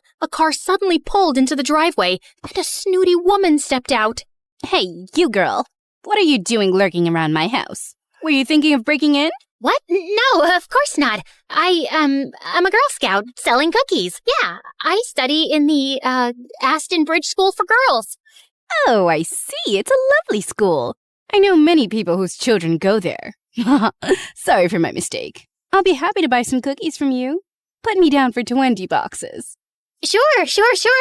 It's, $5 a box, so that'll be $100. I'm putting your name down on my list, and I'll drop them by tomorrow. That's perfect, sweetie. Here's the money. I'll see you soon. Just then, I saw Meredith slip out the window, and as soon as the lady went in, we ran like crazy down the block and then collapsed on some grass. Look, I took some pastries from her kitchen. Perfect for a spontaneous picnic. That's stealing. Oh, you're one to talk. I heard the whole cookie conversation from inside. You took that lady's money and you're never going to give her any cookies. I was just trying to distract her before she caught your butt. I didn't think she'd be dumb enough to actually give me the money. I can return it. Look, she didn't do it out of the goodness of her heart. She's a rich snob who was being really rude till she thought you were someone rich too. You didn't force her to give you money at gunpoint. Oh, Claire, this has just given me the best idea. You're not serious. Yes, I am. Dumb people deserve to be tricked. And what does $100 mean to someone who has a gold toilet seat? I knew it was wrong, but it was also so easy. And before I knew it, Meredith and I were wearing private school uniforms and hitting different neighborhoods, collecting money for Girl Scout cookies that we had no intention to deliver. We made $2,000 in a month. But one day, when we went up to a rich old lady's house, she invited us in and even offered us cake as we signed her up. How many boxes will that be, ma'am? Oh, none, thank you. You see, I don't buy imaginary cookies. What? I'd heard that there were 2 conning Girl Scouts in town, and I was ready for you. I've called the police, and you 2 will end up in a detention center. Just then, there was a loud bang, and the power went out. In the confusion, Meredith kicked the old lady and yelled, "Run!" As we were sprinting down the street, I suddenly noticed a nerdy-looking boy my age running beside us too, grinning and waving at us. Hey, hold on. Who are you? I'm your new neighbor, Freddie. I'm the one who saved you from that old crow. What? I'm so confused right now. New neighbor? You moved into the house next to ours? Why are you here? I was bored and saw you girls leaving your house, so I followed you for fun. Don't worry, I won't tell anyone about your little cookie secret. When I heard that old lady threatening you, I went to the main circuit board and pulled out a wire with my tweezer, which I always keep handy. You could have been electrocuted. You're either incredibly smart or exceptionally dumb. My mom says the exact same thing, except for the incredibly smart part. Listen, you geek, what do you want? If you think you're going to get a cut of our profits. No, my parents are well off. They're neurosurgeons. I just want to be friends. I swear, I don't have any siblings and I don't know anyone here. What if we say no? I'll keep following you around until you say yes. Okay, fine. Congratulations. You got yourself 2 friends. Oh, I'm so happy. Merry Christmas and a Happy New Year. And from that day on, that goof really did become our best friend, especially mine. He was like the sibling I never had. I mean, the nice sibling who did my nails and watched the channel I wanted to watch on TV without arguing. He was also really generous. I didn't want to take advantage of it, but Meredith and Mom had no problem keeping all the gifts he was always getting us. We decided to lay low with our conning activities in case the old lady had actually told the police about us. But soon after we joined the 11th grade, a new drama unfolded in our lives. A family moved into the huge white house across the street. Apparently, the couple who'd bought the place was loaded, and they had 5 teenage boys. Finally, some eligible bachelors on our street. Thanks. My feelings aren't hurt at all. Oh, I'm sorry I left you out, sweetie. Maybe you'll find someone too. I mean, they have 5 boys. There's a good chance one of them is gay. What? Why would you think? Okay, girls, here's a basket of goodies for you to take over as a welcome present. Now go, throw yourselves at those boys. Meredith and I rolled our eyes, but we decided there wasn't any harm in checking them out, and we were welcomed by the ugliest quadruplets ever. They were really sweet and really excited to see us, but with their orange hair, acne, and buck teeth, they were not a pretty sight. Man, I feel sorry for those parents. Like, you know, Mom got one average-looking kid, but God made it up by giving her me. But those parents, oof, God decided to use copy-paste on that ugly model. They must have done something terrible to deserve this. Huh? You are so rude. Oh, shut up. I know you're thinking the same. I just have the guts to say it out loud. But then a day later, I'd just woken up when the bell rang, and I opened the door to find the most gorgeous boy ever standing outside.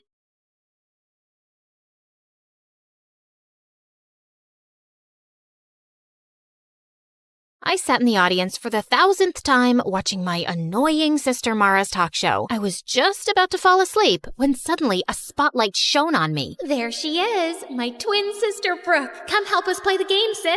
Wait, what? Before I could say a word, the audience started chanting my name and my parents nodded at me encouragingly. Mara was waiting on stage with her guest star, who was some famous model. So, Brookie, you and Iris are going to play the card game War, and whoever wins breaks an egg on the other's head. Can I jump off a building first?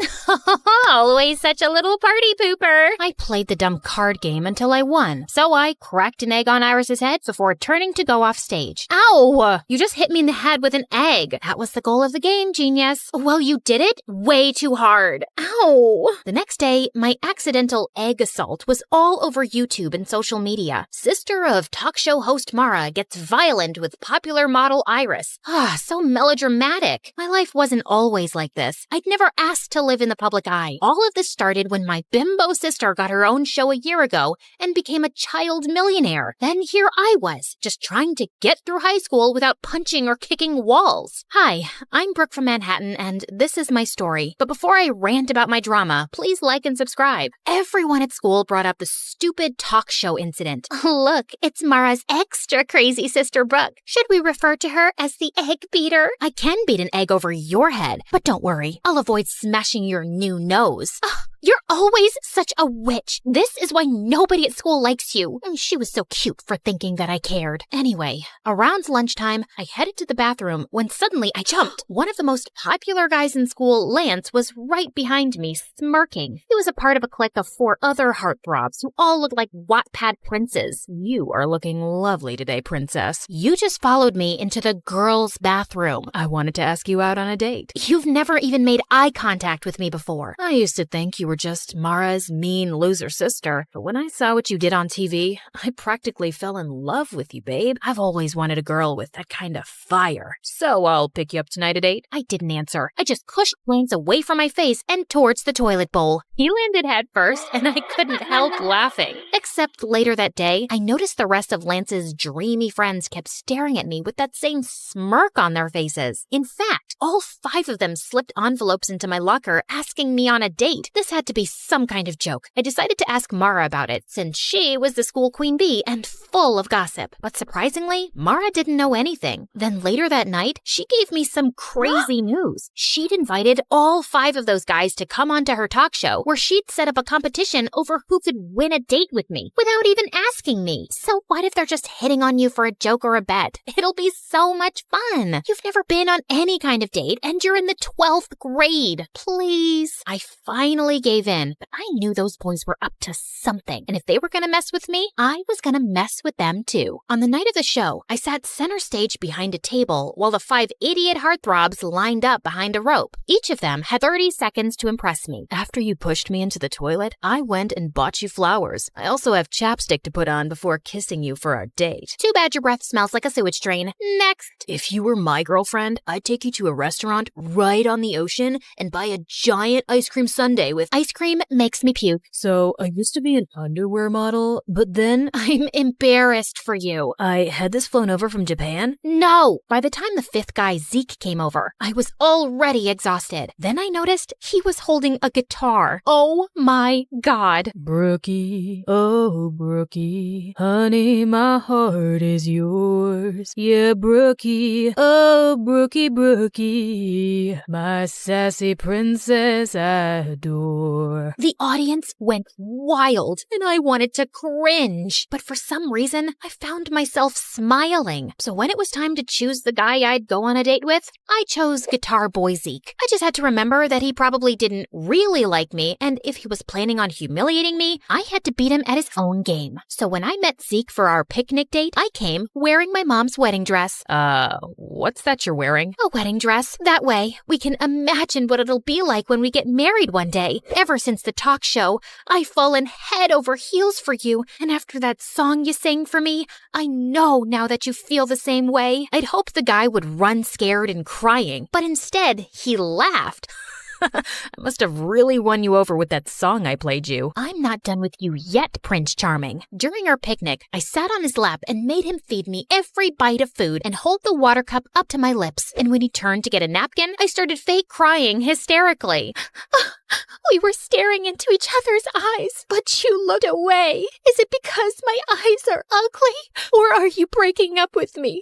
I have nothing else to live for now. You are so extra. I know what'll cheer you up. Let's have a romantic dance. Wait, what? Before I could say a word, Zeke turned on classical music and pulled me up to dance. He started spinning and twirling me around and even threw me in the air. God, he was crazy. Later on, Zeke drove me home, but he said he needed to stop at his house first for something. I decided then I'd confront him. Look, I know you're either dating me because you bet your friends money or you guys want to humiliate me as a joke. Either way, I'm just telling you, I didn't fall for it. I told those guys you'd be too smart to trick. It was Lance's idea to bet money on which one of us can win you over. I never wanted to do it, but I couldn't tell Lance that because whatever Lance wants, Lance gets. Zeke then told me his dad and Lance's dad were friends, and because Lance's family was rich, his dad was going to pay for a music college Zeke got into. Therefore, he could never afford to ever piss off Lance. And don't tell Lance I said any of this. Please, just let me tell him you fell for me and you asked me to be your boyfriend. I really want to go to music school. Come on, you don't care what anyone thinks and you're already unpopular and barely have any friends and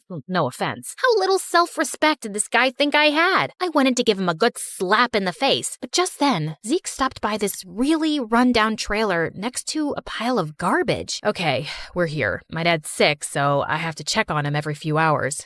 Holy crud, this is where he lived? This place was a single room, and Zeke's dad was in a bed with an oxygen tank. I guessed with his dad's medical bills, he'd never have enough money to even think about music school. So I decided to let Zeke tell Lance he was gonna keep dating me for a bet. The next day at school, I saw Lance and the other 3 heartthrobs looking at me and snickering to themselves. Even other kids seemed to be onto the bet, but I could live through it. I was doing a good deed by humiliating myself. Plus, Zeke was fun to be around, and I didn't mind having him as my fake boyfriend. One night, I decided to invite him to a celebrity party Mara and I were attending. I even bought him a suit and tie, and secretly, I thought he looked super handsome. At one point, I was walking by the entrance when suddenly I saw Zeke standing with Lance and his friends, and Zeke was saying he had to go. What do you mean? This is a huge exclusive party that I invited you to. Listen, cranky face. I came to pick up your boyfriend for some last-minute plans. Surely you two can reschedule. With that, Zeke took off with the boys, and for some reason, I felt really angry about it. Just then, Mara came over to ask if I was okay, and I ended up telling her everything. Look, I know you feel bad for Zeke because of his home situation, but you don't have to sell your dignity for charity. If you think he doesn't genuinely care about you, just dump his sorry butt in front of everyone tomorrow. Or I can talk tomorrow in school, like an actual mature person. But I know maturity is kind of a foreign concept to you and the other kids at school. Okay, listen, sis. You've never had any real friend or boyfriend before, and I'm at the top of our school's social ladder. I know how to deal with these things. I can handle this myself, thanks. Just because I don't date a different guy each week doesn't mean I need boy advice from you. So on Monday at school, I headed to the bleachers at lunch where I knew Zeke practiced guitar, except he spotted me first and immediately came over to hug me. I am so sorry about what happened at the party. Lance decided at the last minute that he wanted to have a betting party. Kids at school are betting on how I'm gonna break your heart and everything. I realize this may be going too far. It's going way too far. I tried to do a nice thing for you, but you're totally taking advantage of me. Also, how long are you gonna be Lance's slave for? Can't you get a scholarship to the school or something? No, I'm not talented enough. It's cool. I'll tell Lance the truth and stand up to him. I'll just find something other than music that makes me happy. Zeke turned to walk away, but I just couldn't let him give up his friends, his reputation, and his dreams. So I told Zeke I'd help him apply for a scholarship because even though he didn't believe in himself, I knew he was talented enough to get one. And 2 weeks later, he got accepted. You just made my dreams come true. Brooke, no one has ever believed in me like that before. You're amazing. Zeke suddenly picked me up and spun me around, which made me feel butterflies. After that, Zeke and I became really close and started hanging out all the time. I helped him take care of his dad, and he helped me make some friends at school. Except there were a couple of issues. One, I started to develop real romantic feelings for Zeke. And And 2 was Zeke still hadn't told Lance the truth, even though it was part of our agreement. So finally, Zeke decided to confront Lance one day after school as I hid behind a tree to listen in. Look, man, I told Brooke about the bet. It's not right the way we're manipulating her. Plus, I've been hanging out with her, and I think I want to date her for real. You know, she helped me get a scholarship to the music school you were going to pay for. Now, you don't have to. Are you kidding me? What am I going to tell all the kids who've been giving us money, betting the different ways you can dump her? You're one of us, Zeke, and she's an unpopular loser. It'll make the whole squad look bad. If you date her, then you're dead to us. Well, fine then. You guys are jerks anyway. I'm going to get myself an awesome girlfriend. I held my breath as I watched Zeke ditch his friends for me. And just like that, Zeke and I became an item. He held my hand, kissed me in public at school, and didn't even seem to care that he'd lost all his friends in popularity. Everything seemed to be going well, at least for a couple of weeks. Then one weekend, I went away with my family for a camping trip with no Wi-Fi or cell reception. But when I arrived back at school on Monday, something horrible happened. I was sitting in the cafeteria when suddenly Zeke stood up on one of the tables with a microphone and speakers. Can I have everyone's attention? I have something to say to my girlfriend, Brooke. I'm sorry, babe, but I just can't date you anymore. I've realized that I don't want to be with a stuck-up sourpuss who's way below my league. It's also really lame that you've never dated anyone before. So for all of you out there who bet money how I dump Brooke, the ones who selected public humiliation win. I stood with shock as I watched a bunch of kids run over to Zeke, Lance, and the other guys with cash. None of this made any sense. Had it just all been a setup? I ran out of the room and into the hallway to collect myself when I saw Zeke behind me. Brooke, I am so sorry I had to do that, but I had a good reason. What good reason could you possibly have for humiliating me like that? Please, just listen to me. My dad had to have an emergency medical procedure over the weekend that I couldn't pay for, and since there was no way to reach you, I had to ask Lance for help. He said he'd only pay for it on the condition that I publicly dump you. I'm so sorry. I still want to be with you, though. It just might have to be in secret. You know what? No, I don't care what your reasons are. I am so freaking sick of all of your excuses to manipulate and humiliate me. We're done, Zeke. That night, I refused to let myself cry. Zeke didn't deserve my tears. I didn't need any cowardly idiots in my life anyway. The next afternoon,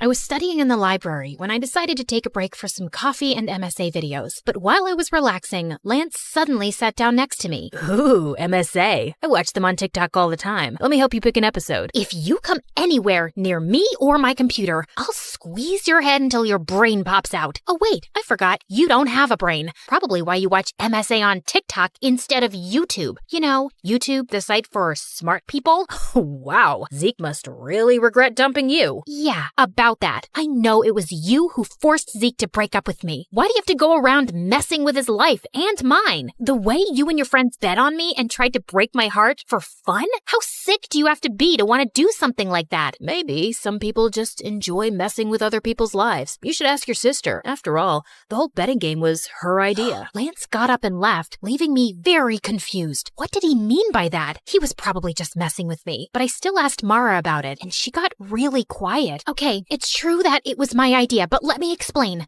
I just felt bad because our whole lives, you've lived in my shadow. I have everything. Fame, popularity, friends, and you didn't get any of that. So I wanted to find you a cute boyfriend to make you happy. Except none of the guys at school wanted to date you. The only ones who were willing to were Lance and his friends, if they could make money off of it. But I had hoped one of them would fall for you for real. I was stunned and silent as Mara apologized over and over. I knew her heart had been in the right place, but she'd gotten me into such a giant mess. God, I just needed space from everyone. The next morning, I was going through the mail when I saw an envelope from Zeke's music school. To my surprise, they'd returned a check I'd paid as a deposit to confirm his place in the program. Apparently, Zeke had called the college and declined the offer to attend. I thought right away of his sick dad, and suddenly I got a bad feeling. I drove immediately to Zeke's house, but when I reached there, he was sitting outside and playing guitar, looking perfectly happy. Zeke, is everything okay? Did you call your college and decline the offer?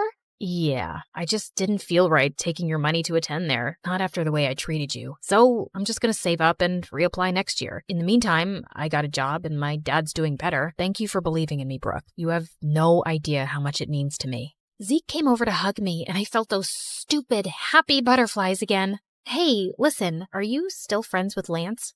God, no. I'm done being his slave. I took a loan and paid him back everything I owed him for Dad. So, if I give you a second chance, that means you can't be an idiot this time. I swear on my life I won't be. I want you back, and I won't have it any other way. So, I guess my sister did achieve her goal of finding me a guy, even though it was in the craziest way possible. Still, maybe one of these days I could thank her for it.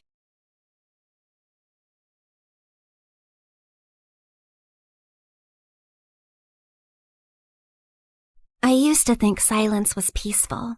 Then my mom fell into a coma, and silence became the loudest sound in the world. Everything just kept piling up. And worse, it was just the two of us. No rich dad, no secret inheritance, no billionaire auntie waiting to adopt me and fix my life. I tried to stay strong, but when the nurse gently reminded me again that we still had unpaid bills, something inside me finally cracked. I just nodded, locked myself inside the restroom, and finally broke down.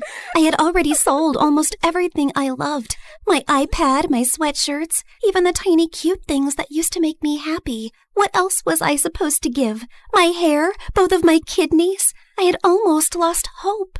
Please, I'll do anything. I'll study harder. I'll stop complaining about homework. Okay, maybe not completely, but I'll try. I won't even call the mean girls at school ugly goblins anymore. Just, please, I need a miracle. Just then, I heard a calm woman's voice speak. If you want a miracle, then look up. Wait, like treasure? You are reading it right.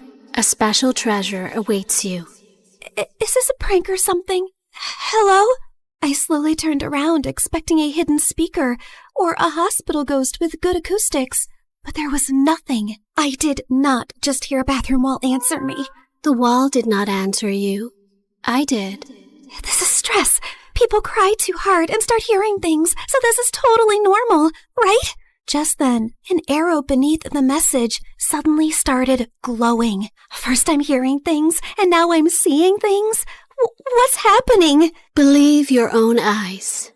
Only that which you see is true.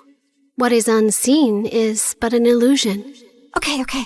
Let's say I believe you for 3 seconds. So, are we talking about gold? Money? Something that I could sell for millions? Because I don't need some riddles right now. I need some miracle, or at least some actual cash. Or some treasure valuable enough to change your fate. Whether it becomes salvation or disaster depends on who finds it first. And right now, you're already running out of time. Out of desperation to save my mom, I eventually gave in. I followed her out of the restroom, through the hallway, and toward the exit while she narrated every tiny step like a freaking GPS. Continue forward, and please do not look suspicious. Proceed to the exit. Step over the small crack. Avoid the wet spot. Lift your foot slightly higher. There is an unpleasant object 2 centimeters ahead. I stepped down, and my whole body froze. Oh, my apologies. I meant there was an unpleasant object 2 centimeters ahead. Too late. Soon, we reached a narrow alley between 2 old buildings. Miss, are you sure this is the right way? The path continues forward. Though I understand your hesitation, narrow passages often awaken the mind's instinct for danger. However, if treasure were always placed in bright, comfortable places, far few people would learn anything from searching for it. So, that's a yes? Oh, that pretty summarizes what I've said. So, yes. I finally stepped into the alley, and thankfully it was only normal scary and not dangerous and life-threatening scary. Just then, everything went silent all at once. Even the dramatic pigeon on the street shut up. Miss Lady Voice? Hello? Are you still here with me? Don't worry. I'm here. Just keep walking. Do not turn back yet. Step back and just breathe slowly. I only asked if you were there. And I answered with additional guidance. The alley stretched longer than it should have. Soon warm wind rushed past me, and when I looked back, the alley was gone, and I was now standing in an open field under a bright blue sky. Holy yummy cheese balls! Did I just teleport to another place? I also noticed a small glowing orb floating in front of me, shining softly like a tiny star. Yes, you have arrived in Mondstadt, the city of freedom, a land of wind, songs, nights, and many stories carried through time. I realized that the glowing orb pulsed when the voice lady continued yapping. So that meant her voice now had some sort of a body? So you mean I'm not somewhere in Europe and not dreaming? Yes, this is not Europe, nor is it a dream. A world with its own laws, gods, stories, wounds, and miracles. Why am I exactly in this unfamiliar land? I just want my mom to wake up. Then keep walking, Sabrina. The treasure hunt begins here. Fine. If this treasure can really give me a miracle, then lead the way. Watch out! Explosive encounter highly likely nearby. Explosive what? Just then, a loud boom suddenly echoed from somewhere near the trees, and a tiny red figure then burst out from behind a bush. Ta-da! Clee is here! Spark Knight of the Knights of Favonius. She is known throughout for her enthusiasm, remarkable explosive talent, and a long history of incidents that are best described as energetic. Sorry about that. Clee was only doing a little fish blasting. Well, maybe not a little, but the fish tastes so good, so Clee thinks being grounded for a day is worth it. Anyway, are you here for the treasure hunt? You know about that? Uh-huh. Miss Nicole told Clee. She said a dear traveler named Sabrina would arrive. Wait, you can hear her too? And she actually has a name? Of course. Miss Nicole is the best. And she talks inside heads because she can't talk with her mouth. Mom says she's very smart and very nice, but also talks a lot. Alice said that? Yep. I see. Clee skipped closer and grabbed my hand like we'd been friends for 10 years. Can Clee come play with her today, Miss Nicole? Please? Yes, you are allowed. As far as Alice is concerned, nothing is more important than a request from her beloved daughter. Yay! But why does Sabrina look so sad? Did someone make you cry? Was it a bad guy? Clee can blow them up! Only a little. Well, maybe not a little, but Clee will try. I'm not sad. You are. I know crying faces. Jean makes that face when Clee accidentally causes big disasters. My mom is really sick. She's in a coma right now. That's why I need to find the treasure so I can buy her medicines and pay the bills. Clee gave me a soft smile and squeezed my hand. Mom always says love can travel very far, even farther than my best bombs. So your mom's love must still be with you too, even if she's sleeping. Thanks, Clee. You're welcome. And don't worry, we're going to find that treasure, help your mom, and only blow up the bad guys. Maybe we can do the first two without the third one? Clee will try very hard. Just then, Nicole's panicked voice suddenly filled my head. Watch out! Hilly Charles incoming! Hilly what? Literally 6 seconds later, masked monsters burst out of the bushes, and Clee pulled out her bombs like this was a normal Tuesday. Jumpy, jumpy, go! Boing, boing, boom! Yeah! Oh my god, am I gonna die? Stay calm. Step back. Duck! Now! Before I could fully lose it, golden light bloomed beneath us. Moment of birth. A glowing flower platform rose from the ground, blocking the monsters just in time. Then a calm boy appeared above us and landed lightly. Mr. Albedo, you came! Clee knew you would. I heard explosions nearby and thought it would be wise to investigate. Finding Clee here confirms my hypothesis. Sabrina, this is Mr. Albedo. He's like my big brother, and he's super smart. Nicole quickly explained that Albedo was the chief alchemist of the Knights of Favonius, and that his knowledge of ancient mechanisms would be very useful for our treasure hunt. Clee is my little spark knight. I need to keep her safe and sound. Besides, investigating the unknown is certainly my thing, so count me in. Well, I guess the more the merrier. After that, Nicole led us to Thousand Winds Temple, an ancient ruin full of broken pillars, weird symbols, traps, slimes, and things that clearly wanted me flattened. But somehow, because of Nicole's directions, Albedo's magic, and Clee's little bombs, we made it through. I thought you were just going to lead me to the treasure. You did not warn me about all this. Seriously, did I get transported into a video game world or what? A world is only called a game by those watching safely from the outside. To those inside it, every path, every danger, every choice is real. Wow, that was beautiful, but also very unhelpful. Then allow me to be more direct. Keep moving. Something larger is approaching. Larger? Just then the ground shook. From the dark corners of the ruin, 2 giant metal monsters slowly woke up. Please tell me those are statues. Please. Unfortunately, no. Those are ruin guards. Ancient machines built for battle.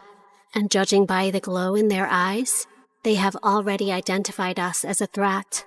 Before I could pee my pants, someone crashed down from a broken wall and stood between us and the machines like a walking shield. One swing sent a ruin guard flying back like a stupid little tin can.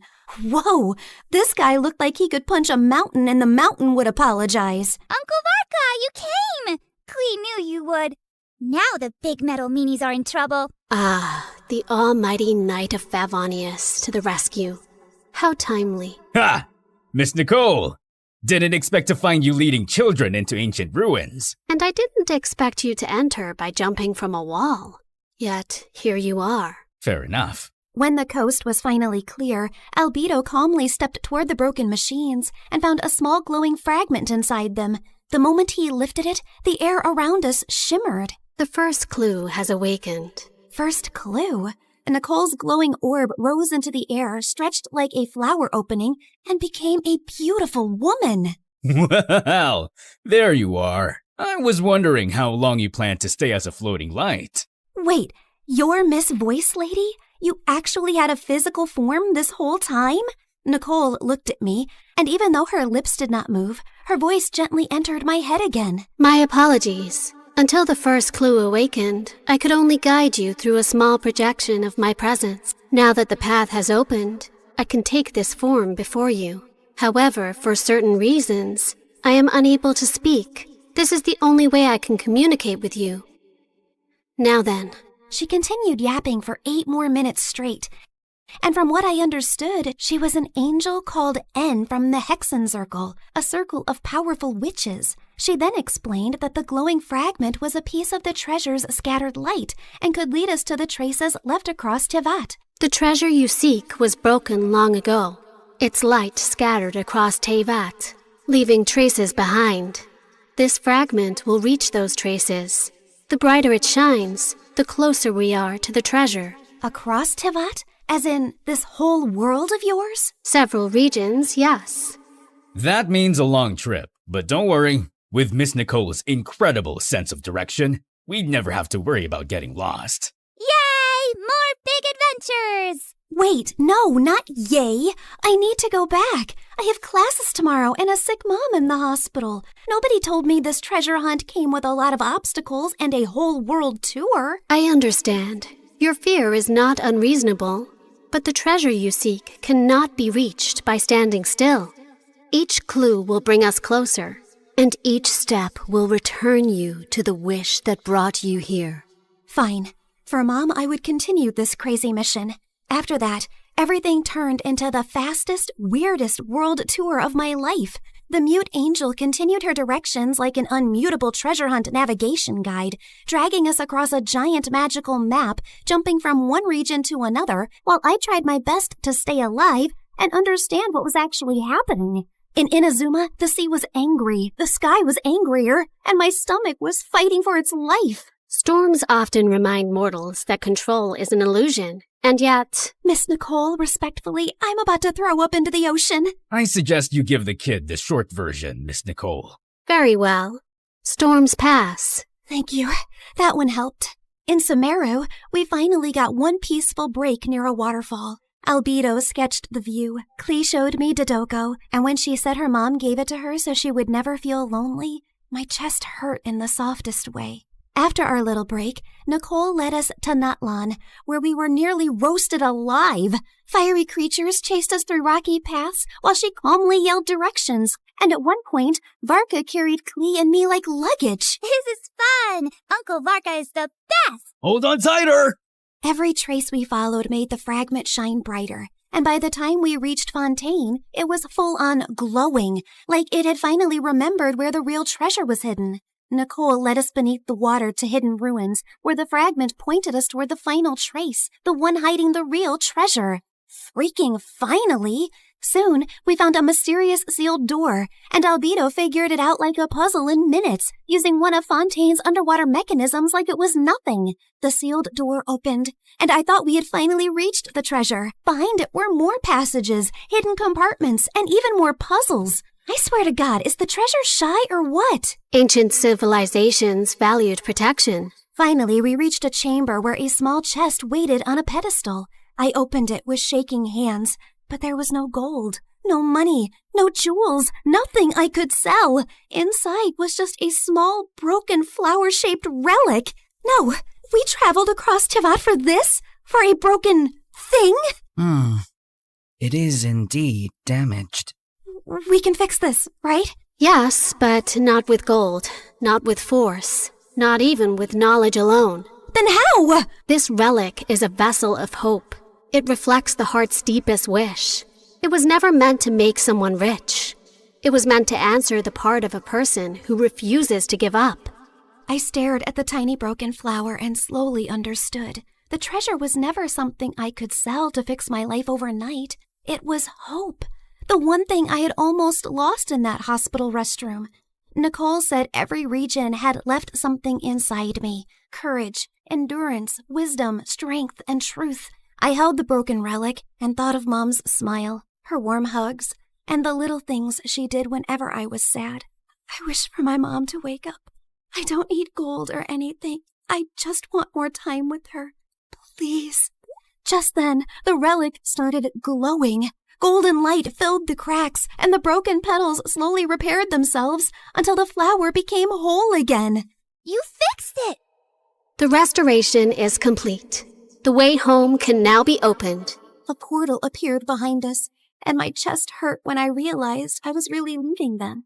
They were supposed to be just my treasure hunting team, but somehow they had become my friends. Klee hugged me first and gave me a tiny Dodoko charm. So you won't forget Klee. Fear doesn't mean you're weak. It means what you're fighting for matters. Always remember that, kid. If fate allows us to meet again, perhaps we could continue this conversation over dessert. You asked for a miracle, but you were the one who kept walking toward it. Remember that, too. After a tearful goodbye with them, I finally stepped into the light. When I opened my eyes again, I was back in the hospital restroom. I thought it had all been a dream until I felt Klee's Dodoku charm in my pocket.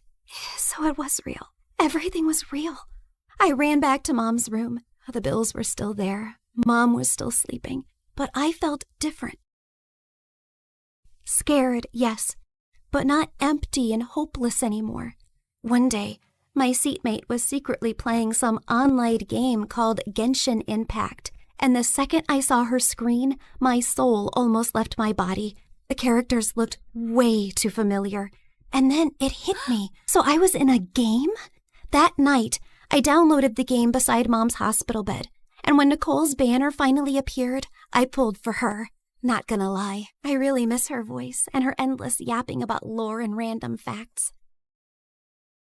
Step into the world of Genshin Impact, the open-world action RPG where you explore, battle, and uncover the secrets of Tivat across PC, mobile, and console, all seamlessly connected. Experience exciting new adventures in Luna 7 Truth Amongst the Pages of Piranha, featuring powerful new weapons, fun minigames, and exciting rewards to enjoy. Uncover a brand new story chapter in Sumeru. Meet new Wish Banner characters like Nicole, Prune, and Lowen. One afternoon while I was studying beside Mom, her fingers finally moved.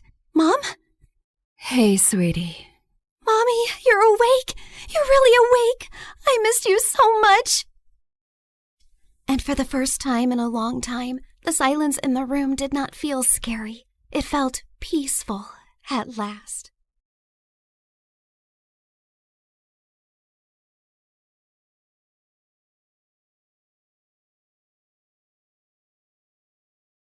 Hi everyone, my name is Marina, and I'm from Nevada.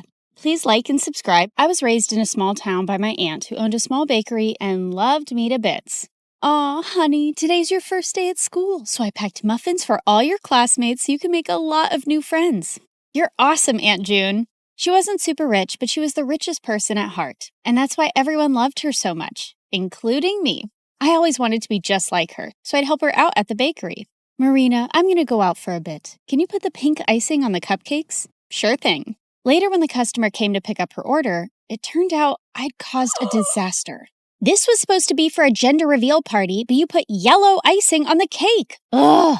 That wasn't the first time I mixed up colors. My aunt knew something was wrong with me. Turned out I had color blindness, and I couldn't differentiate between certain colors. Is it going to be like this forever, Aunt June? I'm afraid so, honey. But cheer up, because I've got a brilliant idea. The next day, everything in the house and all the ingredients in the bakery were labeled along with their colors. Aunt June made things so easy for me, and our life was just perfect. Until one day, when I was in second grade, an old man walked into our bakery and offered to buy it. This bakery has been passed down from generations in our family, and there's no way I'm going to sell it. But the man's tone just got more rude. You should have signed these papers while I asked you nicely, but now you're just going to pay for your stupidity. If you don't leave now, I'm going to smash your car, and then you'll have to pay for your stupidity, sir. The old man left at my warning, but the next week, another man was back with some papers that claimed that the bakery didn't belong to my aunt because her parents never signed the deal in her name, and now we had to move out. My aunt looked around for help, but the legalities were too complicated and no one was ready to help. So eventually we had to give away our bakery and move to the city. Thankfully, Aunt had enough savings to rent a small place, and she started working in a small grocery store. And while I was trying to adjust to this new life, I saw a kid my age in the front yard one day, choking on something. I immediately ran to help him, but the moment the food stuck in his throat came out, I was shocked. Why were you eating a doll's head? I wasn't. He pushed me back and ran into his house next to ours. Turns out he was the landlady's kid, Timmy, and he was so weird. Whenever I'd try to go close to him, he'd just run away. Even when I joined school, I saw some kids throwing popcorn at him, but he wouldn't budge. Hey, why won't you say anything? Why do you let those kids bully you? But instead of answering me, he just ran out of there, and I decided I wasn't going to bother with this guy anymore. But later that night, I was in my room when I heard someone crying. I looked out of my window and saw it was Timmy crying in his room. So I climbed onto the tree outside my window and jumped into his room. And he freaked out. What are you doing here? Look, I don't know the deal with you, but if there's some issue, you really need to talk about it. At first he hesitated, but then he broke down. I miss my dad. Ever since Mom and he got divorced, I haven't seen him, and the kids at school always make fun of me because of that. I hate it here. Hey, it's gonna be all right. I told him things were gonna be easy only if he fought back and didn't let those kids get to him. And it seemed like my advice worked. The next day, I saw Timmy was surrounded by a bunch of kids. I heard the cupcakes we gave you last time had Barbie heads in them. We're so sorry for that. Here, take these. They have cockroaches. And to my shock, Timmy pushed the bad guy away. Get away from me. And don't trouble me anymore or I'm going to tell the principal about you. The other kids ran away scared, and Tim turned to me with a bright smile. Did you see that? I wasn't scared, and what you said worked. After that day, we started getting along and became the bestest of friends. And Tim grew up to be really protective of me. He'd keep me away from all the bad guys and trouble in school. Then on my 16th birthday, I told him I was going to start working to support my aunt, but he had a weird reaction.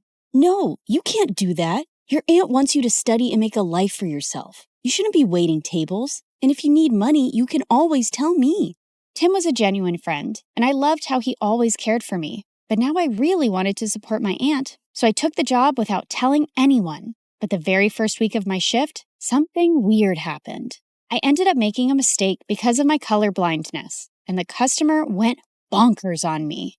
I want to see the manager right now and get you fired. But I told you it was a genuine mistake. But he kept shouting and started pulling my hand when one of his friends got up and stopped him.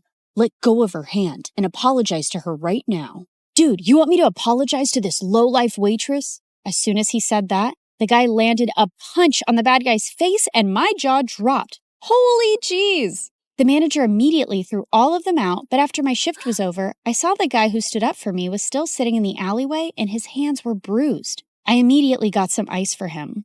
Excuse me, sir. You can use this. But for some reason, he looked really mad at me. Who do you think you are trying to act all nice, huh? Just leave me alone. I could see his eyes were red, like he'd been crying, and I thought it was best to leave him alone. But to my complete shock, I saw the same guy in my class the next day. The teacher introduced him as a new student, James. While the girls were drooling over his handsome looks, he kept staring at me the entire time. And the moment class was over, he came up to me. I don't want you spreading any rumors about me from last night. Do you get that? Before I could even reply, he just stormed away, and Timmy came running to me. What happened? Was that guy bothering you? I didn't want Timmy knowing about my job or anything about how I knew James, so I brushed it off and went ahead to prepare for my chemistry practicals. But turns out, James was already there. Minutes into the practical, I realized some of the labels on the chemicals were missing, so I asked James to help me differentiate, but he didn't even look at me. That jerk. I continued guessing and mixing the chemicals, but suddenly they caught fire, and I almost got hurt when James jumped in and pushed me out of the way. I quickly got up and put out the fire. What are you, nuts? Did you want to die? Suddenly, my eyes went to the burn on his hand, and I rushed him to the nurse's room and gave him first aid myself. Seems like you're always helping people who are hurt. Yeah, especially those who get hurt because of me, and with you, it's every single time. And that's when this tough guy finally let out a smile. You don't look so bad when you smile. I know. I don't want the chicks going crazy over me, so I keep it under check. This guy had multiple personalities. As time went by, we started spending more time together because we had similar projects, and James turned out to be a really fun person to hang out with. He'd often walk me to my work after school, and we'd enjoy all sorts of treats on our way. And even though he was a little mysterious, he was growing on me by the day. But there was someone who just hated our closeness. What's going on between you and that new guy? He's bad news. Stay away from him, Marina. What are you talking about? And how do you know he's bad? Oh, come on. Haven't you seen? He's always covered in bruises. Just stay away from him, okay?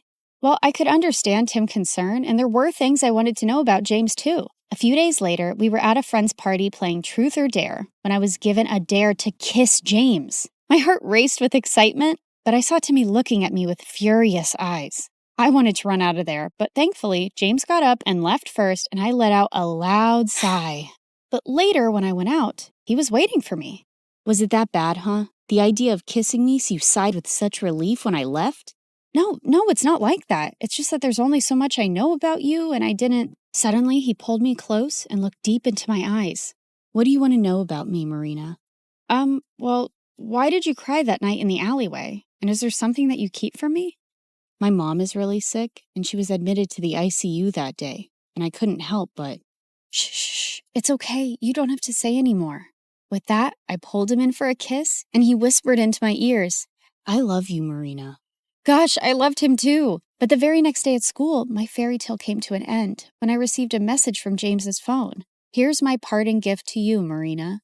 There were several pictures of me kissing him and me working as a waitress with ugly captions, and he shared them with everyone in the school. What in the world? I tried to call James about what was going on, but he wouldn't answer it. And I felt so embarrassed and furious about everything, but then Timmy came to me.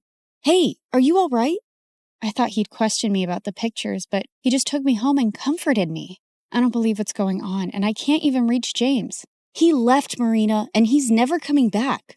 He then showed me the newspaper articles of how James was the grandson of the same businessman who took away my aunt's bakery.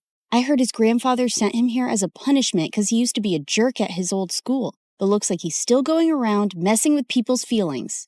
Gosh. There was no way I was going to forgive a jerk like him, but I wasn't going to cry over him either. I blocked him everywhere and decided to shift to another city for my college, along with my aunt. And after graduation, I joined a top law firm and helped my aunt open a nice bakery in the city itself. For the opening day, we sent out invites to everyone across the city, and it all went so well.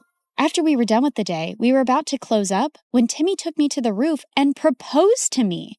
I love you, Marina. I have always loved you and... Oh, Timmy, please stop. I liked him too, but he was my friend and I could never see him any other way. What is it now? Don't tell me you still love that moron. Timmy, what are you saying? You know I hate him. Then why won't you say yes to me? I tried to explain to him, but he wouldn't listen. And suddenly he pulled me in and tried to kiss me. God, Timmy, just stop. Just then, I saw a man pull him away and punch him hard. James, what in the world are you doing here? How dare you touch her, you filthy. I pulled him away before he could hurt Timmy anymore and slapped him hard in the face. Who do you think you are walking into my life again? Didn't you already mess around enough last time? Marina, what are you saying? I never messed around with you. Oh, really? Then why did you leave, and what about those texts and pictures? What? I have no idea what you're saying. I know it was my fault to leave you like that, but I told Timmy everything. What? What do you mean? That night after you left the party, I received a call that my mom had passed away. My grandfather wanted me to return home. Timmy was right there, and I asked him to inform you. What? I even tried to contact you, but you had me blocked everywhere. And when I called Timmy, he said you hated me and you were with him now. Timmy, what is he saying? Did you hide this from me and lie to him? Yeah, I hid the truth. I didn't want you to be with a jerk like him when I've loved you all my life. So I lied. For you. But those messages from your phone and those posts. I have no idea, Marina. I lost my phone the same night. You didn't lose it, moron. I stole it and sent those messages and those pictures. Timmy, I can't believe you. You son of a witch. No, James. Just let him go. He's a jerk and doesn't even deserve that. Oh, Marina, please don't cry. I'm here. I'm here for you now.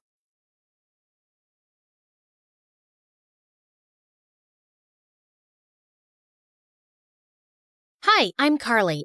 This is my crazy story. Before I continue, please like and subscribe. I was born to a single mom who worked very hard to raise me and my twin sister Blake. Blake was born with a rare condition that impacted her kidneys, and she was always sick. Since Mom was busy juggling things at home and work, it was my duty to look after Blake. You can't eat milk with your hands. Drink it. Blake, don't chew on your gross shoes. Even Mom was extra paranoid about Blake, and she hardly paid attention to me. Like this one time when I was 6, Mom had to leave for some urgent overnight office trip, and she dropped us off at the neighbor's place. These are Blake's medicines. You know she drinks chocolate milk before sleeping, and I've also packed her favorite pink night clothes. Wait, where's my stuff? The bag's too small to carry both your things, but hey, I packed your toothbrush. You'll be okay, right? I wanted to say no, but Mom already looked tense, so I nodded and she left. Everything was going great, but right before bedtime, I went to get milk for Blake, and I heard a huge thud. I rushed to see Blake crying on the floor with a bleeding nose. Apparently, Blake was jumping on the bed with the neighbor's son, and he thought it would be fun to push her off of it. Thankfully, the injury wasn't big, but when Mom found out, she went ballistic on me. Carly, I trusted you to look after her. And I did. I was just getting her milk, like you asked me to. And she's okay, Mom. Everyone falls sometimes. Your sister isn't like everyone else. After that day, Mom banned both me and Blake from participating in any extracurriculars at school or playing in the park afterwards like other kids. I was always stuck at home with Blake, so I never really got a chance to make new friends. And those at school joined clubs and got busier. I missed having a normal life, but Blake needed me more. Mom got more paranoid with time and took special care preparing food for Blake. I knew how tired she was, so I'd get by with frozen meals. And over time, I started taking comfort in junk food, eating candy bars from the hospital vending machines while I sat in waiting rooms for hours. By 13, I was much bigger than most girls my age. One time, our aunt was visiting us, and she hadn't seen me and Blake in a while. Look, I bought you girls matching outfits. Go on, try it. I'll just wear it later. What are you saying? Come here. Aunt pulled me to her and tried her best to fit me into the dress, but it barely got past my neck. I was so embarrassed. I went to my room and didn't come out till Aunt left. Don't be so sad now. So what if you're a little bigger? Easy for you to say. You don't have to wear clothes 3 times your age. You're thinking too much. Here, I got you these. Blake's health improved as we got older, and by 16, she was much better and put on medication to manage her condition. Soon after, Mom got married, and a year later, she delivered my twin brothers, Jake and Jonah. I was happy for Mom, but I could tell Blake wasn't adjusting so well. Oh, I want to pluck out my ears. They cry so much. I know for a fact Jonah hates me. He farted and gave me the stink eye. That one's a devil. I knew Blake didn't mean that. She just missed Mom since she was busier than ever. And I tried my best to make Blake comfortable, but she was constantly throwing tantrums and hardly ever helped me take care of the boys. Oh, Jonah pooped his pants again. Quick, hand me a nappy. Right. What's that? Forget it. Can you just warm up the milk? Actually, I don't feel so well. I'm getting a headache in my stomach. A stomach in my headache. You get the point, right?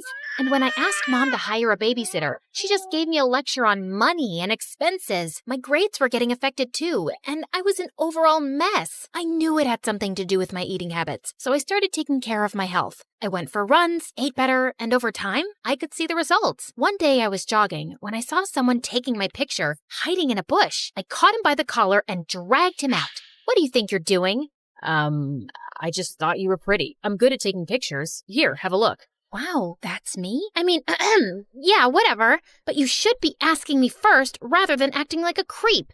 I get it. I'm sorry. Can I make it up to you with some coffee? Fine, but I want a copy. Deal. Eli and I went to a coffee place close by and hit it off instantly, and soon we became good friends. He was into filmmaking and would always have his camera around his neck. Watching him, I got interested and tried my hand at handling a camera too, and it was love at first sight. Okay, so that's how you focus. Now look at that sunset. Beautiful, isn't it?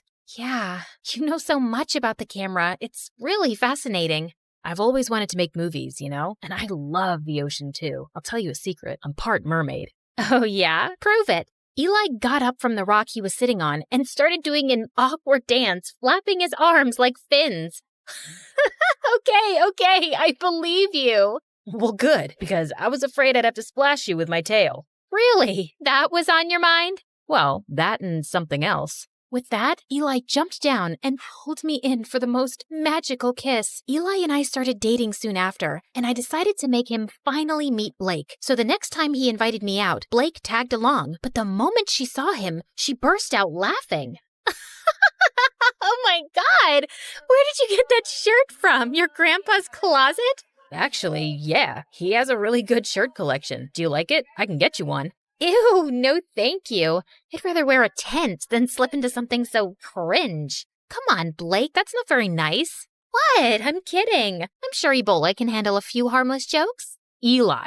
Blake made it painfully obvious that she didn't want Eli around, and even though Eli kept his cool, I knew she made him uncomfortable. Then one time, Eli invited me and Blake to the launch of his dad's new restaurant. I appreciated the effort he was making with her, and I hoped she would too. But I was so wrong, because minutes into the event, Blake threw a massive tantrum over pickles. What do you mean you're out of pickles? Pluck them from a tree or something. Could you please keep it down, Blake? Everyone is staring. So, you care about all these fancy people, but not your sister? No one understands me. I just had a very big lobster, and I feel like throwing up. You know pickles calm me down. This is such bad customer service. Hey, you have pickles, and you, and you. And then she started taking pickles off of everyone's plate till Eli intervened and dragged us outside. What's the matter with you, Blake? What? It's not my fault your party sucks. At least I brought some entertainment to it. Blake, let me handle this. Eli, I'm really sorry for the mess, but what? Your sister's not normal. And you are? You're so boring. If someone stole your identity, they'd give it up because it sucks. You really need to watch your tongue. And you need to watch your hands around my sister. Guys, please. Before I could say another word, Blake started hyperventilating and fainted. We immediately took her to the hospital, where the doctors told me that she passed out from anxiety and high blood pressure. Thankfully, she was out of danger. I'm really sorry about Blake, but that girl's out of control. You've got to draw a line somewhere. You saw what happened, Eli. You can't just scream at her like that. She's my sister. I can't be around her, Carly. This is going to be a problem. I wanted to stop Eli, but there was nothing more I could say. Blake was my sister, and she came first. I didn't meet Eli for a few days, and a week later, he told me that one of his movies that I'd helped him with had gotten selected for a local film festival. He wanted me to come, but Blake was still recovering, and I couldn't leave her alone. But when he came back, he told me something shocking. Everyone loved the movie, Carly. One of the biggest film schools in New York wants to take us both in on full scholarship. How amazing is that?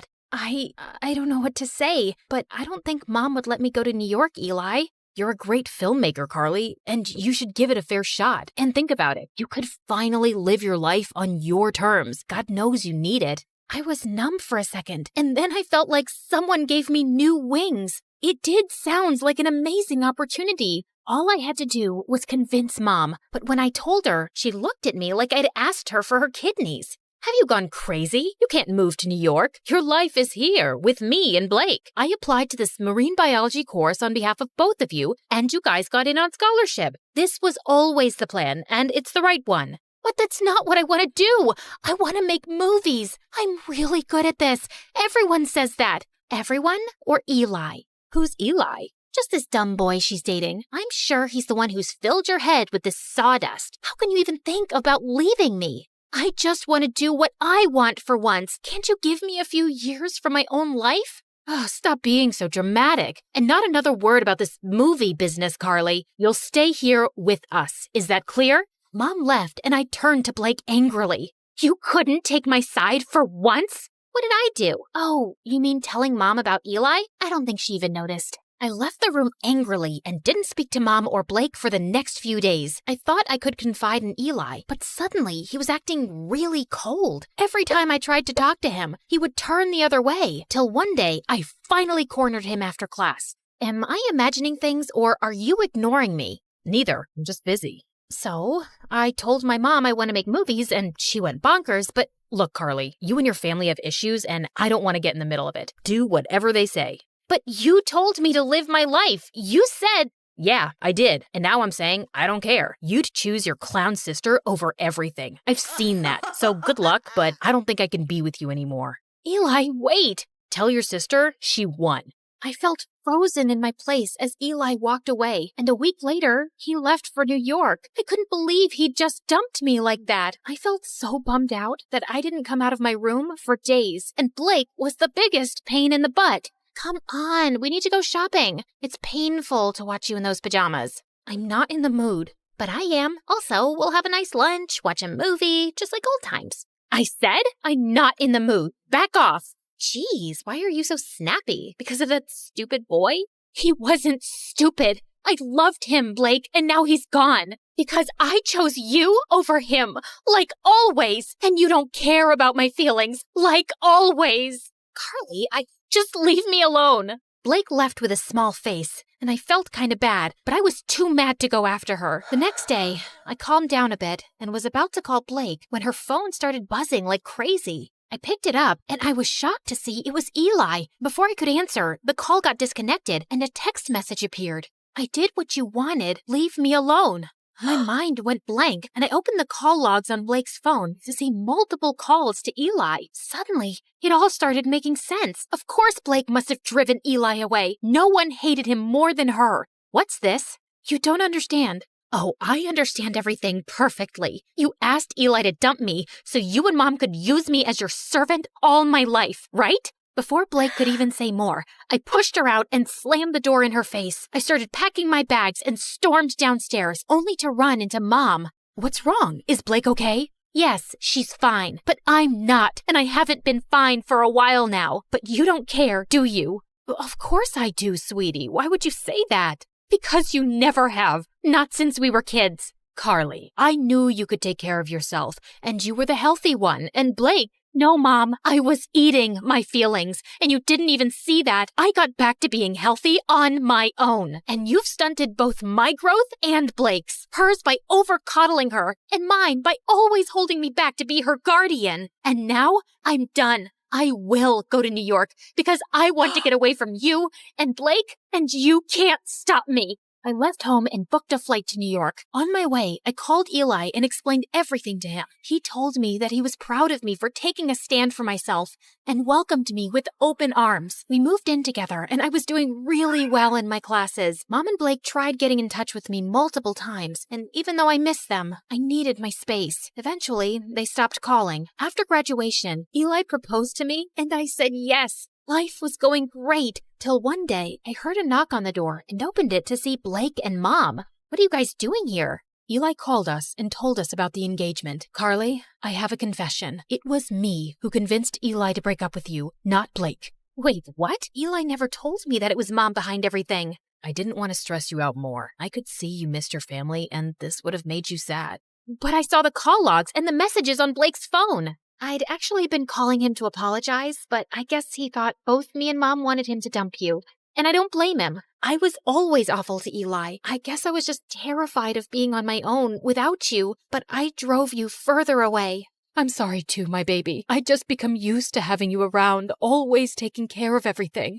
And the thought of you going away for college crushed me. I was selfish and always burdened you with too much. I hope you can find a way to forgive me. Thank you for finally acknowledging that. It might take me a while to really forgive you, but I'll get there. I won't lie. I have missed you guys. Then let's start with a hug.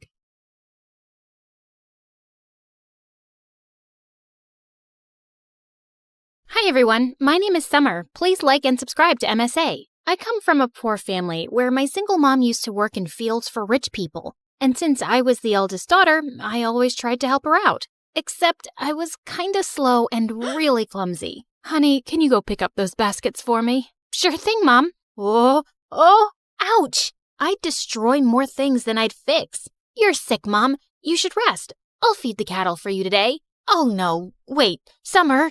No, shh. You can thank me later. But as soon as I went near the animals, I stepped on a cow's tail and sent them all running around in panic. Just then, my BFF Jackson showed up, laughing like crazy.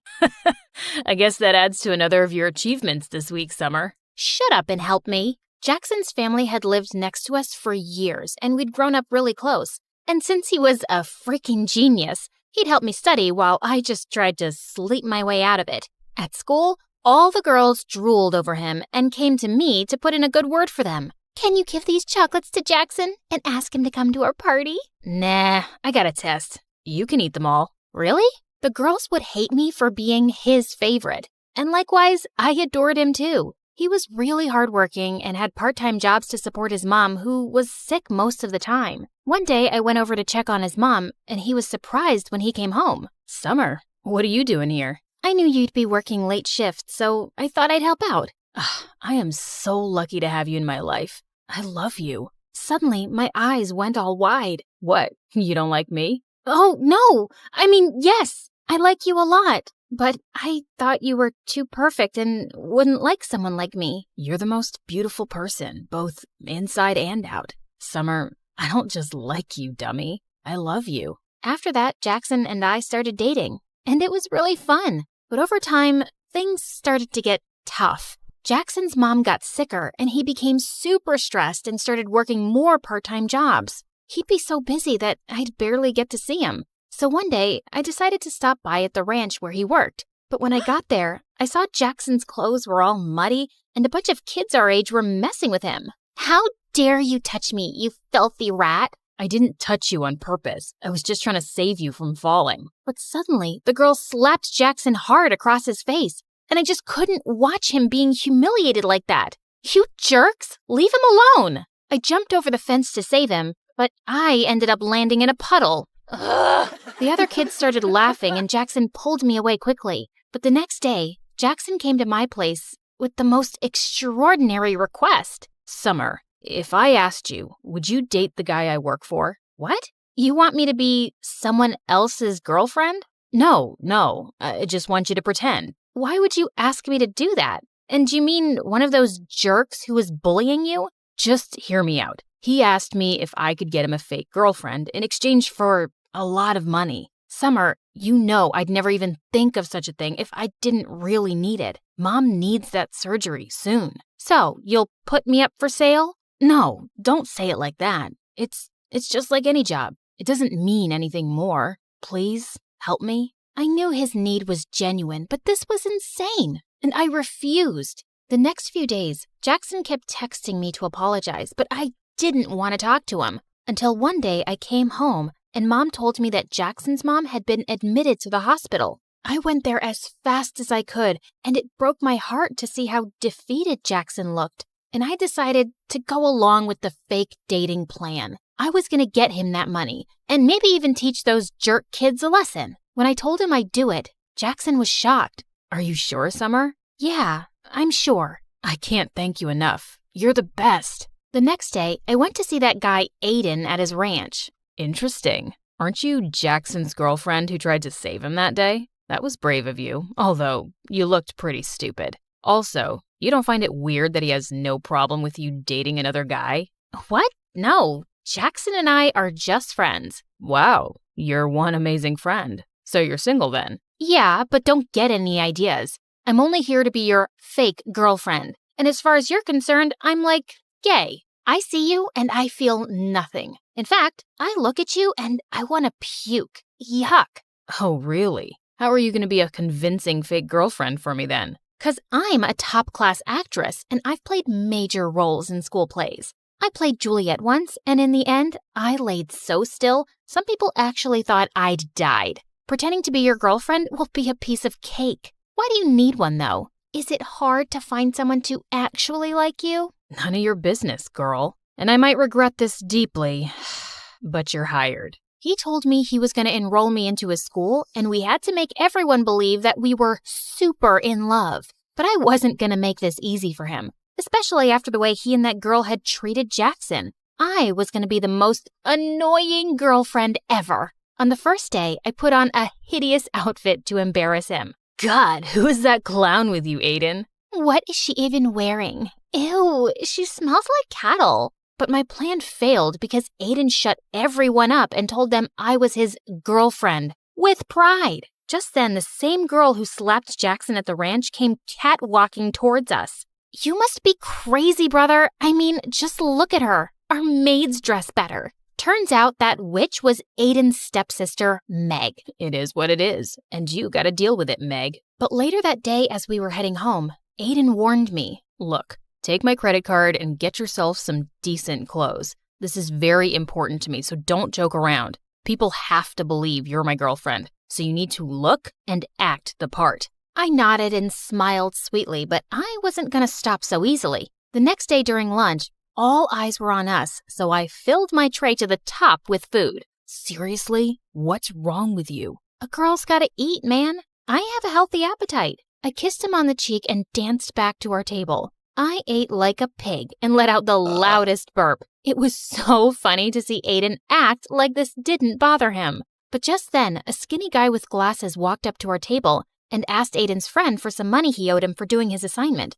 You want money? Here you go. And he threw some of his loose change at the poor guy's face. I suddenly lost my temper and flung my orange juice at him. What the heck? Aiden, control this ill-mannered girl you got from some jungle. Aiden suddenly leapt up and grabbed that guy's collar, but the rest of them quickly separated them and the jerk stormed off, fuming. But then Aiden pulled me away angrily. Ah, stop! What are you doing? What is wrong with you, huh? Why are you acting like this? Those people are my friends. They're jerks, and so are you. But I already knew that. And I hate rich, entitled brats like you. And I hate poverty. And I hate that I have to pretend to be your girlfriend and— Oh, shut up. I don't care about your whole poverty speech. You agreed to do a job, and whether you like it or not, you'll act like my girlfriend who's dying to make me happy. And I know you're doing this because your friend's mom is sick, and the treatment is super expensive. It's nothing he can afford, even if he works his butt off for the next 5 to 6 years. You better behave or I'll fire you. Gosh, I hated him even more now. I even stayed late at school so I could avoid going back with that jerk. But then Meg and her friends caught me and locked me up in the janitor's closet. Hey, open up! I kept banging on the door for a while, but it was no use. I tried calling Jackson and left him some messages, but he wouldn't reply. And then suddenly, the door flew open, and I was so startled that I lost my balance and fell to the ground, hurting my ankle. Ouch! Are you okay? Aiden lifted me up in his arms and took me to his car. How did you find me? I heard my sister talking on the phone with her friends, and I ran here immediately. Also, I'm sorry. What? It's because of me that they're treating you like this. Also, I'm sorry about what I said to you earlier. I acted like a jerk. It's just that my life will fall apart if this plan doesn't work. What do you mean? My dad wants me to get engaged to his business partner's daughter, but I don't want to do that. I want to become a musician and be with someone I love, not be part of some business deal. So I lied, and I told him I already love someone else. But now he wants to meet that person. That's why I hired you. I could tell that he was having a really hard time, and I decided not to make things worse for him anymore and play my part properly. Later, when we reached home, Aiden even dropped me to the doorstep in his arms. But as I limped in, I saw Jackson waiting for me. What do you think you're doing, Summer? You're supposed to pretend and not actually jump into his arms like his girlfriend. Huh? I hurt my ankle and he just helped me. You could have just walked. What? I'm doing all of this because of you in the first place, and you're being so— Okay.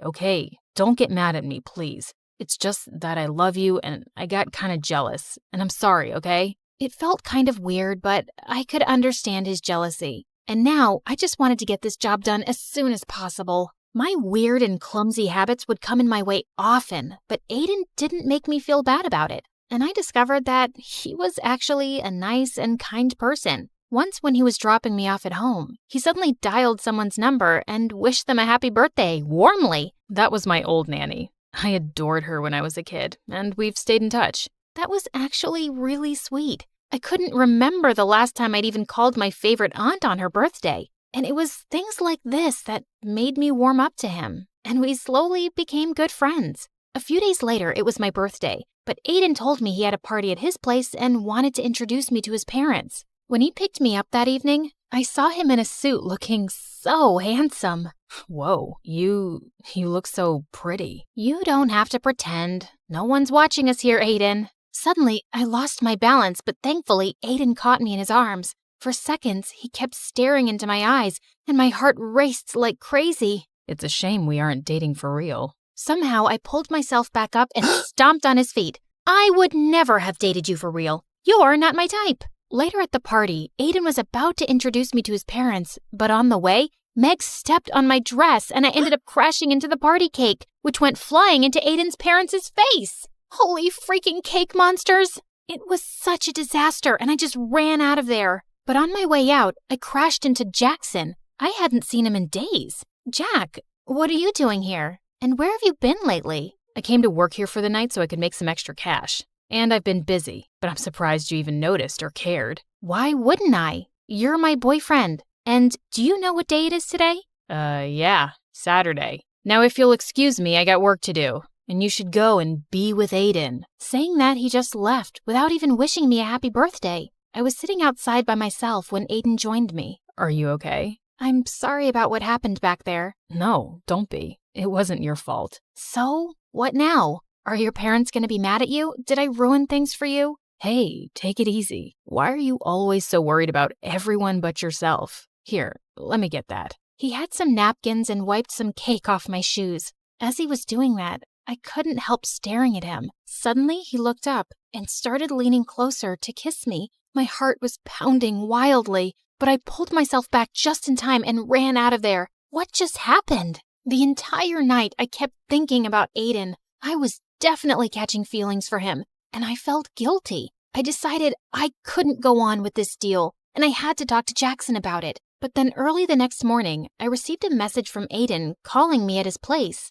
When I got there, I didn't see Aiden, but his parents and Meg were there. And so was Jackson. Look who's here. The famous gold digger who's trying to rip my brother off. I have no idea what you're talking about. Your brother and I love each other. Oh, really? Then who is this? Meg told us she heard you calling him your boyfriend last night. So, you've just been playing with my son's heart because he's rich? That's why rich people like us can't trust you filthy lowlives. You're all liars and frauds. I looked at Jackson, but he just stood there. But Aiden suddenly appeared and stepped in front of me. Leave her alone. I told you, I love her, Meg, and if you hurt her again, it's not going to end well for you. Then it's not going to end well for you either, son. If you're going to be with this girl, you can just leave with her as well. I already felt so humiliated, and I didn't want Aiden to get in any more trouble. So I ran out of there, and Jackson followed me. I'm really sorry, Summer, but it would have messed up our plan if I'd jumped in to save Aiden's girlfriend.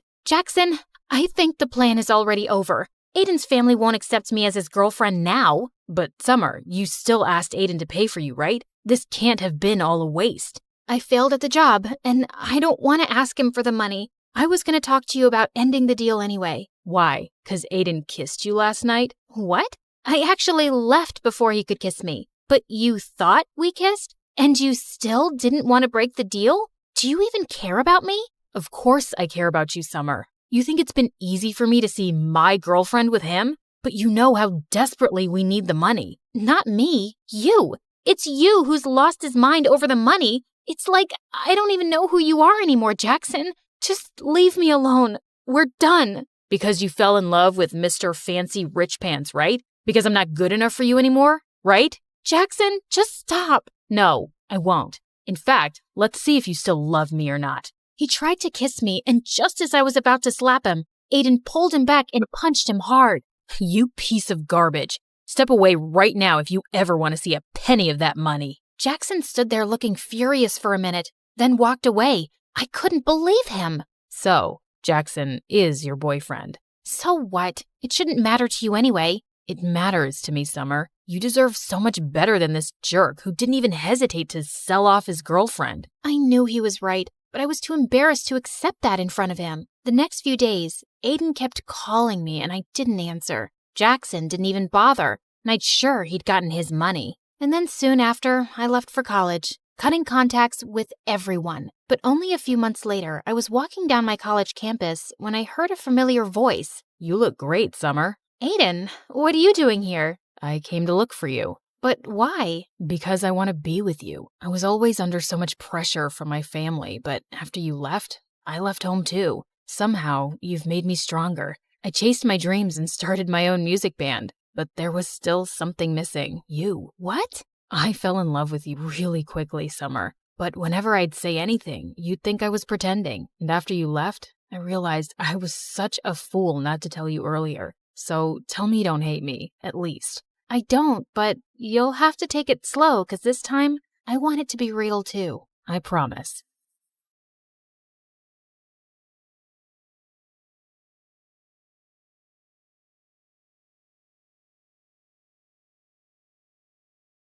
And I opened the door to find the most gorgeous boy ever standing outside.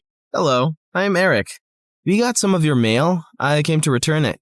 I just stared at him, dumbstruck, feeling acutely aware of how terrible I looked. Just then, Meredith pushed me out of the way. Hey, thanks. You're such a lifesaver. Haven't seen you around before. I just moved into the house across the street. The big white one with the quadruplets? Yeah, they're my brothers. What? No, they can't be related to you. They're very unattractive. Meredith, can't you ever sugarcoat anything? I am sugarcoating. Did I call them ugly ogres? I am so sorry. It's okay. People have this reaction often. I'll see you girls around. He flashed his beautiful smile at us and then left. Wow, Eric stole his brother's luck, the schoolboy's luck, the neighborhood boy's luck, and his mother's and his father's luck, and the whole town's. I agree. He's beautiful. I hope he's smart and funny and kind too. I'm sure he is. I never believed in love at first sight till I met Eric. Okay, maybe love is an exaggeration, but I was crushing on him hard. Freddie, how does this purple dress look on me? Claire, what the? You can't just come in without knocking? What if I wasn't wearing a towel? Well, you are. So unclench your butt. Now, what do you think about the dress? Hey, Freddie, I want your opinion on this red dress. Oh, hi, Claire. I didn't know you were here. Have some respect for my privacy. What are you talking about? Actually, I don't care. Now tell me, I look hot, right? Of course I look hot. I could wear a potato sack and I'd look hot. I can do hot in my sleep. What's the dress for? The party at Eric's place? What, did you think you're the only one who got invited? The red's a bit much for a casual housewarming party, no? Yeah, you're right. It's more of a second date dress. Thanks, I'll look for something else. And your dress looks lovely. I am not your sister, and you can't treat me like this. I am a man. Okay, thanks for the newsflash. Come on, Claire, let's go before Freddie has a heart attack. The party was coming up soon, but I knew there would be many guests, and I wouldn't really get a chance to talk to Eric then. So I decided to drop by to borrow some sugar one evening. But my heart sank when I spotted Meredith and Eric in the kitchen, and they were kissing. I couldn't believe that witch. It was so obvious I was crushing on Eric, wasn't it? Can you give me some mashed potatoes, Claire? I lifted a spoonful and threw it straight at her face. Claire! What the heck? Oh, I'm sorry. You didn't want them on your face? You should have been clearer then. You got a problem with me? What a genius. Since you're so smart, I'm sure you already knew I liked Eric, but you went after him anyway. Yeah, I saw you two kissing. Oh my God, what? You like Eric? I had no idea. You should have been clearer too. Cut it out, okay? You knew. Did not. Okay, so now that you know, will you stop seeing him? No, duh. Are you really into him? Not really. I barely know him, but he's cute and rich and he likes me. You did see that he was kissing me back, right? I flung another dollop of mashed potato straight in her eye and stormed off. Fine, that jerk could have Eric. I wasn't even going to go to the party now. But on the night of the party, when I heard music floating from across the street, I couldn't help myself. Eric had just known Meredith for 2 days. This battle wasn't over yet. I knew I looked smoking hot as I marched up to Eric and Meredith in her stupid red dress. She looked furious to see me before she turned sickly sweet. Oh, hi. I thought you were unwell and not coming, honey. How are you doing now, honey? I'm good, honey. How are you, honey? I'm great, honey. Do you like my honey, honey? What honey? Honey? The honey, honey. I see no honey. Honey? What's happening here? Don't worry about it. Let's go get some honey, honey. We don't have any honey, Meredith. Honey! You ruined it. You should have ended the sentence with honey. Don't mind her, Eric. You already know she's rude. And she has a vile temper. She once tried stealing money from an old lady and kicked her hard when she resisted. Oh, so that's how it's gonna be, huh? Eric, did you know that Claire is so dumb? I told her when we were kids that if she ate bluebells, her eyes would turn blue like mine. She ate a bunch and then pooped her pants in school. Didn't Meredith tell you she used to fart in the neighbor's jacuzzi just because they said they liked me more than her? It went on for a month. Oh, how about the time you dropped Mom's toothbrush in the toilet and just put it right back? Imagine someone being so awful to their own mother. Meredith has a boyfriend who works in a mental institution, and he steals the patient's clothes from there for her. Imagine doing that to sick people. Claire keeps acting like she doesn't know her best friend is in love with her, and she keeps using him for his money. What? Are you talking about Fred? I've never used him, and he's not in love with me. Oh, please. A blind person can see Freddie's been in love with you since day one. Shut up. You shut up. How about you shut the heck up? Not till you shut up first. I pushed Meredith out of my way, but I ended up pushing a little too hard, and she crashed straight into the punch bowl. She got up and charged me, and we landed straight on the food table. As Eric was trying to pull us apart, Freddie suddenly ran in. Claire, Meredith, stop! Your mom, she isn't okay. You gotta come now. We ran outside to see Mom unconscious and being wheeled into an ambulance. Since Freddie's dad was a neurosurgeon, he took Mom's case and ran tests for weeks to discover that she had some inflammation in her brain for unknown reasons, which had sent her into a coma. Freddie's dad decided to enter her name in a clinical trial for rare brain diseases since she met all the criteria. But what's it going to cost us? We take one pro bono case for the trial, but there will still be other hospital expenses. And you girls will have to figure out something soon. Do you have any relatives? We had to contact our grandparents, but to our surprise, Mom didn't even have their numbers saved in her phone. All we had was a framed picture with their names signed at the back. Freddie offered to hire a private investigator, and within a week, he said they'd been found and were flying over to see us. But I couldn't help noticing as they got out of the cab that they didn't look rich at all. Those paupers are our grandparents? They're definitely the people from the picture. Why do Grandma's shoes look like something out of a museum? And Grandpa's coat is missing 3 buttons. The old lady hobbled towards us and hugged us tight. Oh, girls, it's so good to see you. We had no idea we had granddaughters till yesterday. You look nothing like our son, though. Your son? No, we're your daughter's kids. Oh, honey, we don't have a daughter. The private investigator who tracked us down did say our daughter was looking for us, but we just assumed that was our son who ran away from home 18 years ago. He was always saying he'd change into a woman one day. What? Our mom used to be a man? No, this is crazy. Look at this picture. Does this woman look anything like your son? Our son is ugly, and I remember this woman.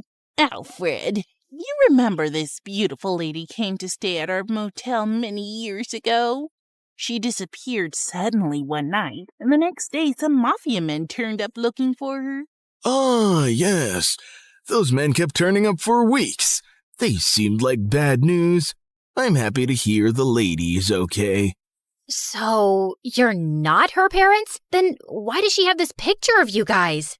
She took it from the motel. I don't know why. I'm so tired, dear. Can I rest for a little while? No, if you're not our rich grandparents, you gotta go. Taxi! Meredith sent them packing immediately, and we just stood staring at each other. When was Mom in a motel? And why were there bad men after her?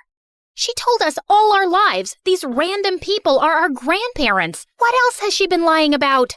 Apparently, a lot of things. When we checked out if she had any health insurance, she couldn't be found in the system. I went to the diner where she'd been working for years to see if the manager could help, only to find out that no one there had ever seen her. We had no clue where she'd been going all this time while she was pretending to work, or where she got her salary from. Meredith and I tore up Mom's room looking for more clues. We didn't find anything in the closets or under the bed, but I pulled the rug away and came across a loose floorboard. We pried it open to find a laptop and so many fake IDs and passports, all belonging to Mom. Oh my God. Mom? As a French redhead?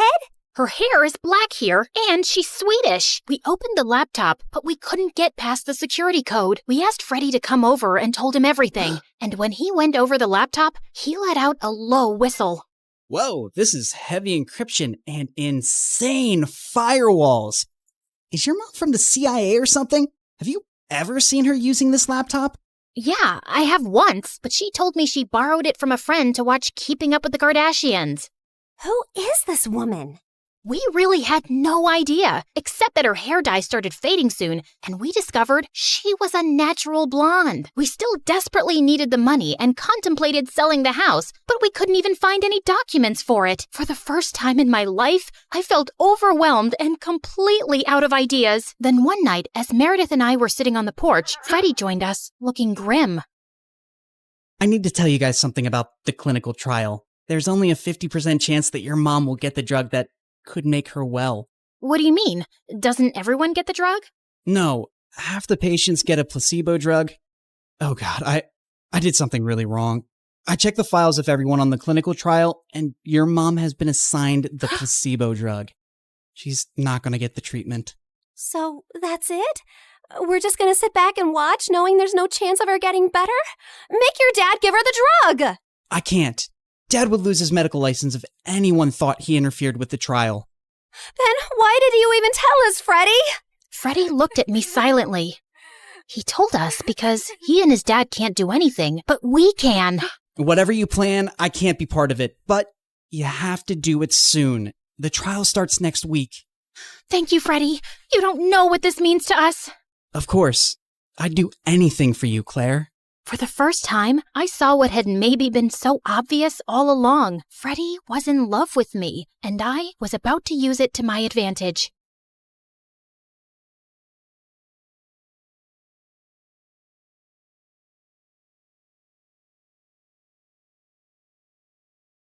Hi, I'm Joyce, and I'm from China. People think my life is perfect. A pretty face, wealthy parents, and an elite school. But what good is any of that if my family doesn't love me and favors my genius brother? All I ever wanted was for my dad to be proud of me. But I made my brother disappear, and that ruined my life. Let me start from the beginning. I look like Mom, thankfully. Dad's beauty is mostly internal. Mom is the prettiest woman I've ever seen, and she looked more like my big sister than my mom.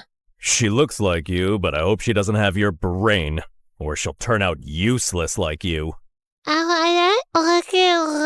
Well, I had learning difficulties and barely spoke more than a few words until I was 5. Dad hated me. He spoiled my brother Dustin rotten. I wanted to impress him too, but Dustin, 3 years younger than me, was already a genius. Dustin loved me, no matter how much Dad compared us. He never let it get between us. Like this one time on my 8th birthday, Dad decided to celebrate Dustin instead of me. He invited all his employees and business partners. Dustin was on stage reciting this long old English poem called Beowulf, and people were already yawning and checking their watches. Mom and I were late because we were at the salon, and when we finally walked in halfway through the poem, every single head turned our way. People looked at us like we were movie stars. Dad came rushing over, looking pissed. What are you all staring at, huh? It's just 2 girls who care more about their looks than their brains. Joyce, you're just a disappointment. Go upstairs. Actually, do us all a favor and stay there. I went to my room, and a few people, including Dustin, gave me the thumbs up and told me how pretty I looked in my dress. So I gave them my best princess bow, threw a couple of kisses like a celebrity, and kept walking. Once Dustin started 1st grade, my parents adored him even more. Dad gave him the entire 2nd floor, 3 private drivers, and 1 jet. Maybe you're wondering why a 6-year-old needs a private jet. Yeah, me too. But when you're that rich and that obsessed with your genius kid, I guess a bicycle just doesn't cut it. Anyway, once, Dustin took me on his jet to France for breakfast. And when Dad found out, he freaked out and grounded me for weeks. I knew I would never make Dad love me, so I thought maybe being close to Dustin would help. Whenever he did something wrong, like breaking a glass or messing up the floor, I'd take the blame, thinking maybe that would make Dad look at me differently. Joyce, stop! You don't have to cover for me. Dad's not gonna love you more because you're suffering, and it kills me when he talks about you like you're nothing. No, you're just too young to get it. Once, when I was in 7th grade, Dustin had a science project and wanted to test gravity and weight. He used a bowling ball from our private bowling alley and dropped it on different items. One of those items was an old watch he thought nobody wanted, but it turned out it belonged to our maid, a gift her mom had given her when she was a child my age. When she found it broken, she lost it and said she would tell our parents. I panicked. I couldn't let them think their perfect kid could be this careless. So I did something I'm not proud of. I knew our maid had a sick mother, so I called her. This is Joyce. I'm sure you know who I am. Your daughter is threatening me and my brother, and I don't like that. I know you're sick and you need monthly medications, and your husband is useless and your son steals from you. And your only provider is our maid. So I advise you to talk to your daughter and tell her to back off, or I'll talk Daddy into firing her. Do it before it's too late. Then I hung up with a tight feeling in my chest. The maid didn't say anything after that. She just kept working quietly for days, and I felt terrible. I kept giving her money from my pocket anonymously for years. Then 9th grade arrived, and something completely unexpected happened. One afternoon, I was humming in the school bathroom when the music teacher happened to be hiding in one of the stalls trying to catch girls who were vaping. She heard me, asked me to sing, and ended up loving my voice. She even said I could be the lead singer for the Christmas choir. I was over the moon. And no, of course Dad didn't come to the choir. Only Mom came. And she didn't even stay until the end because Dad called her to come home for whatever reason. But everyone else was so impressed by my voice that a few people came up to talk to me afterward, including this kind-looking man who honestly resembled Keanu Reeves.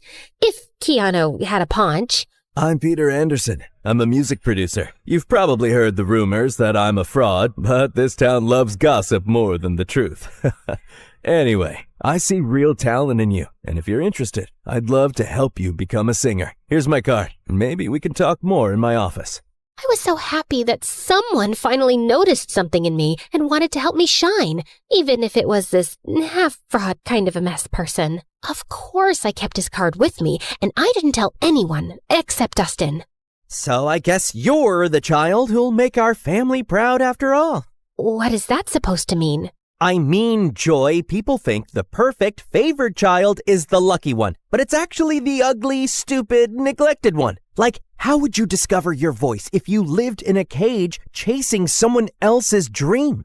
Okay, wow, this is getting deep. Don't worry, I won't go that deep. I know your IQ. Anyway, I need a favor. I know you're going to that Halloween party this weekend, and Dad would never let me go. So maybe you could sneak me out with you? I really, really want to go. They're bringing Chicago-style pizza. And if Dad finds out I snuck out, at least he'll know I was with you. Which will make things even worse. Come on! I'll do your assignments for the whole next semester. For the next 2 years. Fine. Shake on it. Wait, did you like this video and subscribe to MSA? Obviously. Why do you think I turned out so emotionally intelligent? Guys, interact with our video so this story blows up. What are you waiting for? Comment now! That weekend, I snuck Dustin out and we headed to this huge party 5 blocks away. Dustin was wearing a white ghost costume. Way too simple for a genius, but whatever. I dressed like Amy Winehouse, and honestly, I looked really cool. The party was wild. Everyone was having fun, and a bunch of kids were wearing the same ghost costume as Dustin. I kept an eye on him until this cute guy came up to me and started talking. I liked him, and when I saw Stephanie staring at us with jealousy, I realized she probably liked him too. She was a girl from my school who was always jealous of me, so I decided to annoy her even more. She walked over and started talking to him, and he didn't mind. So, Alan, did you know I have a really good voice? I can sing Can't Help Falling in Love by Elvis Presley, if you want. They have karaoke here. It's Derek. The singer? No, my name. Anyway, I'll show you how it's done. Then she rushed to the karaoke machine and sang in front of everyone. Her voice wasn't bad, and I saw Derek nodding along. When she finished, everyone cheered, and she looked like she owned the world with that smug smile. I don't know what came over me, but I ran up, grabbed the mic, and started singing too. Everyone went silent, listening. I even saw kids showing each other their goosebumps. When I finished, Derek came over to hype me up. That's my girl. I felt amazing, especially when I saw Stephanie's annoyed face. My eyes followed her as she stormed out of the party, and I saw a few boys in ghost costumes leaving too. That's when I remembered Dustin. I tried to run after him, but kids kept stopping me for high fives and congratulations. By the time I made it outside, I sprinted to the group of ghost boys. Dustin? Dustin! Knock it off! This isn't funny! No one answered. I started pulling off their masks one by one, but none of them were Dustin. Back off, you weirdo! Panic shot through me. I ran like crazy through the streets. Dustin! Dustin! Dustin! 2 hours passed. I couldn't find him. I was so worried sick about my brother, and I knew there was no running from calling Dad. I was finished. Dad and Mom arrived with a few police officers, and Dad looked like he was about to finish me off. He lunged toward me, but Mom stepped between us. He glared at her with furious eyes. So now you're protecting your kid? Oh, that's funny because I didn't see you stopping them from sneaking out in the middle of the night. The officers tried to calm him down while everyone started searching for Dustin. But another day passed, and still no sign of him. The whole town volunteered. People searched through the nights, but nothing. Every second felt heavier than the last. I isolated myself. I text Dustin every day. Stupid messages like, "Where are you?" and "Please come home," as if he'd somehow see them and reply. At night, I'd sneak into his room and sleep in his bed, burying my face in his pillow until his smell faded away. Some nights, I'd just sit on his floor holding his favorite hoodie, feeling like I'd lost the only person who ever really saw me. Dad barely talked to me anymore. Mom didn't yell at me or blame me, but sometimes I'd catch her crying alone, and she'd wipe her tears the second she saw me. "I'm sorry, Mom." She didn't answer. "Can we talk about this? I want to hear your voice. I know what happened is my fault, but I just want you to pat my shoulder, let me cry in your lap, tell me it'll be all right. Just say something, anything." But she didn't. She just gave me a sad little smile, nodded, and walked away. And then I completely shut down. A year of guilt and silence later, I couldn't take it anymore. I needed something, anything to distract myself, even if just for a little while. I remembered the card the producer gave me, and I figured, why not call him? It's not like I had much to do being alone all the time. Wise decision. I'm gonna make you a star, way up in the sky, so bright, your dad's gonna regret not loving you enough. Well, that's definitely a dream to live up to. He started helping me get small singing gigs at local cafes, and I loved it. The attention, the clapping, the feeling that I mattered to someone. One day, someone recorded me singing and posted it on TikTok, and it went viral. People loved my voice and kept commenting that they wanted more. So, Peter created a small YouTube channel for me and uploaded my videos there. He was so proud. It felt nice having a father figure in my life who actually cared. But when my dad found out, he completely lost it. Oh, look at you! Enjoying your little fame with that fraud producer. He's not a fraud. He helps me a lot. He even made me a YouTube channel, and it's growing. Aw, and who gets paid from YouTube? Did he even give you a single cent? Or does he just toss you a few pennies you get from those miserable cafes? I'm not doing this for money. I do it because I love singing. Just like you loved your brother, right? For the first time, I felt real anger toward him. Why couldn't he see any goodness in me? But before I could say anything, he pushed his chair back and walked out. Later that night, he started having chest pains. Mom and I rushed him to the hospital. The doctor said it was stress and that he needed rest. I didn't visit him much while he was there. Not after what Peter told me. Summer vacation's coming up. I was thinking we could go on a little tour around the country. Grow your audience. See where this takes us. I believe in you, kid. I went on that tour in a heartbeat, and I had the best time of my life. For once, I felt like a child again. No guilt, no pressure, just music and freedom. But even then, I worried about Mom. I always felt like she needed rescuing from Dad. That became my motive.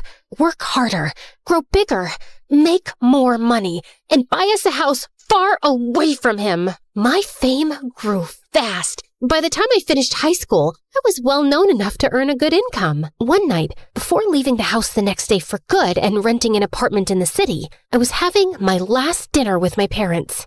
You know, Joy, now that you're getting into business and success, you should know it comes with stress. You might even end up in the hospital since you're so fragile. So I was thinking, I don't trust that knucklehead producer of yours. I should be your manager. I have a pretty good feeling I'll finally be proud of you, especially once we start making real money off your little talent. I paused. The moment I thought would never come had finally arrived. Sure, my dad wasn't nice to me, but maybe this was my chance to make him proud. Maybe I could make up for everything that happened years ago. I looked at Mom for a reaction. She gave the slightest shake of her head, but I convinced myself she didn't mean anything by it. I'll think about it. That night, I told my producer I was choosing my father as my manager. Kid, I can't force you or tell you what to do. You're grown up. If you think your dad's the right man for the job, then go ahead. And just remember, I'm still here for you. I canceled my move to the city, and Dad became responsible for all my finances, all my schedules, and everything. Everything was fine for the first few months, but then I started noticing that my finances didn't make sense. I was earning more back when Peter managed me, and I was working twice as hard now. Still, I gave my dad the benefit of the doubt until one day I checked my bank account and it was at zero, completely empty. I freaked out and went to confront him in his office, but he wasn't there. That's when Mom walked in, pale and shaking. She turned on the TV. William Clark, the billionaire owner of Clark Investment Companies, has been exposed as the center of a massive Ponzi scheme. Authorities estimate he conned thousands of people out of nearly $300 million. Records show the fraud began in the early 2000s, and officials confirm he fled the country this morning. The FBI is now searching for him. Back to you, James. I stared at the screen, frozen. My dad, the man who made me feel small, unworthy, and desperate to impress him, built his entire empire by scamming people. It was my biggest regret, choosing the wrong man to trust. I ran to my mom and hugged her. He stole from me, Mom. He hurt me, and he always made me feel incomplete. All I ever wanted was for him to be proud of me. Where did I go wrong? Mom wrapped her arms around me. You were focused on the wrong parent, honey. Every time I tried to hold you, I could feel myself breaking. And I didn't want you to see that. I didn't want you to carry my pain on top of your own. Words were never my thing, but I always loved having you around. After Dustin, everything fell apart. You shut yourself away, and I didn't know how to reach you. But your father's gone now. Good riddance. It's just us. I've saved some money. Let's start over. I hugged her tighter. Her words came late, and in the hardest moment of my life, but somehow I felt happy. I never knew you could feel so happy and so sad at the same time. After that, everything happened in a blur. The FBI seized our mansion, our cars, and everything inside. Mom and I moved into a tiny apartment and hardly left it. Then one day, someone knocked on the door. It was Peter. Didn't I tell you? I'll always be here when you need me. But who's gonna listen to my music after what my dad did? Joyce, what defines Joyce is what Joyce does, not her father. It's time to rock again. Remember your YouTube channel? I've been saving everything we earned from it for something big, and today's the day. No, I can't. I just want a quiet life with Mom. I'm sorry. Actually, I gave an interview this morning. I told everyone what your father did, including how he stole from you. People are sympathetic. I've read the comments. They love you, Joyce. They want you back. Wait, you You did an actual interview? For me? Wow. Peter helped me restart my career, and people were happy to have me back. And soon enough, I was a huge success and making good money too. One day, before one of my biggest concerts, Mom told me that Dad had been arrested and was facing decades in prison. She said he wasn't feeling well and wanted to see me. I decided to see him one last time before closing his chapter for good. I know you probably think I was stupid, Joyce. No, you committed every sin in the book, but stupidity wasn't one of them.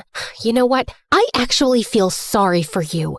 You spent your whole life putting down an innocent little girl without a shred of guilt. Well, you weren't like Dustin. For Christ's sake, he was the only one who made me proud, and you had to take that away from me.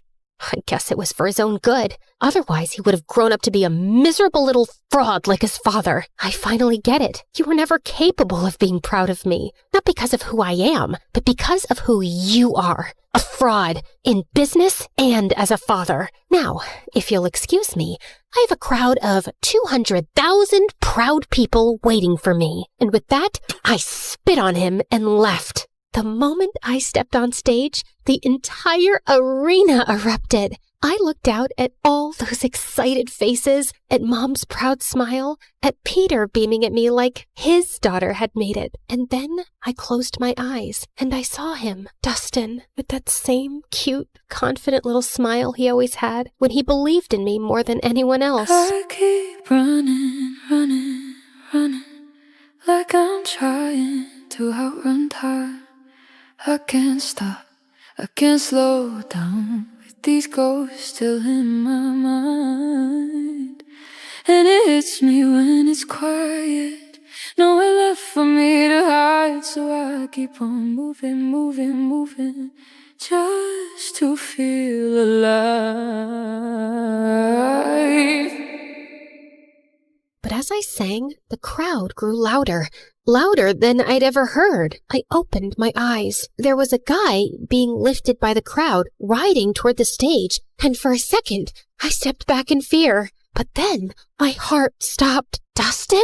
I signaled for my security to let him through. He climbed onto the stage, and I swear the world went silent around us. I looked at him like I had just seen a ghost. The hostess rushed forward, tears in her eyes. After your mother's interview about your missing brother, the internet made it their mission to find him. He's been missing for 10 years. We interviewed him and confirmed with your mom. He is your long-lost brother. My knees almost buckled.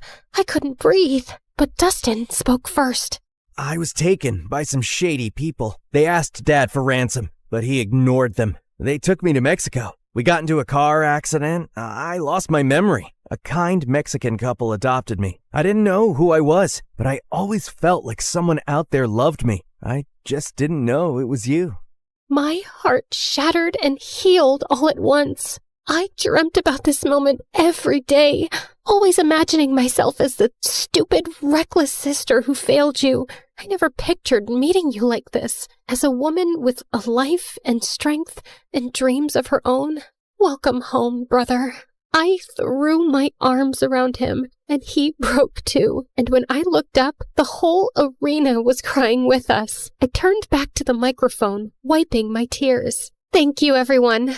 I learned something I wish someone told me sooner. You can't buy love. You can't chase approval. Not even from the people you want it from the most. The greatest person you can learn to love is yourself. And once you do that, everything else falls into place. Thank you again. And now, if you'll excuse me, my brother and I have a lot to catch up on. And with that, we walked off the stage together. For the first time in years, and the first time all over again. Because sometimes the people who make you feel the smallest are just trying to make themselves feel big.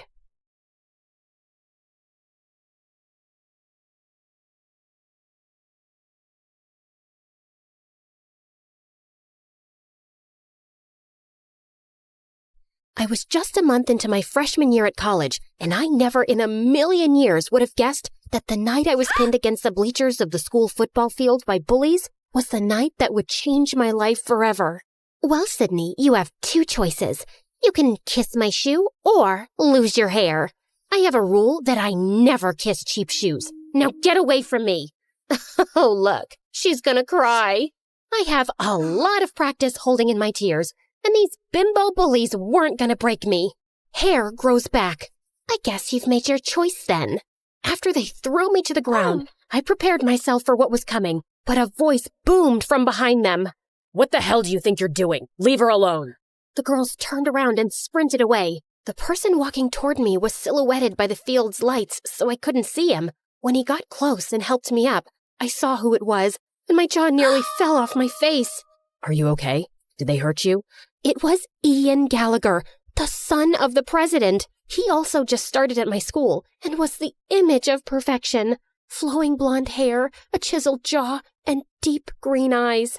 Other than my pride? No, but there wasn't much of that to begin with, so I'm good. Thank you. Maybe you and Sydney should go get some food, Ian. Who was this guy, and how did he know my name? Yes, absolutely. Are you hungry? Joe Jr.'s Diner is just up the street. I'm Todd, Ian's assistant. Our driver will be happy to take you and then bring you back to your dorm room afterward. Right, Ian? Yeah, absolutely.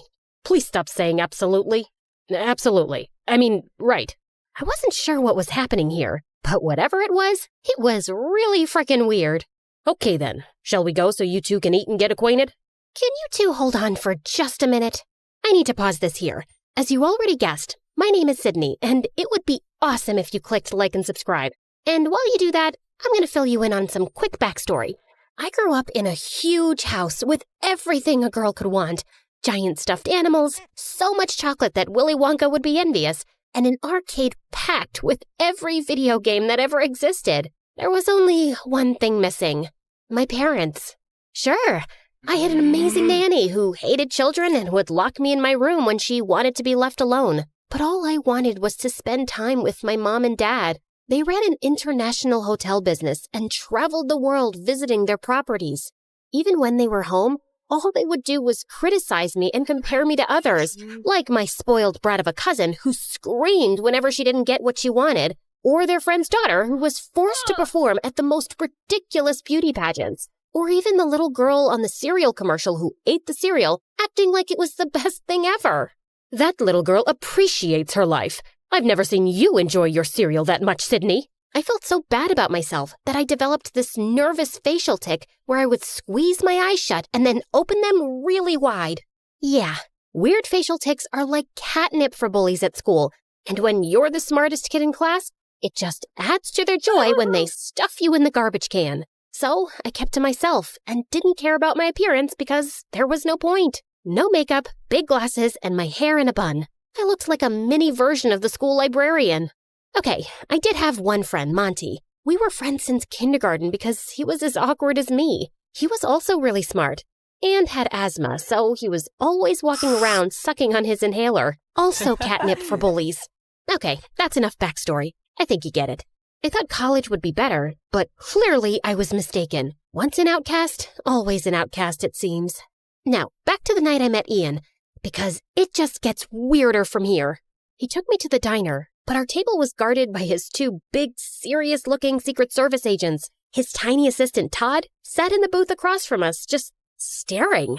Sorry about all this. It must be really weird for you, Sydney. This? Weird? Nah, I'm used to it. Happens every time I meet a president's son. He laughed. Someone actually thought I was funny besides me. And then he leaned in. Just imagine that your whole life is like this. It was manageable when I was a minor because the media left me alone. But now that I'm 18 and my father is running for re-election, it's like every move I make is under a microscope. Sometimes I just want to disappear. In a weird way, I completely understood. I felt the same way, except I always wanted to disappear. Just then, reporters swarmed into the diner and started taking photos of us. Todd signaled for us to smile, so I did, but I had absolutely no idea what was happening. Okay, that's enough. Everybody out. Why do they want pictures of me with the president's son? My own parents didn't want pictures of me. I think it's time you head back to your apartment, Ian.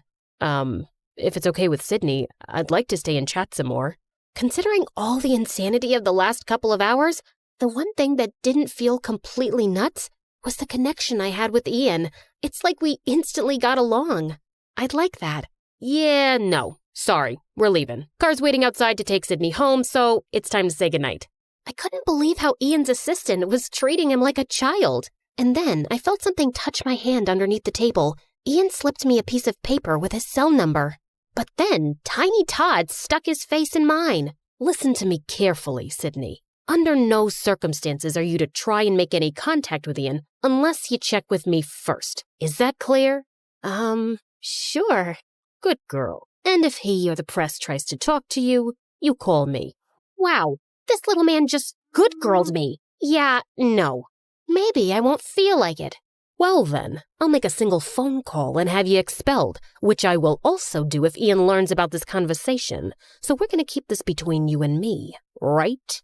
I was frozen. If I got expelled, my parents would disown me. All I wanted to do at that moment was to wrap my fingers around Todd's throat and choke him. But instead, I just nodded. When I got back to my dorm room, the first thing I did was call Monty. Yeah, we both applied to and got into the exact same colleges. And then, like the weirdos that we are, we chose to go together. That's crazy. So you hit it off with Ian Gallagher, like for real? I wouldn't say we hit it off, but I feel like we kind of get each other. You mean like you and me?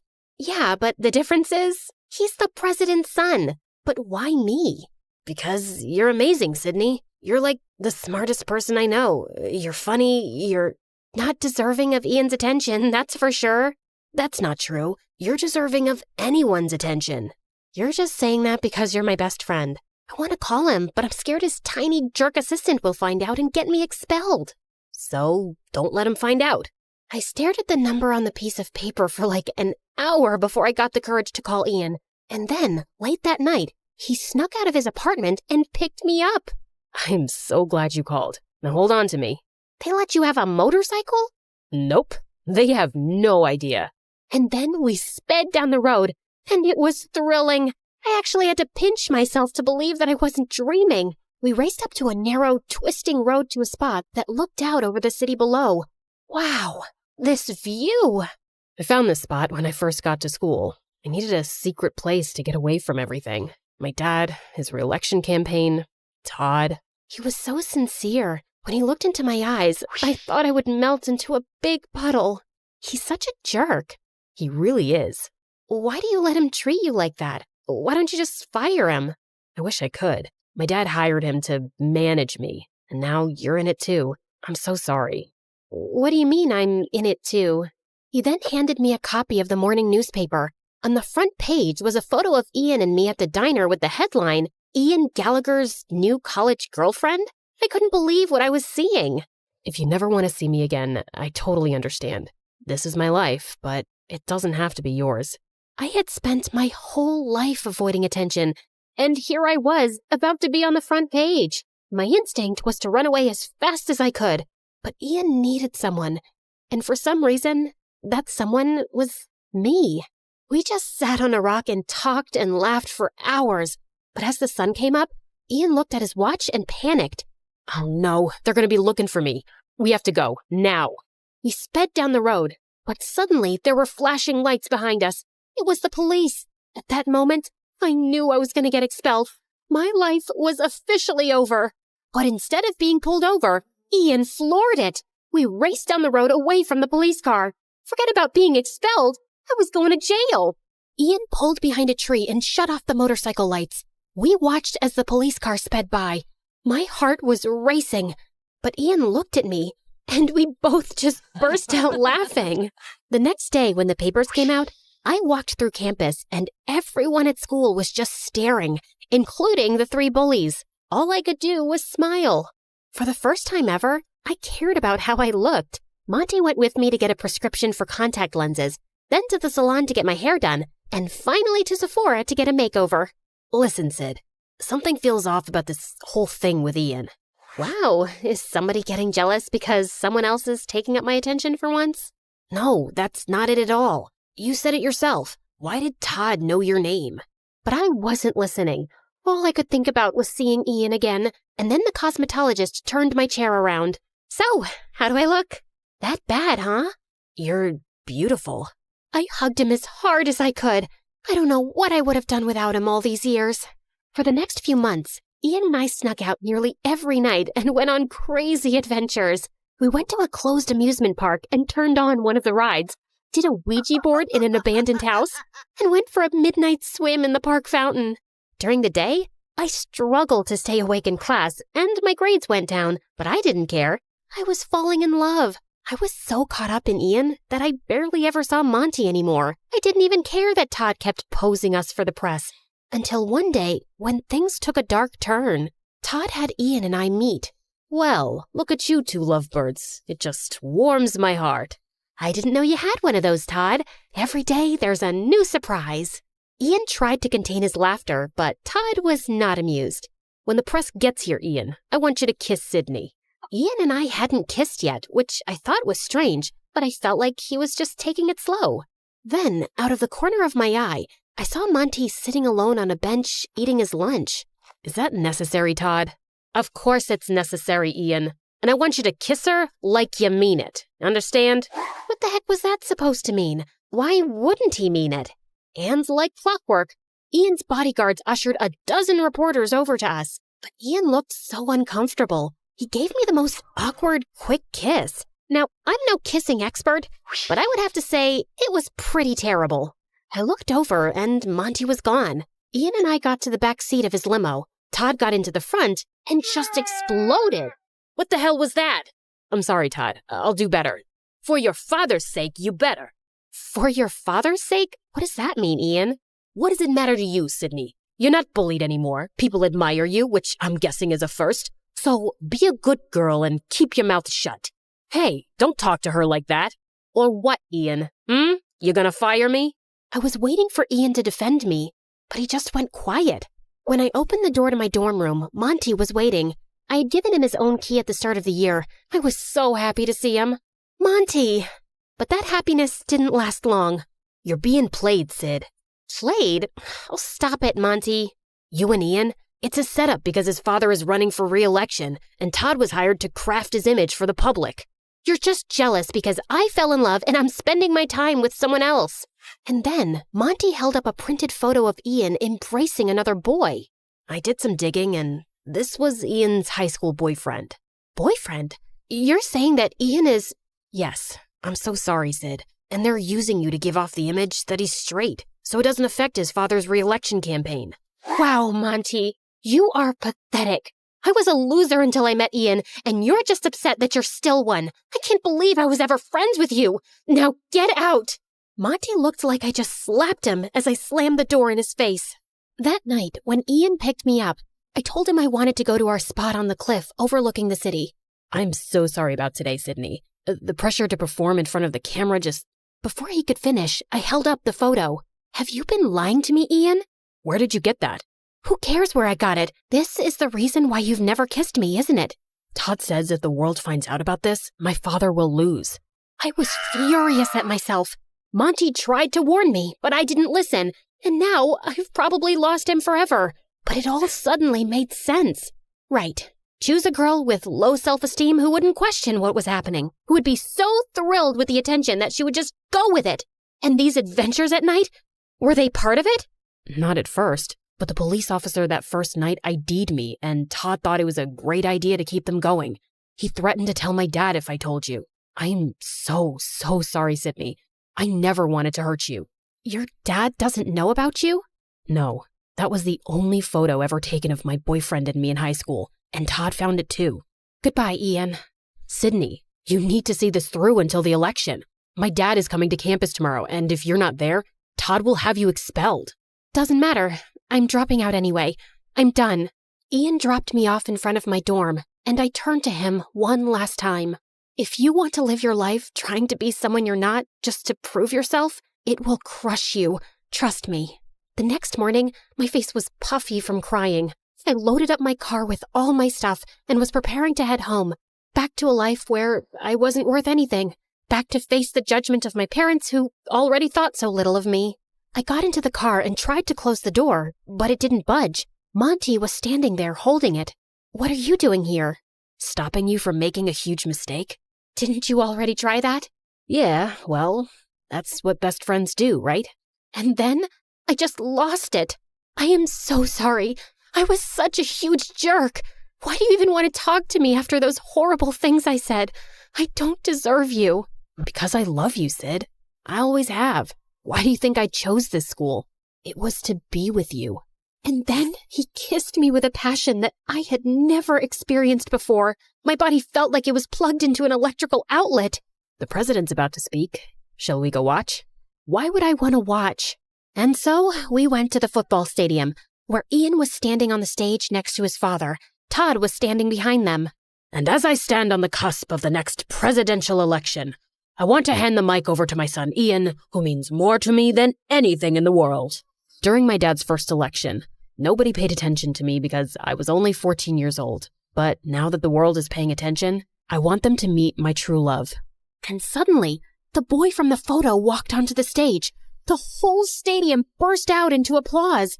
It was incredible. And then Ian turned and hugged his father. Todd looked horrified. After the speech ended, the Secret Service let Monty and me backstage, just in time for Todd to walk out. I hope you enjoyed your time here, Sydney, because you're as good as expelled. Nah, but you're as good as fired, Todd. Ian walked over, and for the first time, Todd looked terrified. You can't fire me, but I can. Mr. President, I was only doing this for you. Who told you to do that? You harassed my son for years and misused the power I gave you. Get him out of here. And the Secret Service dragged him away, kicking and screaming. It was glorious. I forgave Ian, and 4 years later, he and his boyfriend became the best men at Monty's and my wedding, at the White House. My parents were there, glowing with pride, but winning their approval didn't matter to me anymore. I was happy that at least they were there.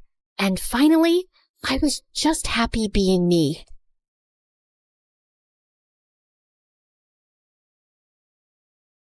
Hi, my name is Ashley, and I live next to the worst family on earth.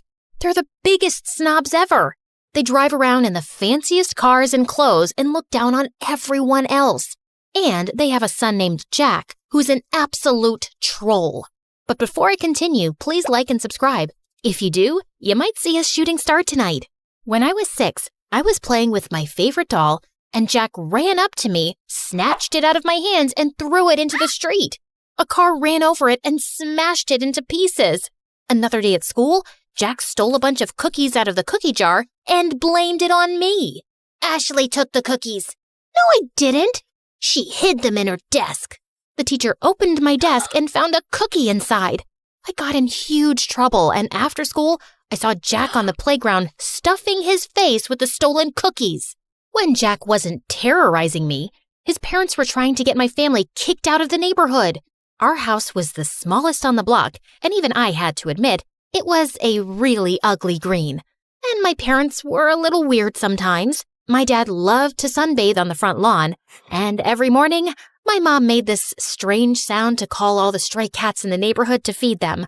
She'd also sing to the birds and make birdhouses all day. Our house looked like a zoo, and the neighbors hated it. Their yard is unacceptable. It looks like an overgrown swamp. Their house gives me a migraine every time I look at it. Mommy, my eyes hurt. You have to do something, officer. And can someone please tell that man to put a shirt on? Jack's parents threw fancy parties every week, but me and my family were never invited. We only lived in the neighborhood because we inherited the house from my grandfather, who used to be a famous investigative reporter. I wanted to grow up and be just like my grandfather. When I was 12, I joined the school newspaper, and when my teacher's cat, Mr. Whiskers, went missing, it took me less than 2 days to find him on the roof of the school auditorium. Though I suspected Jack had something to do with it. In high school, Jack was the richest and most popular kid. I, on the other hand, only had one friend, my cousin Bethany. Bethany moved into town a week before we started 10th grade. But Bethany was obsessed with being popular and would do anything to get Jack and his rich friends to like her. Jack's friend Sadie was the ringleader of the rich kids, and she made Jack look like a saint. Bethany adored Sadie. She'd carry Sadie and her minions' books, do their homework, and follow them around. She'd even let them copy her answers during tests. They'd smile in Bethany's face and laugh at her behind her back. Why do you let them treat you like that? They're just joking around. Those girls aren't your friends, Bethany. They're jerks. Bethany never listened. She wanted to be popular so bad she couldn't see the truth. One day, my mother dragged me out of bed at 5 a.m. on a Saturday morning to volunteer at a soup kitchen. It's important to give back to those less fortunate. But do we have to do it so early? As I was serving food, I looked up to see a familiar face. Jack? Ashley? What are you doing here? Jack's face turned white, and he just ran out of the soup kitchen. The next day, I saw Jack at school in science class. The teacher partnered us up for a big project, and we met in the library after school. Why were you getting soup at the soup kitchen? Did you fall on your head or something? Why would I ever go to a place like that? You don't have to lie to me. I'm not lying. I'm just trying to help. No one asked you for help. The next day, Bethany and I were walking to class, and we ran into Jack in the hallway, and Jack gave me the meanest, coldest stare ever. What's up with you and Jack? I saw you two whispering in the library. Are you guys dating? Is it a secret romance? Oh, Jack's so cute and so rich. I'm so mad you didn't tell me. Jack and I aren't dating. Then what's going on? Can you keep a secret? Of course. I told Bethany about how I saw Jack at the soup kitchen and his weird behavior afterwards.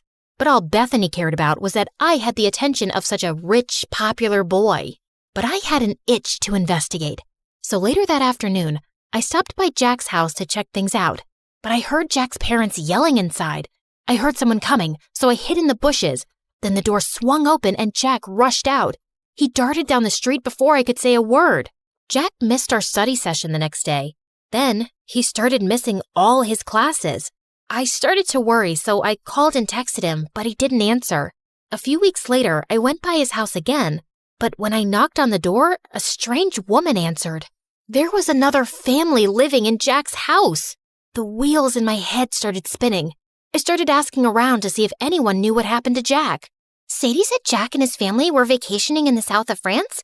Or was it the Hamptons or Tahiti? It was probably all three. Jack is so lucky. I wish I was rich. There was even talk about why he'd moved. Jack's dad bought a new mansion that's twice the size of the old one. Twice the size? He's richer than I thought. The explanation seemed reasonable, so I let it go. During summer break, I was heading home one day after running some errands when I saw a boy in an oversized hoodie playing guitar on the sidewalk. He played a sad song that was so beautiful, it made my heart sink. When the song ended, some people dropped money in the can beside him. I walked over to put in some money too, when a suspicious-looking guy crept up and snatched the boy's can. Then the thief ran toward me.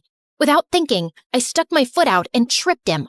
Give that back, or I'll turn your face into scrambled eggs. I took a martial arts stance that I saw in a movie once. It worked, because the thief dropped the money and ran. I picked it up and turned to the boy whose hood had come off. It was Jack. Jack? Are you okay? Jack shook his head and broke down into tears. He told me that his parents broke up, then his dad sold their house, stole his mom's money, and fled the country. Now Jack and his mom were broke and living in a shelter. I felt so bad for Jack. No one deserved that, not even a rich jerk like him. So I invited Jack and his mother to my parents' house. Ashley, why is this woman in our house? They're in trouble, Mom. They need our help. Jack's mom apologized for the way she treated my parents. My parents forgave her and invited them to stay in our guest room for as long as they needed. Luckily, Bethany was away all summer with her family, so I could keep the secret. Jack and his mom were so grateful that they helped out as much as they could around the house. Jack even tried to help my dad fix a leaky faucet. That didn't turn out well, but the gesture was sweet. I tutored Jack to help him catch up on the work he'd missed at school. It was odd having Jack in my house at first, especially when I saw him walk out of the shower with a towel around his waist. A few weeks later, Jack's mom got a job and they moved out. I hated to admit it, but I missed having him around. On the last day of summer, Jack sent me a text asking me to meet him. What's all this? I wanted to thank you. It's not much, but it's the best I could do. Jack opened the basket and pulled out my favorite foods, chili dogs and Brussels sprouts. You and your family are the strangest people I've ever met. What's that supposed to mean? It's a good thing. No one's ever been so kind to me. And I love how you and your parents live your lives without caring what others think. It's inspiring. How do you do it? I don't know. It's just how I was raised. I wish I was as strong as you. I looked at the biceps bulging out of his shirt. I think you might have me beat. School's gonna be so tough. I'm supposed to be the rich kid with the fancy car and the millionaire parents and... You're not that guy anymore. And to be honest, you were a real jerk before. I like the new you way better. Since we're being honest, I have to admit something. What? I think I have a crush on you. Really? And I'm pretty sure you have a crush on me too. Then Jack pulled me close and kissed me. We talked for hours that night, and he even played me some songs. I saw Bethany at school the next morning after summer break. Jack passed us in the hall and he winked at me, and I couldn't stop smiling. What was that? I don't know. Jack's always been weird. Then why are you blushing? I didn't tell Bethany about me and Jack. We were taking things slow. One day, Jack and I were walking home from school when Sadie and her rich friends pulled up in a fancy car. Hey, Jack, where's your ride? I don't... You're trading it in for a new one, huh? Always trying to one-up me, Jack. We all get it. You're the richest, but I'm a close second. Yeah, my new car is going to be great. It's twice as expensive as the last one. Jack, what are you doing? Ditch that loser and hang out with us. Plus, we have to decide what color we're going to wear to the winter dance. I'm not going to the winter dance with you. Then who are you going with? Tell me you're not going to take that freak instead of me. If you're referring to this amazing girl standing beside me, then yeah, I am. Sadie was pissed and drove off. I appreciate the compliment, but you can't keep lying. About what? Your father's not buying you a new car. I know that. Then why lie about it? Why not? It's not hurting anyone. The truth always comes out, no matter how hard you try to hide it. Let's talk about something else. What time should I pick you up for the dance? I think I'll pass. I'm allergic to liars. Jack and I didn't talk after that. I'd see him at school bragging to his friends about the money he didn't have, lying about the huge fancy house he just moved into, and making fun of the poor kids. He was a rich, self-centered jerk again. I couldn't believe I fell for this guy. Jack called and texted me after school, but I ignored him and binge-watched MSA videos. What's with the frown? It'll give you wrinkles. I don't get why Jack has to lie about being rich. Some people will do anything to keep up appearances. Lie, cheat, sometimes even steal. But it's not right. Of course it's not right. Doing the right thing isn't always easy. I decided to go to the dance alone. Bethany and I were supposed to go together, but she wasn't returning my calls. When I arrived at the dance, I saw Bethany hanging out with Sadie and her crew, following them around, holding their drinks. Hey, Bethany, I've been trying to reach you. Sorry, I gotta go. Bethany was acting strange. She could barely look me in the eye. Then Jack walked up to me, and before he could say a word, everyone's cell phone started going off. I looked at my phone and saw a video of Jack's mom working as a maid. You're not rich, Jack. You're a poor loser. Then all of Jack's rich friends laughed at him. And don't try to deny it. Bethany told us everything. She even made this video. It's true. Ashley told me that she saw Jack begging for food at the soup kitchen. Shut up, Bethany. No one asked you to speak. Be a good little puppy and stand over there. I felt furious at Bethany. I'm so sorry, Jack. I never meant... It's okay. It's not your fault. I should have stopped pretending a long time ago. Sadie, you're right. I'm poor, but I don't care what you or anyone else thinks of me. You've never been my real friends anyway. All you've ever cared about is my money. Well, now it's gone and it sucks. But I found something way more valuable. Then Jack took my hand. Oh, geez. If you say you've fallen in love with that freak, I'm gonna throw up. I'd had enough. I walked over to her and accidentally spilled my drink all over her dress. Oh, sorry about that. But you know, the punch does bring out your eyes. You want to get out of here? Yes, please. As Jack and I walked out the door, Bethany ran up to us. Ashley, it wasn't personal. We're still friends, right? Maybe I can fix things with you and Sadie. If you did her homework for a week, then you're pathetic, Bethany. And you deserve someone like Sadie. Jack and I left the party and went to the beach. We ate chili dogs and Brussels sprouts and danced the night away. This is nice. You know what the best part is? What? It doesn't cost a thing. Then Jack gave me the most romantic kiss ever.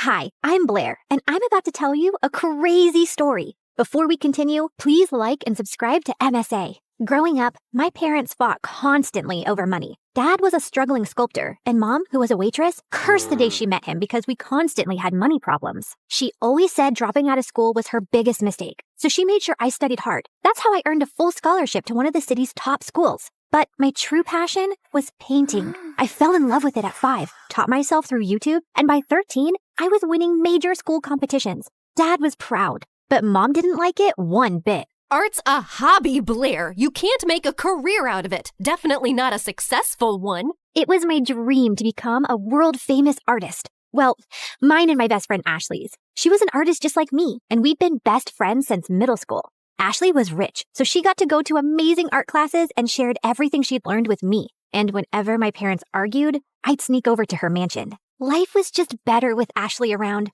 except for her annoying twin brother Dexter. He mocked our art, hid our supplies, and chased us with his paintball gun. Whenever we complained to Ashley's parents, Dexter would just put on his innocent face and get away with it. Even at school, everyone adored him for his sense of humor. Ashley absolutely hated him, and I could see why. Like on their 15th birthday, Ashley spent hours getting ready, and she looked beautiful. But the moment Dexter walked in, everyone gathered around him, completely ignoring Ashley. Look at him, smiling like he owns the world. I will never understand what people see in him. Probably his athletic body. I mean, if you look at it from an artistic point of view, Dexter's pretty much perfect for a portrait. What? I mean, so what if he's good looking? You've got a great personality. That's what you tell ugly people, Blair. You're also so much more creative and way smarter. People would notice that someday. Notice what someday? That you're a total jerk. Aw, are you jealous because no one's paying you attention? Go away, Dex. It's her birthday too. Don't make things worse. Fine, I'm sorry.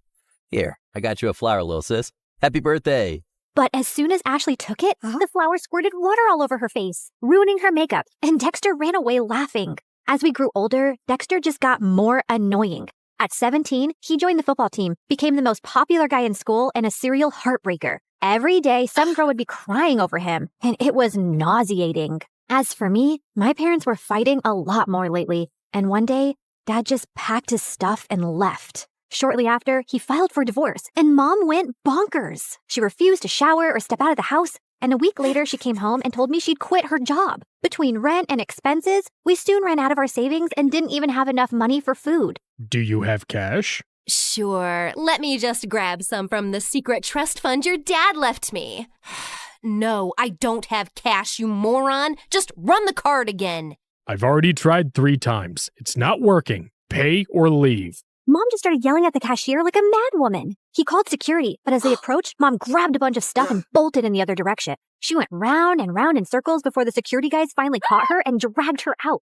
Since Mom was acting all kinds of crazy, I took up a part-time job at a cafe to help out. But between work and school, my life was miserable, and Ashley wasn't helping. What do you mean you're not coming for the concert? We booked this months ago. Things were different back then. Now I have to work. Ask someone to cover your shift. We're short-staffed, and I need the money. But Hank's gonna be there, and I need your help talking to him. You're not getting out of this. Ashley kept pushing me, but I kept refusing, and eventually she gave up. The next morning, she told me Hank had asked her out, and I was happy for her. College applications were looming, and I desperately wanted to get into NYU's art program, where Ashley was applying to.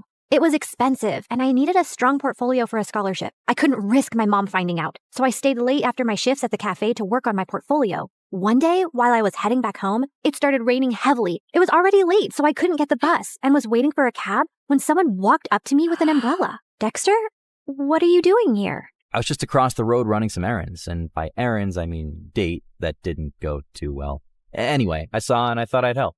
Dexter led me to his car, and on our way, we got talking. He asked me how I was doing, and I don't know why I ended up telling him everything about Mom and how things were really tough at home. Ashley told me about your parents' divorce, but I didn't know things were so bad. If you need anyone to talk to, I'm here. Something about the way he said it made my heart melt, And after that day, Dexter and I got closer. He would wait for me at the cafe and then walk me home. We'd debate over classic movies, argue over music, and bond over our favorite MSA videos. The more time we spent together, the more I saw a different side of Dexter. One that was kind, funny, and surprisingly thoughtful. And before long, I started having feelings for him. You know, I've always had a bit of a crush on you. Really? Why? You're kind, beautiful, smart, creative, and you're probably the toughest person I know. Wow, thanks. I always thought you're kind of annoying. Gee, thanks. What a compliment. Let me finish. But now I think you're the only person who gets me. You've shown me what it's like to really connect with someone, Dex. I guess what I'm saying is... That you like me? I like you too. And then Dexter kissed me, and it was perfect. I wasn't sure how Ashley would take it, but before we can even gather the courage to tell her, we found her crying in the school garden the next day. Hank dumped me. He says my nostrils are too big and that my face reminds him of his dead cat. What kind of reason is that? The kind that's a lie. Hank's a total player. Why would you ever fall for him, you dumb... Ow! I mean, I'm sorry you're hurting, but don't weep over that idiot. You're stronger than that.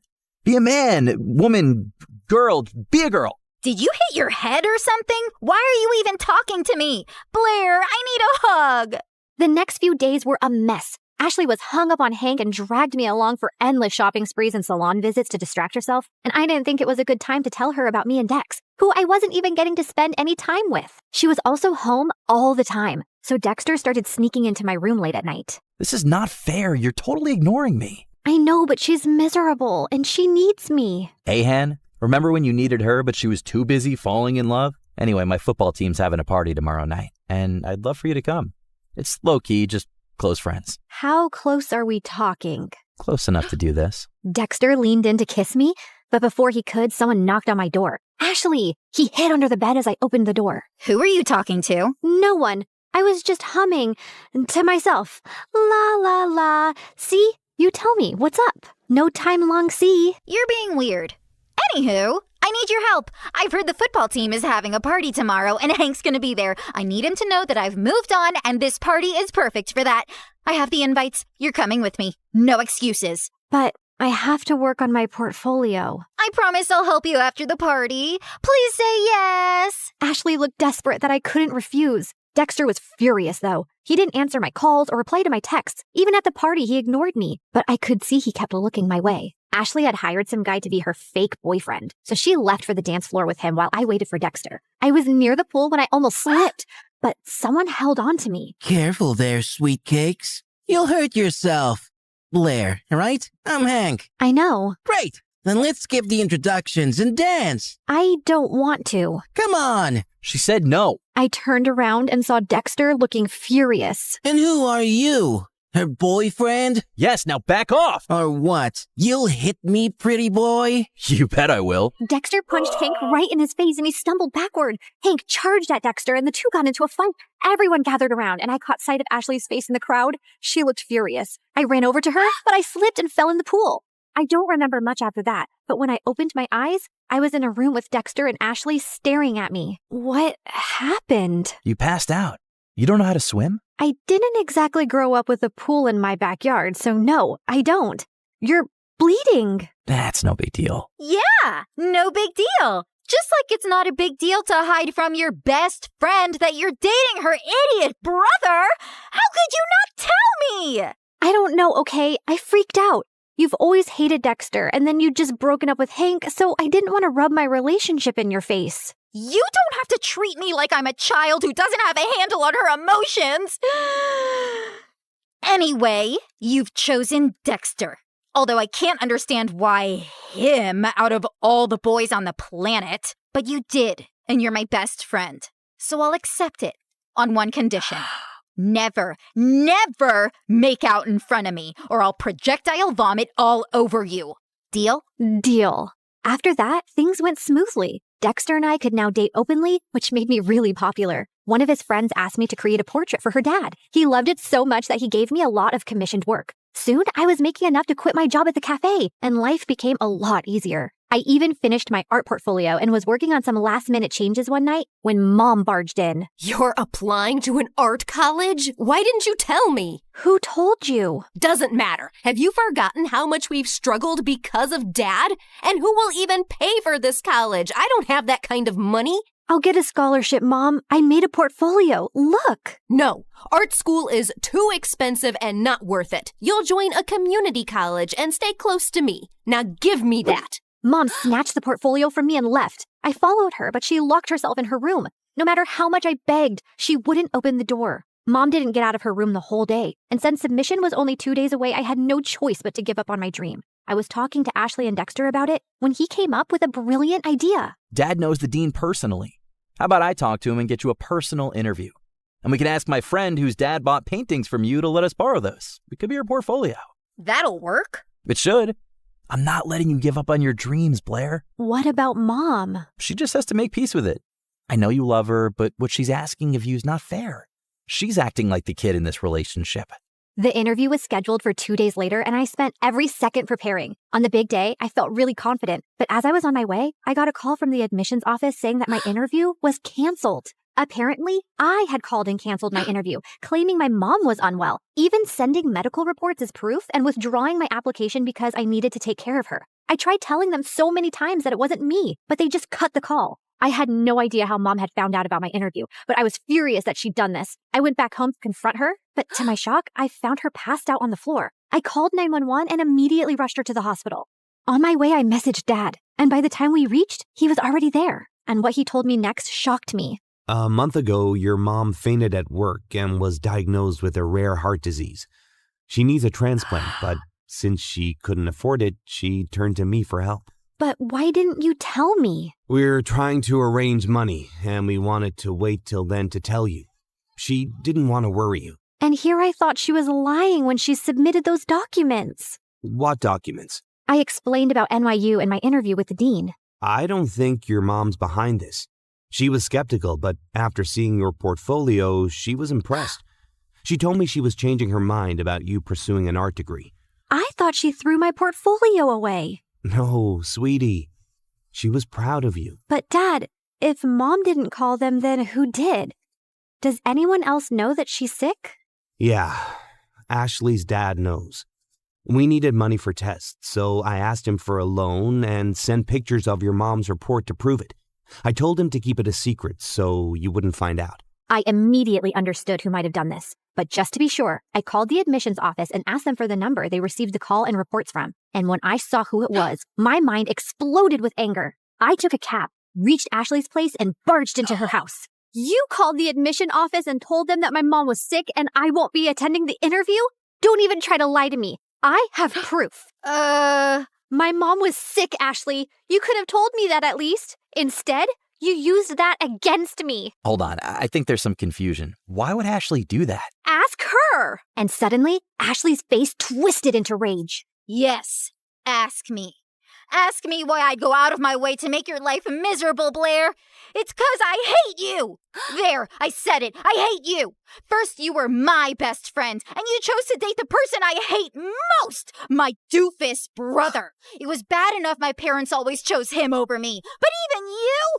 Also, I couldn't stand how perfect your life was. You have a football jock boyfriend. Everybody loves your art. Everybody loves everything about you. Heck, even the boy I liked likes you more. I didn't want to go to college and be second to you again. So I told your mom about your art school plans, hoping she'd stop you. And when she failed, I used the pictures and did what I had to. I can't believe I trusted you. I thought you were my best friend. How can you do this to me? You've shattered everything we had. I never want to see you again. We're done. Don't think I'll cry over it. I'm going to NYU, Blair. I'll make new friends. You disgust me. Whatever.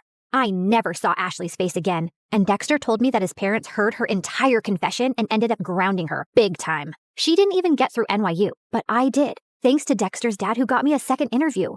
Mom stayed in the hospital for a few more weeks before coming home. A month later, we found a donor. It was tough to get the money for the surgery, but we managed, and Mom made a full recovery. Today is my first day in college, and I couldn't be happier.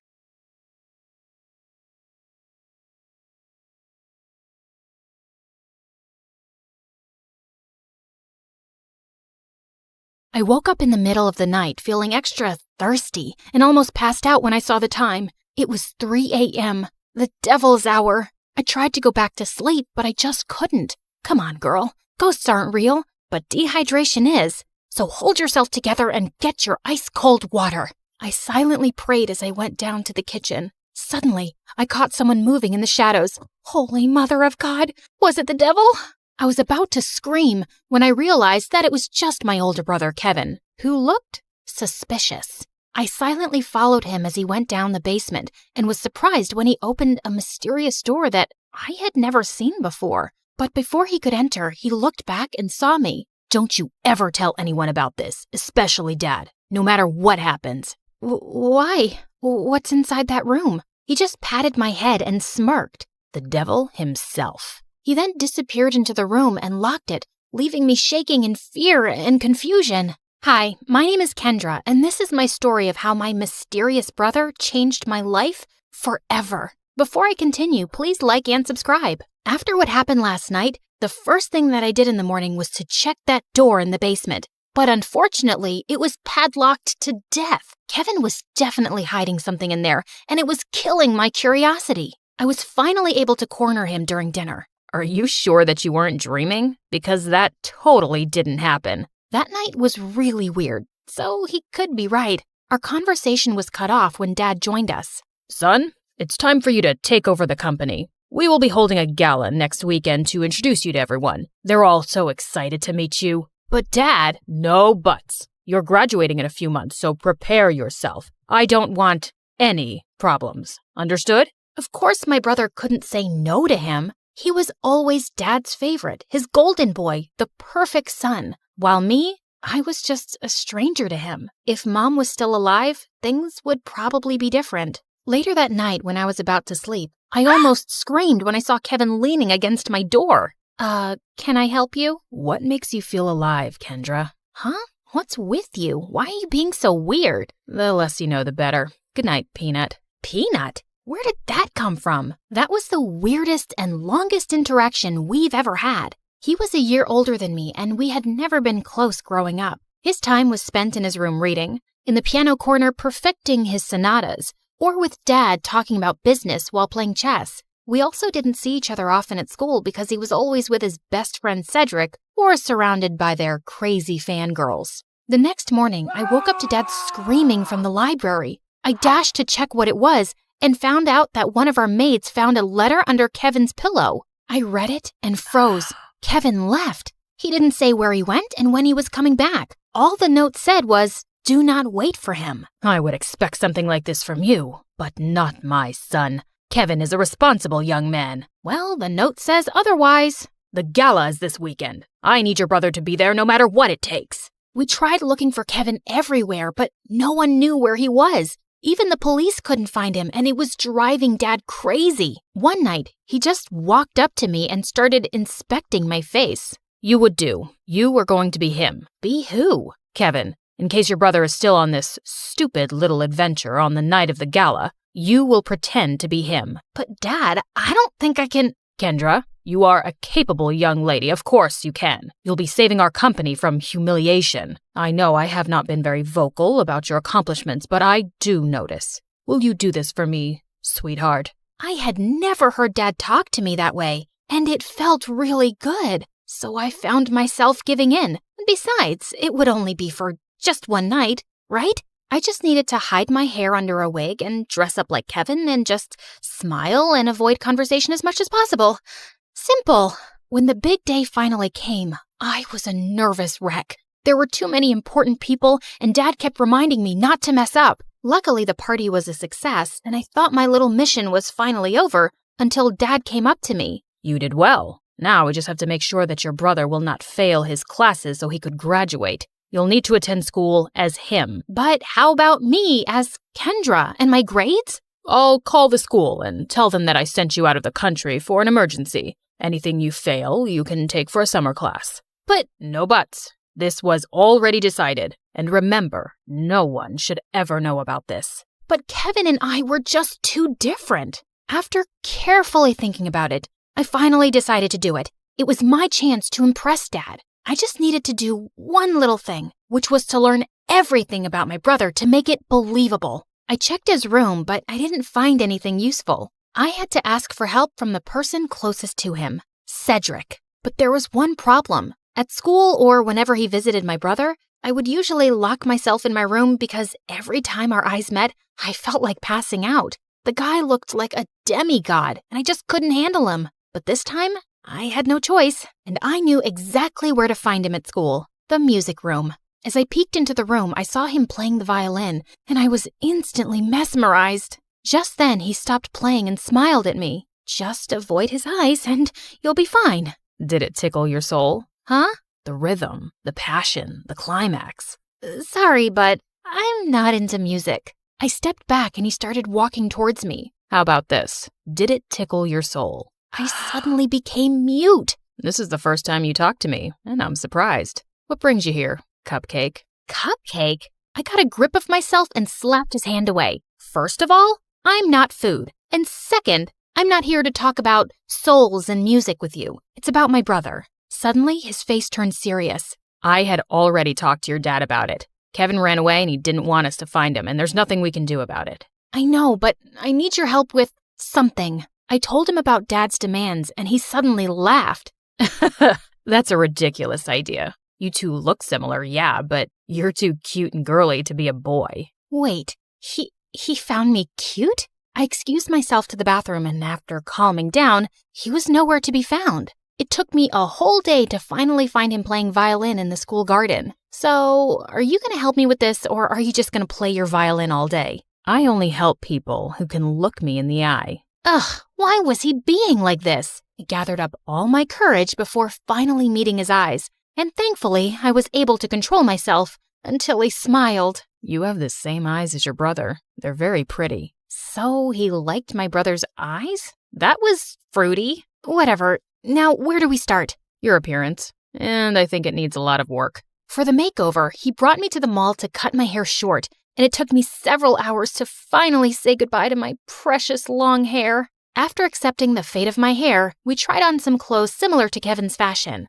As I walked out in a leather jacket, he came up to me to zip it up. He was so close, I could hardly breathe. Looks perfect now. He then taught me about my brother's stance, walk, and gestures. I told you to walk faster, not like a gangster. And stick out your chest more. Think of yourself as the hunkiest man alive. Like this? He held my hips to guide me, and I felt like exploding from the sparks. Just then, I noticed some girls around drooling over us. Both guys are so cute. I'll take either of them. They look so in love. OMG. Love wins. Great. And now we were a gay couple. Cedric coached me about Kevin's interests, and I was surprised. I didn't know my brother was such a dork. He loves SpongeBob so much, he even thought of diving into the ocean just to look for its real-life version. But one revelation made me tear up a bit. And he adores you so much. But he thought you didn't like him, so he always chose to give you space. What? That's not true. He's too protective of you. He even told me not to talk to you because he thought I'm trouble. Oh, yes, you're definitely gonna be trouble. To my heart. That weekend, we continued practicing until I looked convincing enough, and when we finally got to school, I just stayed close to him and smiled at people from time to time. I was doing an excellent job at being my brother until it was lunchtime. We sat at their usual table for lunch when suddenly someone sat on my lap and kissed my cheek. It was Lauren, the prettiest and coolest chick at school. What in the frickin' pregnant duck is happening? What? You hate my kisses now? You look like you've seen a ghost. I turned into the ripest tomato when she giggled into my ear. I could never hate such a goddess like you. Wow. Since when did you become this cheesy? I gave Cedric a panicked look, but the jerk was trying his best not to burst out laughing. I kicked his leg under the table and his wince was satisfying. I then excused myself in the bathroom and dragged him with me. There, he revealed that Kevin had been dating Lauren for a while now, and I had no idea about it. Lauren had been all over me for the next several days. This was totally normal, of course, except for the little detail that I was not her actual boyfriend. And through all of this, Cedric remained an unhelpful idiot who was clearly enjoying my discomfort. We were walking to our last class when someone suddenly grabbed and pushed me against the wall. You're acting weird lately, and I like it. Before she could kiss me, I acted like there was a bug inside my shirt and ran away. I needed to talk to Cedric. As usual, I found him in the music room. We need to tell Lauren. Suddenly, Lauren appeared from behind me. Tell me what? Wait a minute. Don't tell me that you guys are dating? What? Cedric finally stopped playing the violin and grinned at me. I'm straight, but I don't know about your boyfriend. Aw, baby. You know I would accept you however you identify, right? Well, that's good to hear. Lauren looked like she bought it, and I just found myself exploding. I'm not Kevin. I'm not your boyfriend. I'm his sister Kendra pretending to be him. I then explained everything to her. Oh, okay. Explains why you look and act differently. That's it? No violent reaction whatsoever? I'm used to Kevin's quirks. So, anything I can do to help with this mission? Just don't tell anyone about this. Got it, baby. Despite knowing the truth, she still kissed me on the cheek, and it made Cedric laugh. I started hanging out with both of them since then. They would talk fondly about my brother and share things about him that I didn't know. It made me realize that he wasn't as boring as I thought he was. One day, Cedric dragged me to the music room and asked me to listen to his new composition. It was a wrong move to come with him, because the way his fingers moved and his handsome face played with the painfully sweet tune screamed danger to my heart. I calmed myself down and hyped him up when he was done. You really like playing the violin, don't you? I like to touch people's hearts with classical music. How about you? What makes you happy, Kendra? I'm curious. I ended up telling him about my passion, which was fashion designing. I used to draw my designs every day, but when Dad saw it, he burned all of them. He found it lame and useless to his company. I'm sorry to say this, but your dad is the biggest jerk in the world. He treats you and Kevin as assets to his company, and never as a son and daughter. You're right, but it just made me crave for his love and approval. Someday, I hope you'll be able to find the courage to do what you need to do. You have me now, you know. I'll take care of you. He leaned in closer, and I thought he was going to kiss me, but to my surprise, he pulled away and walked back to the platform to play again. What was that all about? After the incident in the music room, I started thinking that maybe Cedric liked me too, until one day I heard him talking to Lauren in an empty classroom. You like Kendra, don't you? What are you talking about? She's off limits. And besides, she's just like the little sister I never had. Those words were enough for me to accept the truth, that Cedric will just be my dream. To distract myself, I invited Lauren for a sleepover, and as she was trying on some of my favorite clothes, I couldn't help but admire how beautiful she was. Just then, I found her smirking at me through the mirror. Are you falling in love with me now? What? No, I wish I was as pretty as you. Oh, honey, you are prettier than me. And not to mention cute. She ended up knocking on my drawers, spilling some things. There was one thing that suddenly caught my attention. A peanut. What was it doing there? Suddenly, I remembered Kevin calling me a peanut before he ran away. Why don't we crack it open? Maybe he left a secret message or something. And he actually did. I'm finally alive. Wait a minute. That night before he left, he asked me what makes me feel alive. Lauren and I then came up with a mission to find the answer to that question. Your brother is too mysterious sometimes. Maybe Cedric knows something. But unfortunately, he was useless. One day, Dad suddenly called me and started asking about Lauren. I learned that she's dating your brother. Her parents and I are talking about a very important business deal. We will have dinner with them tomorrow night. Make sure to be extra attentive to her. I thought it wouldn't be much of a problem until they suddenly decided to marry us off with Dad knowing that I was Kendra. He was crazier than I thought. Do you think Kevin will be home by then? I don't know if he's ever coming back. I can't believe you dated an idiot. Watch your words, honey. That's my idiot. Well, we need to find your idiot ASAP. The next day, we met up with Cedric in a cafe to talk about finding my brother. We don't even know what makes him feel alive. Shouldn't we just wait for him to come back? Our parents are talking about marriage, for Pete's sake. We're running out of time. Do you know what my parents would do if they found out they were being played? Out of panic, I remembered something again. The mysterious door in the basement. I told them about it, and we waited for Dad to be out before destroying the padlocked door, only to find out that it was actually a dark room where Kevin developed all his photographs, and it was connected to his room. And all those pictures were related to an island that only meant one thing. Kevin was staying on one of them. It makes sense now that he always disappears on weekends. I also found a camera in his bag one time, but I never saw it again. And why didn't you both tell me about this earlier? You're both idiots.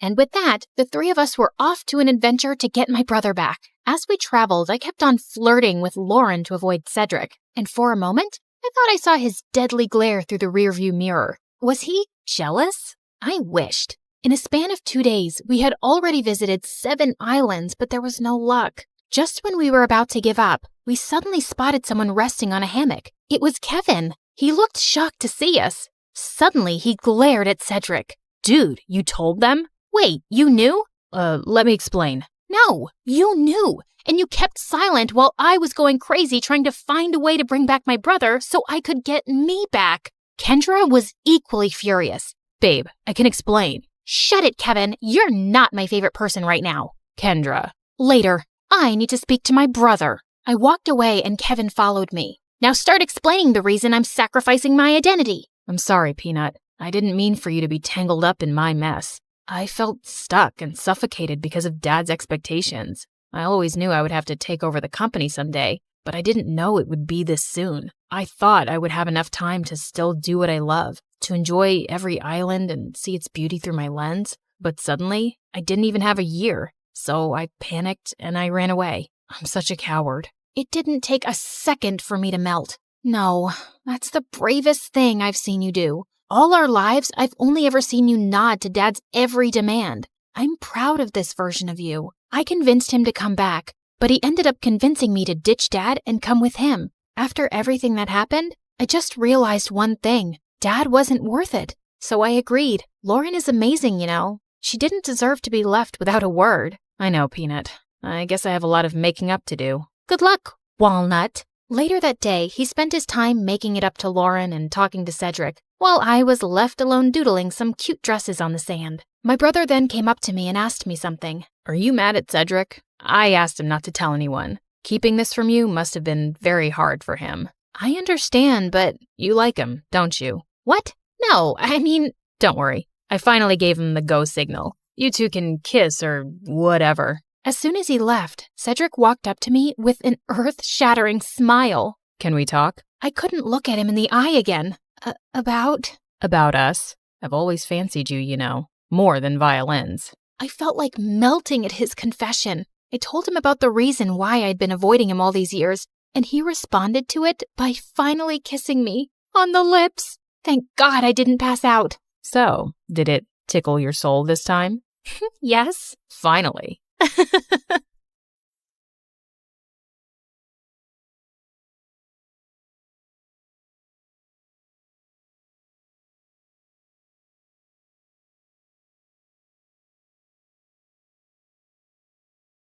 As Hermes, messenger of the gods, I've borne witness to countless tales spun across the tapestry of Olympus. With my winged sandals, I have traveled across the realms of the universe, carrying tidings that have altered fates.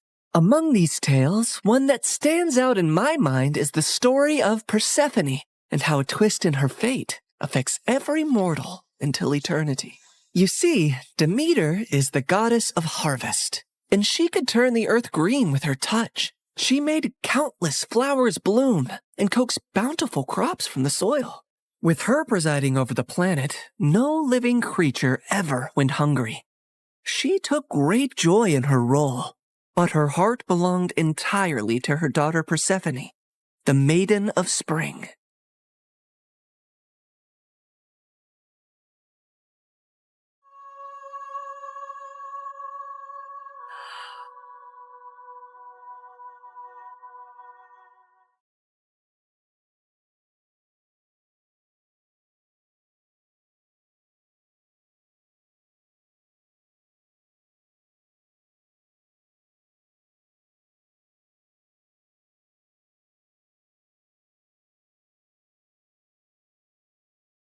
I've never seen anything like you. Are there more of you nearby? Little princess, I know of a field where the flowers bloom as far as the eye can see. I can take you there if you want. Oh, really? Oh, that would be a sight to behold. Then come with me, sweet child.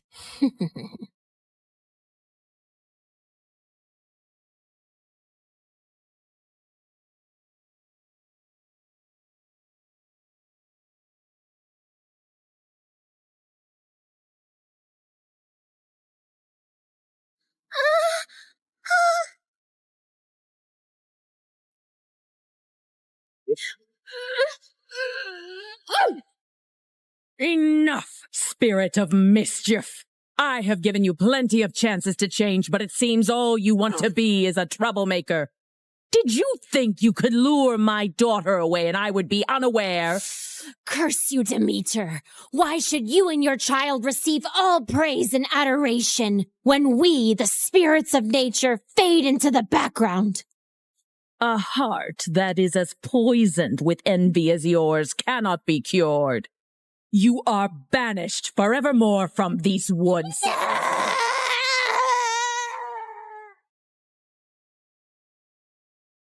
Did you forget that you are not allowed to venture into the forest alone? I'm so sorry, Mother. I only wished to see the magical flowers.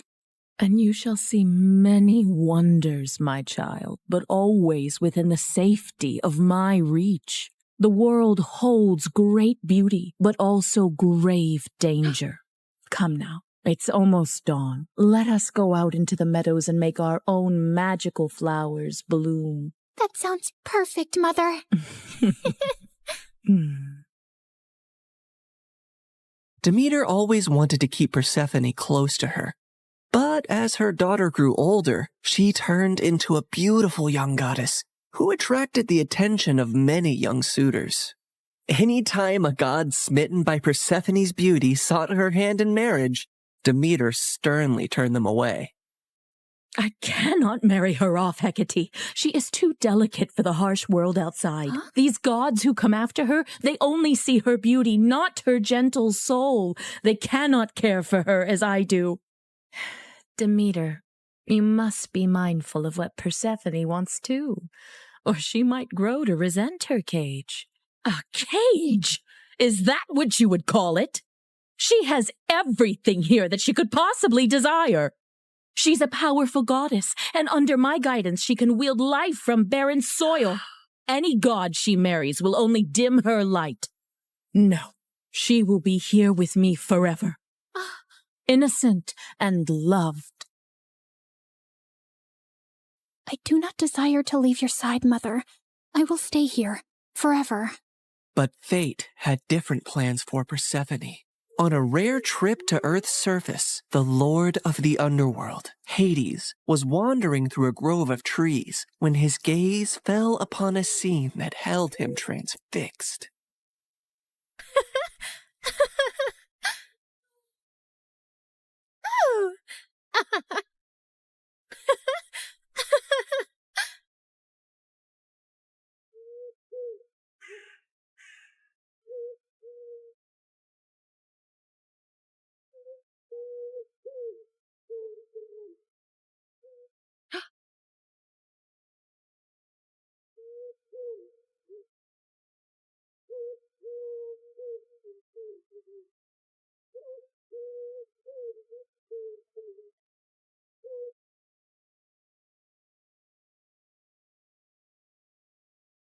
Hades, my lord, you seem to be troubled. What weighs on your soul? As you well know, when my brothers and I overthrew our father, the kingdom was divided among us. Zeus received the sky, Poseidon the sea, and I the underworld. I've never complained about my lonely lot, and do my duties justice. I don't frolic or play like the other gods, and work hard in my solitude. But mortals and gods alike see me as the embodiment of darkness, and their tales paint me as a monster to be shunned. My realm is necessary, but it is hated by all, as am I. But do they not see that I also have a heart, that I am made of the same cosmos as they, even yearn for the light sometimes? What has brought this on, my lord? Persephone, she is the light where there is none. She is life where all is death. Ever since I laid eyes on her, I can think of nothing else. But would she ever see past the darkness that cloaks me? Could she ever gaze upon me and see not a lord of despair, but a soul longing for companionship and warmth? Persephone, Demeter's daughter. Indeed, her radiance rivals the dawn, but she is of the upper world. I must have her as my queen, as my wife. Her presence would bring joy and life to a realm that only echoes with loneliness and sorrow. And I must believe that even in the underworld, love can find a place to blossom. My lord, her mother would never allow it. Perhaps there is a rightful path to this union. I will go to her father Zeus with a proposal of marriage. I only need his permission according to our customs. Get my chariot ready and prepare for my departure. Today, either I win a queen for my empty halls, or I resign myself to an eternity of despair.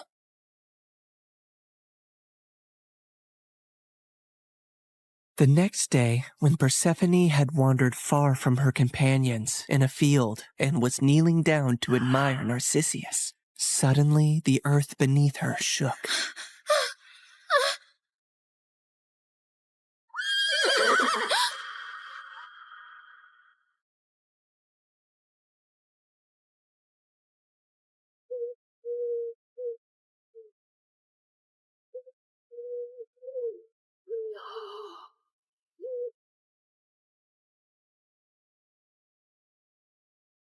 Fair Persephone, be not afraid. I am Hades, lord of the underworld. My kingdom is vast and rich, but it lacks the radiance of your presence. Unhand me! Come with me and rule by my side in the shadows where eternity lies. Let me go. My mother will tear the world apart to find me, and there will be no place dark enough to hide.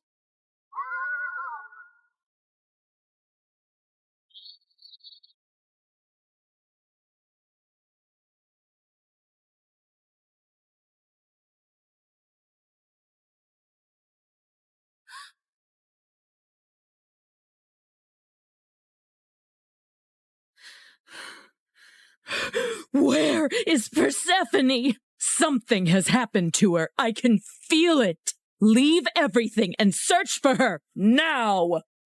Demeter's grief upon discovering her daughter's disappearance was immense, and as she roamed the earth searching for Persephone, she had neglected her duties. And so, the crops and trees began to suffer. My daughter! My heart! In her desperation, she sought the counsel of her old friend, Hecate. Hecate, you who see into the shadows, help me find my daughter. You must seek Helios, Demeter. His all-seeing gaze pierces through deceit and darkness. Taking the advice to heart, Demeter ascended to the chariot of the sun, where Helios guided the day. Helios, please. You must tell me where my Persephone has gone. You see everything from your throne. Surely you must know. I can't bear this pain any longer. Helios the sun god had indeed seen everything that fateful day, but had chosen not to interfere. However, he was moved by Demeter's grief. Demeter, your daughter has been taken by Hades to the underworld. He desires her as his queen. That cannot be. My daughter, queen of that cold, dead realm? I won't allow it. Perhaps it is not as dire as you fear. Persephone's grace could bring life even to the underworld. Also, he is one of the most powerful, wealthiest gods in the universe, and she would rule by his side. Is that so terrible? This is an outrage! How dare he take my daughter? Did Zeus know about this too? Zeus allowed it. In her fury, Demeter descended back to earth. Return my daughter to me, or I will let the earth perish in my sorrow. I will let this world turn into ice and ash. I will plunge it into eternal winter. Meanwhile, in the underworld, Persephone wept in despair and lashed out at Hades any time he tried to speak to her. To rule the underworld by your side? I want nothing to do with you. You've stolen me away from the sun, from my mother. I understand your anger, Persephone. I only hope, with time, you will see me and my world differently. Until then, I will respect your wishes. As enraged and heartbroken as Persephone was, she eventually got tired of her despair and ventured out of her chambers to observe Hades and her new home.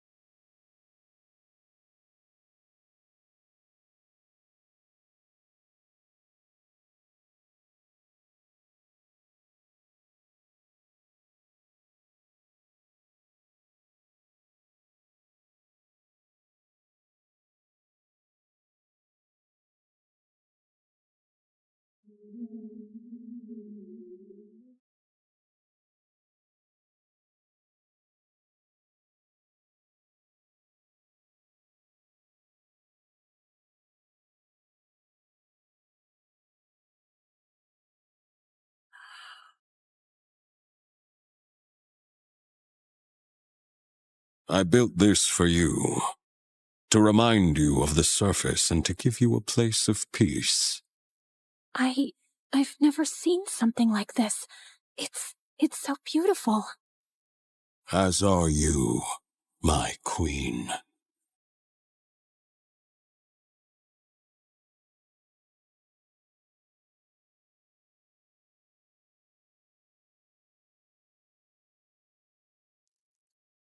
Each realm has its supreme ruler, Persephone.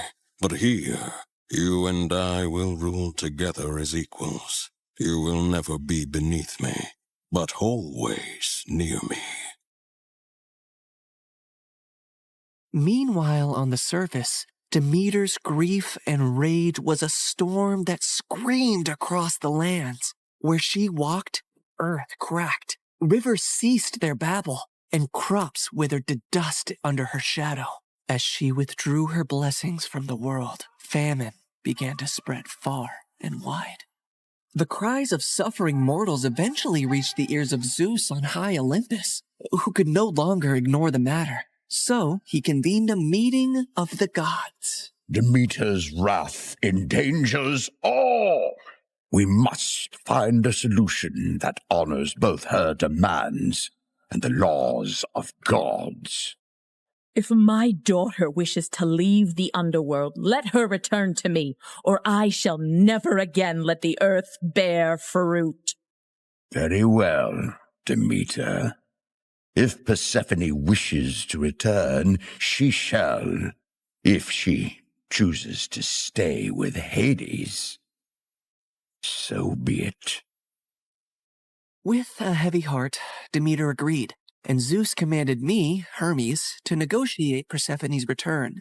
So I descended into the gloom of the underworld, where Hades sat upon his throne with Persephone by his side. Her face was as pale as the ghosts around her. Hermes, why does Olympus disrupt the quiet of my realm? Mighty Hades, Zeus commands you to release Persephone, lest the earth die with Demeter's heart. I cannot ignore the decree of Zeus or the pleading eyes of the one I love. But know this, the ties that bind us are not easily broken. What do you mean, Hades? Just then, Persephone looked down at something she was clutching in her hand, and I saw it was a pomegranate. Suddenly, the realization of what had happened dawned on me. Fair Persephone, did you eat from that fruit? I couldn't help it. 6 seeds, to be exact. Each of them has sealed her fate and has bound her to the underworld. I knew I had to think quickly and come up with a deal that Hades would accept. Otherwise, Demeter would let the earth starve forever. She only ate a small portion of the fruit, so she should only stay with you for part of the year. She will spend 2/3 of the year with her mother on Earth, and 1/3 with you in the underworld.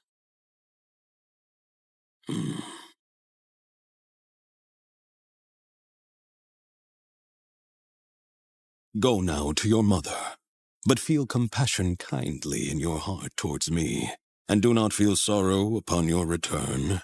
For while you are here, you shall rule as my equal, and have the greatest rights and honor among the gods, as well as my undying devotion. Persephone assured him she would return on the agreed time, and he arranged his chariot for her to depart.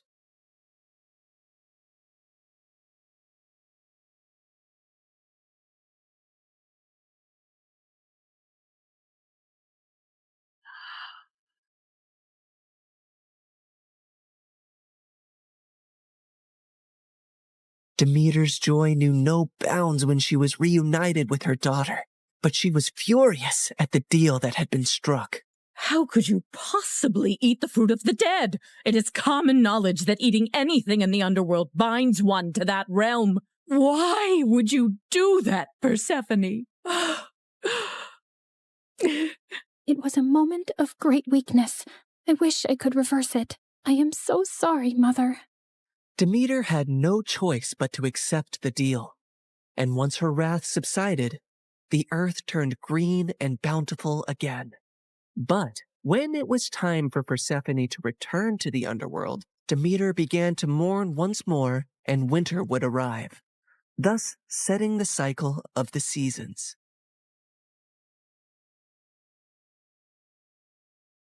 My daughter, my soul, your return brings life to this world. Mother, in the darkness, I've learned the secrets of the deep earth, and in your light, I bring forth life. Together, we bind the world in a cycle of death and rebirth. And so, in this tale of compromise, the dance of the seasons has found its rhythm. An enduring love story was also set into motion, for even eons later, Hades and Persephone are often mentioned as Greek mythology's most happily married couple. I can give you all the wealth of the earth, Persephone, but I cannot give you the sun and the breeze. I know you long for them when you are here. You have given me more than I ever expected to experience in my life, Hades. You have given me respect, power, and a love that is genuine and rare. With you, I feel the most like myself. With you, I feel free. So you do not regret your decision to eat the pomegranate seeds? Never, my love.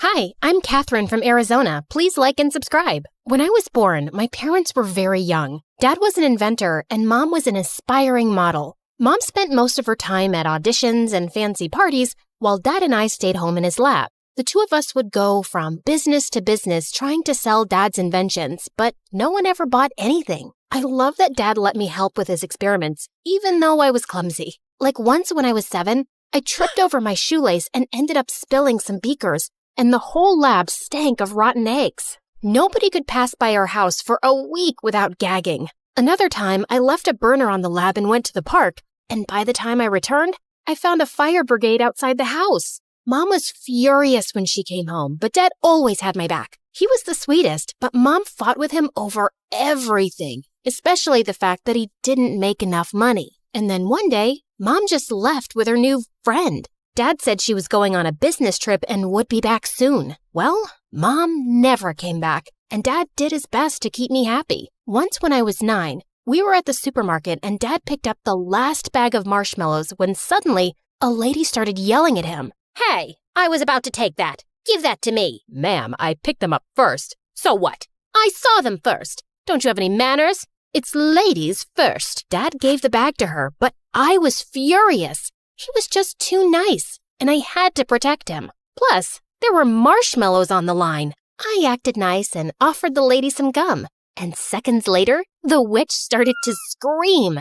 It was a spicy gum that made your mouth feel like it's on fire for 10 hours. One of my favorite inventions. Dad and I kept working together, and by the time I was 12, we had developed something spectacular. He sold our invention to a huge corporation, and overnight, we became millionaires. We moved into a huge house, and Dad started his own company. But I couldn't help noticing that sometimes he was really sad. What's wrong, Dad? Nothing, honey. I'm totally fine. Then one day, a magazine named him the city's most eligible bachelor, and suddenly, he was going on dates every weekend. I was jealous. For so long, it had been just the two of us. But Dad seemed happier. Dad had always homeschooled me, but now he was too busy. So I started school for the first time in 9th grade. We had a test in science class soon, and I turned in my exam in 5 minutes and got all the answers right. My teacher, Mr. Johnson, swore I cheated. I didn't cheat. I studied the chapter last night.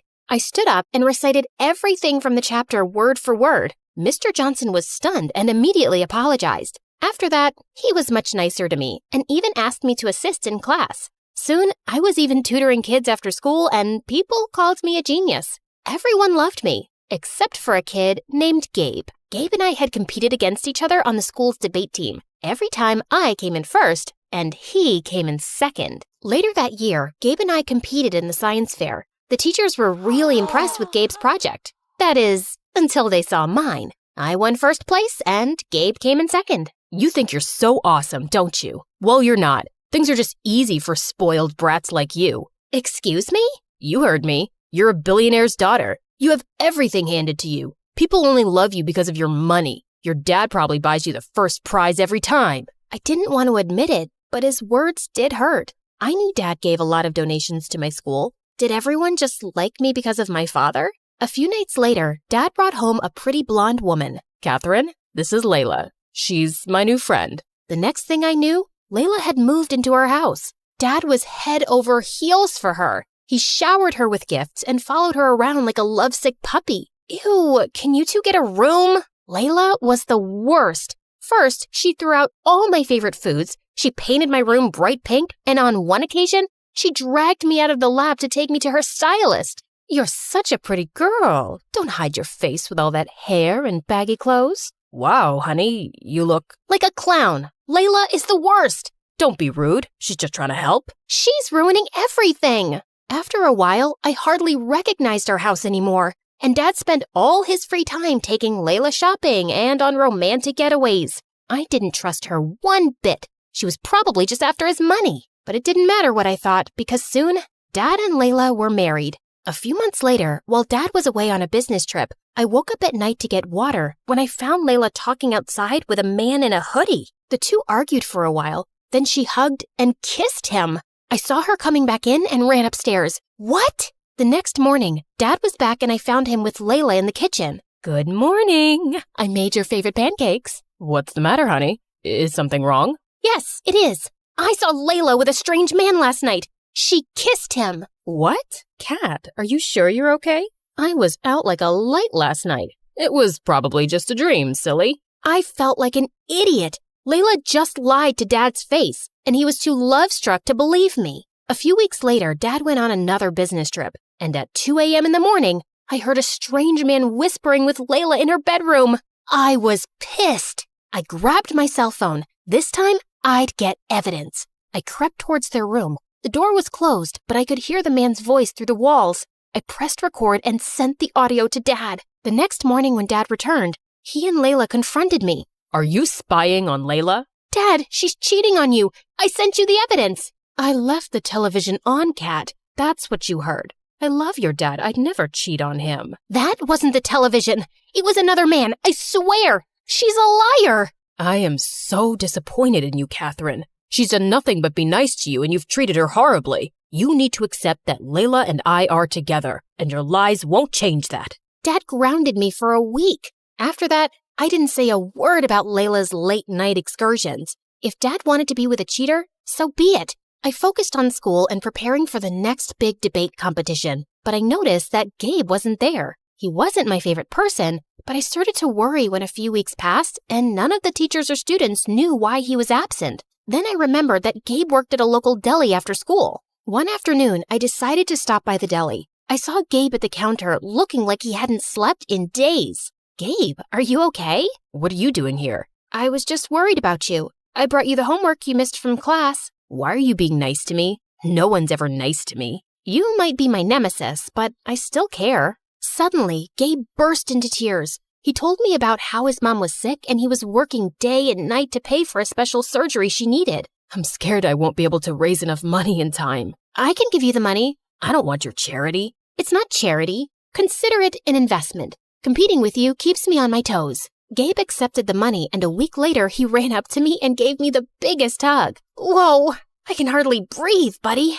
Mom's surgery was a success, and it's all thanks to you. Also, I'm sorry, Catherine. It's not true that you win everything because you're rich. You're just better than me, and I know that. Soon, Gabe and I started spending all our time together. We studied together every day, texted late into the night, and sent each other our favorite MSA videos. I was happy being at his place anyway because I wanted to avoid Dad and Layla as much as I could. One day as we were walking home, he was unusually quiet. What's wrong? You look like you swallowed a lemon. I don't know how to say this, but I was thinking, just contemplating if maybe you would consider or like to, Just spit it out, man. Do you want to go with me to the winter dance? Oh, I don't know. That might not be such a good idea.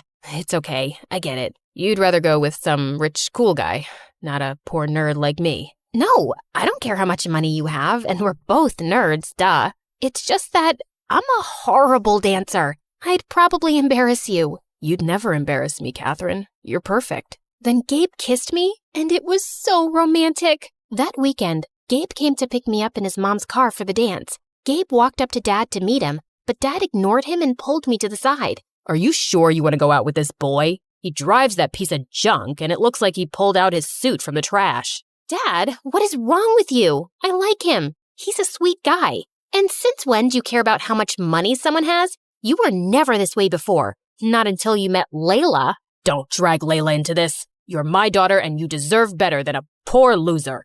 You're being impossible. Let's go, Gabe.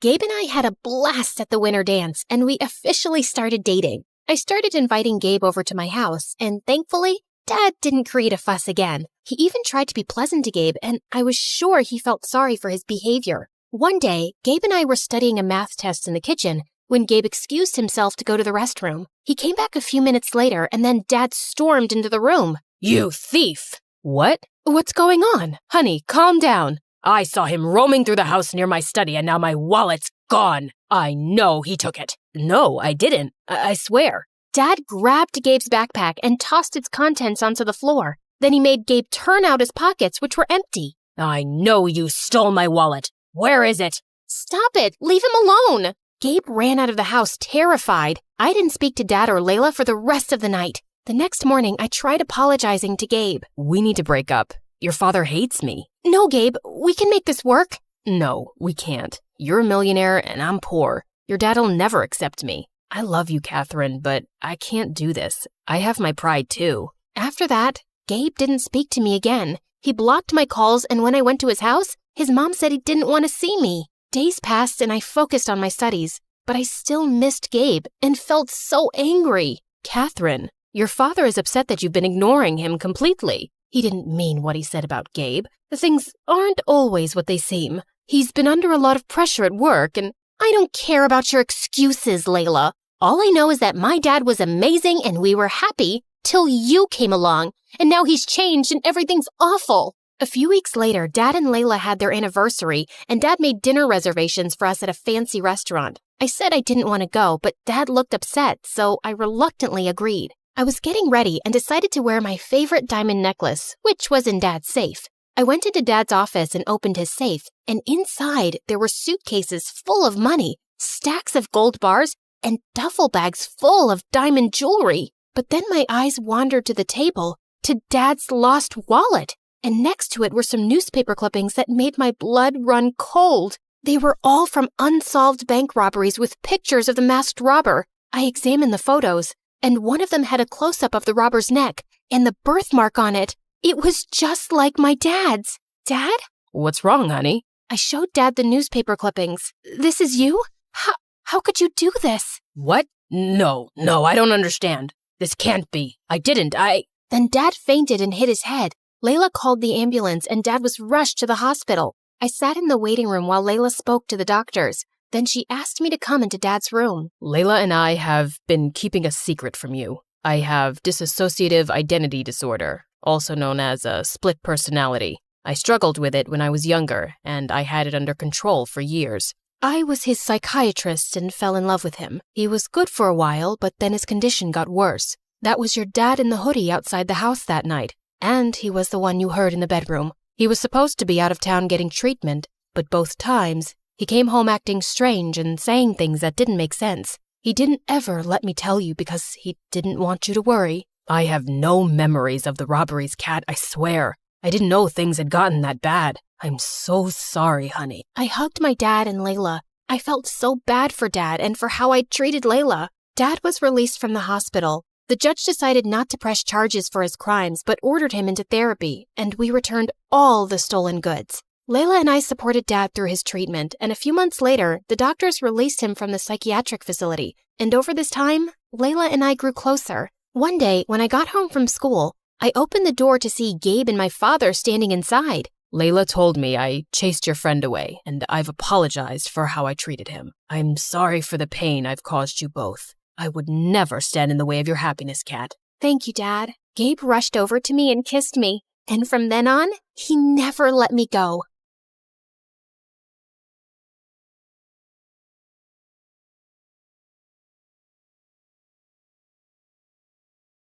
Your mom, she isn't okay. There will still be other hospital expenses, and you girls will have to figure out something soon. Do you have any relatives? Of course. I'd do anything for you, Claire. Can you tell me where the trial patient files are?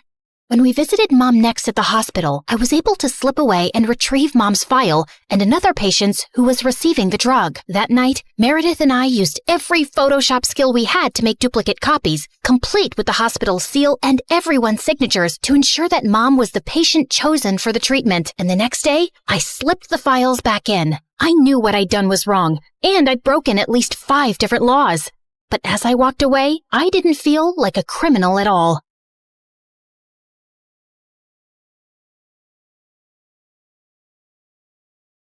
I was walking down the hospital corridor with Freddie when Meredith came running towards us. Where have you been? Mom's awake. She's finally awake. Oh my God, seriously? This better not be a joke, Meredith. I swear on my beautiful face, it's the truth. The doctors are just checking her vitals. Can you girls stop making so much noise?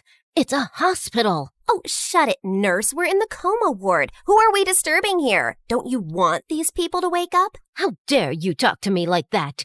This is preposterous. That's not even a real word. Remind me to buy you a dictionary. How did you become a nurse? Jeez. You ran down to Mom's room to find her fighting off the doctors. She jumped onto her bed like an animal and started screaming at them. Where am I? Are you doing a science experiment on me? You will not touch the daughter of Vladimir. I learned how to catch fish with my bare hands when I was 3 and tackled a bear when I was 5. You think you are any match for me? Ma'am, we mean no harm. We're your doctors. How are you old enough to be a doctor? You have pimples like a teenager. I'm fully qualified. Shut up, little boy. Tell me where I am before I take your eyeballs out and play bubbles with them. Mom? Mom turned and stared at me with wild eyes. Let's get out of here before she attacks us. For once, I agree with Meredith. Who are you? And what did you just call me? Hey guys, the last time you saw me, I was walking down a hospital corridor after switching the clinical trial files. That was 2 years ago, so let me get you up to speed on everything that's happened since then. Mom entered the clinical trial, and her tests started showing signs of progress, but she didn't come out of her coma anytime soon. Freddie tried to help us, but Meredith and I had to learn to manage on our own, and it turns out there's a lot you can steal from a hospital. We never had to buy toilet paper or cleaning supplies again, and we always had endless cups of pudding and Jell-O. Meredith, is that diaper cream you're putting on your face? A girl's gotta moisturize. It's very hydrating. My face is as soft as a baby's butt. What did you score today? More useful things like new bed sheets, pads, towels, and batteries for our TV remote.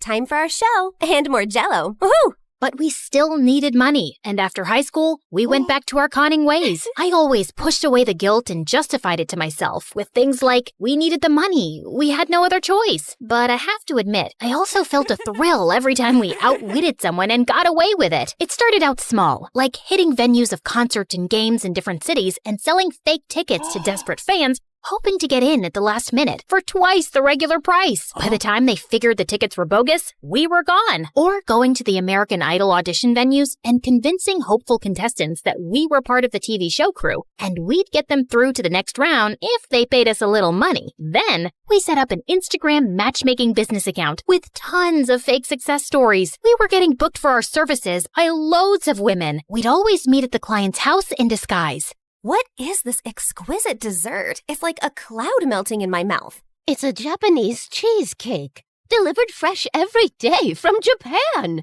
You are just the kind of people I like. Ow! Let's get down to business, shall we? Wow, I mean, this cake. Yes, business. This is your daughter? Oof. We know she's a bit plain. And she's 6 feet tall? With that face? Is her case hopeless? Oh no, we've dealt with a lot of uggos before. Believe me.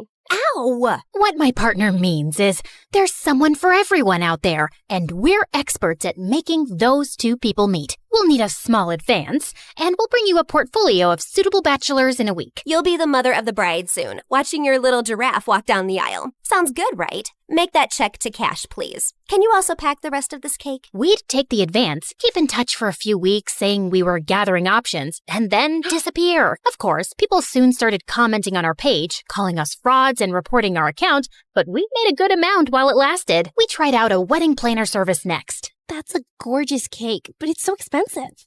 But it goes so perfectly with your pink and white theme. Also, we're planning to order 2,000 pink and white roses. And an ice sculpture for the reception area. How much will all this cost? You can't put a price tag on happiness.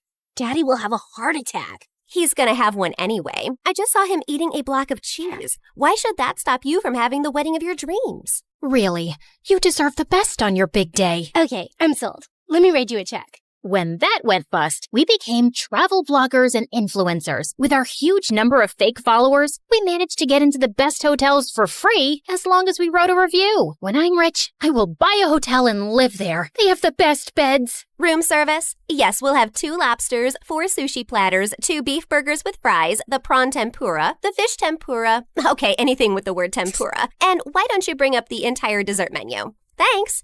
Of course, none of these businesses lasted too long, and we were always on our toes, traveling from place to place, changing disguises, trying not to get caught. The only person who had any idea of our activities was Freddie. But whenever we went back home, he was always happy to see us and never asked questions. 2 years had gone by like this, and Mom was finally awake, except she didn't remember being our mom. Now, we had no chance to ask her about the fake IDs and laptop we'd found, because all she seemed to remember was her childhood in frickin' Russia. We showed her pictures of us together, and the doctors explained that she'd lost most of her memory, and they were unsure if she'd regain it. Oh, my girls, I am so sorry I don't remember anything about you, but I feel a connection to you. as strong as the frost on my toes, walking barefoot in snow, and as sweet as the smell of my grandmother's honey cakes, and as deep as the violet skies of Siberia, and— Yeah, we get it, Mom. We love you too. As the three of us sat in a cafe later, I was still trying to process everything when I saw Meredith had a faraway look on her face. I know that face, Em. What are you planning? Oh, nothing. Just thinking how excited Arthur will be when he finds out Mom is awake. You're talking about our neighbor, Arthur? Yeah, he's been visiting Mom every week for 2 years. He's always been in love with her. He'll be happy, but she won't even remember him. That actually works in his favor. Mom always found him irritating. What are you saying exactly? What if we convinced Mom that she was deeply in love with Arthur before she went into a coma? I'm sure he won't have any problem playing along. Maybe we even say that they were engaged before she got sick. If we set them up, Mom will be taken care of for life. Arthur is rich with a capital $sign. Wow, Meredith, you're a frickin' genius. Jeez, why are you girls always scheming? Because our parents are not neurosurgeons. You can't use that excuse forever. Watch me. Like we expected, Arthur immediately agreed, and we got to work. We photoshopped tons of pictures of Mom and him, and soon he even turned up with a giant emerald ring. You chose this Russian emerald ring from an antique shop where I proposed to you. Oh, it is so beautiful.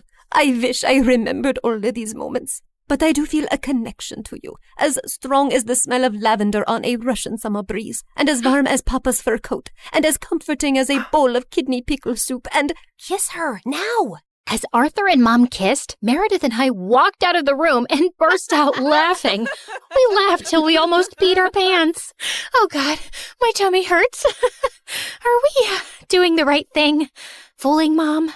She's no fool. She asked me how rich Arthur is yesterday. Now she feels very connected to him. And within a month, Mom was walking down the aisle in a grand wedding in Arthur's garden. Of course, Meredith and I had made all the arrangements and totally overcharged Arthur. I promise to cherish and to love you forever, and follow you to the ends of the earth. We will go to Russia and start our new life there in the lovely house you have bought me as a wedding gift. And yes, I will cherish and love you and whatever, etc., etc. Now you may exchange rings. Did you just hear what I just heard? Are they moving to Russia? That can't happen. Is it too late to object to this wedding? Shh! You guys are ruining the ceremony. What's wrong with you? Are you a moron? You know she can't go to Russia. Why not? She's Russian, isn't she? Oh yeah, she shouldn't go to Russia. Hold it, everyone. Sorry, Mom, but you can't go to Russia. Oh, sweetie, I will take you girls with me, don't worry. We're taking them with us?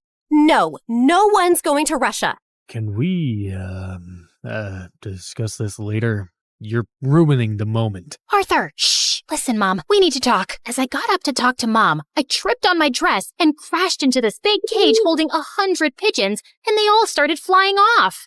This was supposed to be for after the ceremony! But suddenly, those pigeons turned vicious and came back to attack everyone. They clawed at people's hair, poked them with their beaks, and pooped everywhere. As the guests ran around in chaos, someone slammed straight into the wedding cake. Meredith and I grabbed Mom's arms and dragged her home. What is wrong with you two? There's something you need to know, Mom. Meredith and I ended up showing her all her fake passports, IDs, and the laptop, and she was stunned. My name is Alexei, and none of these IDs have that name. Mom, we don't know who you really are or why you left Russia. What if you were a spy or some sort of criminal? What if you're wanted in Russia? If you go back there, you might get arrested or worse. Apparently, many years ago, some bad people were looking for you, and we don't know why. You have to stay here and keep a low profile. But I want to find my parents and see my home. It's all I remember. You can't risk it. Not till you get your memory back. Or we get someone to tell us what's on that laptop and figure out who you are. We're sorry. We hugged Mom as she cried, then fixed her makeup and returned to the wedding. The pigeons had left, and the guests were leaving too. Stop, everyone. The wedding isn't over yet. And Arthur, Mom wants to move to Hawaii instead. From the top, people! Arthur was very confused, but they finally got married. Later, as everyone moved towards the dance floor, Freddie asked me to join him. So, now your mom is well and you have a rich stepfather.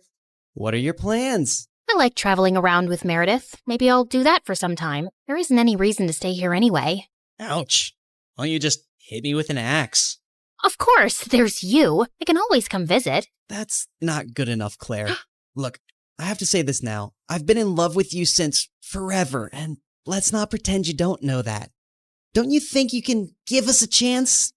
We're best friends, and I'd do anything for you. I know, Freddie, but I just can't. I love you, but not like you want me to.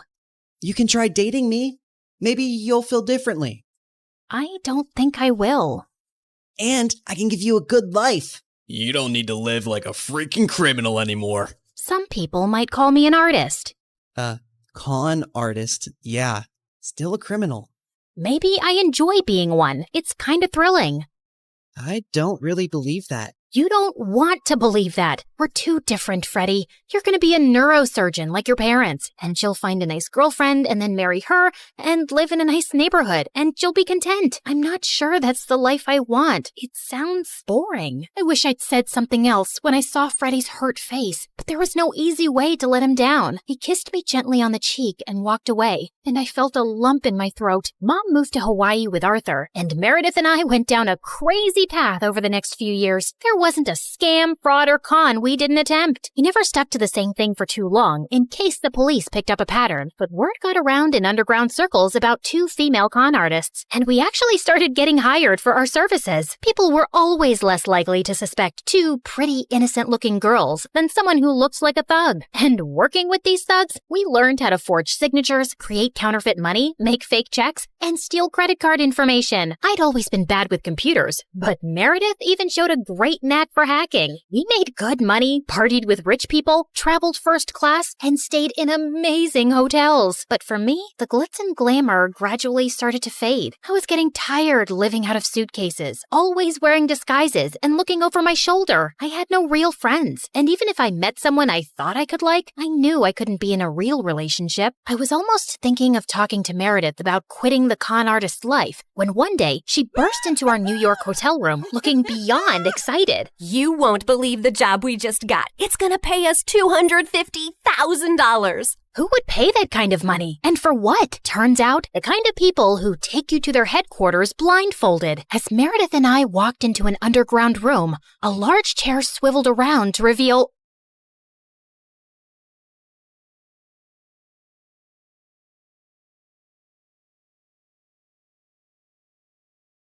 Okay, listen. Onion, honey, or pineapple. Any of those can tenderize meat. Pick whichever one's available. Okay, got it. Noted. I didn't come to this school for academics. I came for the food.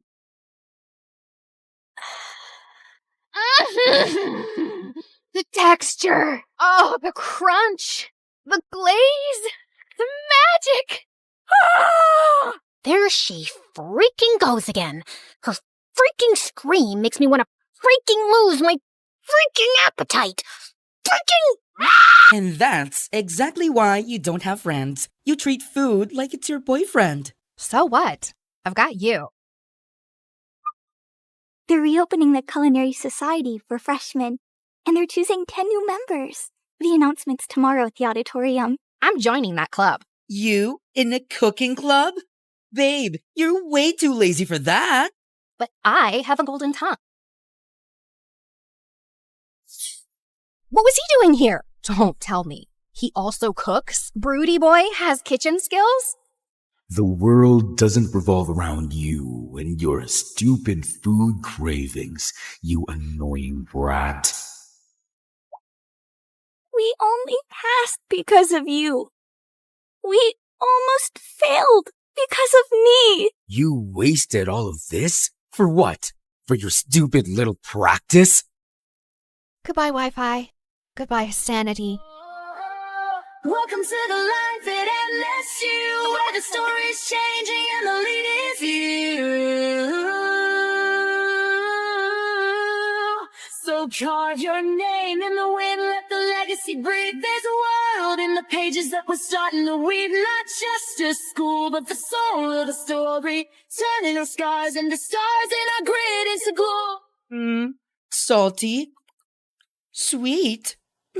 Cheesy. Ooh, spicy. You're clearly riding a flavor high.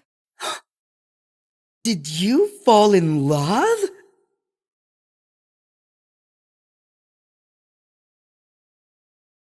Hi, I'm Leah from Indiana. Before I continue, please hit like and subscribe. Since I was a baby, I was meant to be a dancer. I could dance before I could even walk. I would do the cha-cha while cleaning my room, and bust a move while brushing my teeth, and of course, I was shaking it all the way to and from school. People smiled and laughed when they saw me, but I never cared. When I was 10, I would watch my friends head off to dance class after school. It would tear me up inside to see them living my dream. I came home one day as my mom was finishing her makeup. Mom, can I please go to dance class? All my friends are going. You're not going. You have no idea how much that class costs. There was no other parent to ask at that time. Just me and Mom and whoever she was dating that week. But Mommy, please. I swear, I'll do your laundry and chores, and when I make money from ballet, you'll get makeup from Sephora. I'll take you shopping, whatever you want. Pretty please. This means everything in the world to me. We'll see if that ever happens. Right now, I don't have time for this. I'm going to be late. The answer is no, and that's final. She left me alone in the cold house while she sped off in Ted or Fred's Ferrari to some fancy dinner. For me, another night of instant noodles. I felt devastated with how my life was going, just dreaming about my dream of dancing. But then I turned 12. I was alone, like always, and before I could blow out my candle on my plain cupcake, it flickered out. Oh no, there's still so much to wish for. I was about to leave for school when Mom barged in. Hold on, Leah. You have mail. My mom handed me a card with my name and address on it. Who's it from, Mommy? To Leah from Aunt Lucy. Who's Aunt Lucy? I haven't spoken to her in years. I don't talk to that side of the family. She gave me a ticket. Mom snatched it immediately from my hand. That's not a ticket. It's a check for $10 million. My mom went crazy. It was like she stepped into a Louis Vuitton fever dream. I didn't even know she was that loaded. I could do so much with this. I could buy a Gucci dress, an MK bag, and a diamond set. And I can't wait to see the look on Mary's face. She'll be fuming. And oh, that Tony who dumped me, he'll come crawling back like a puppy, begging me to take him back. I didn't remember the last time my mom looked so happy. She showered me with hugs and kisses, even making me twirl around like a ballerina. I had so much to ask Aunt Lucy, but Mom said she didn't have her number or anything. And when I turned 14, Mom decided to move. So we packed up everything and headed to New York City.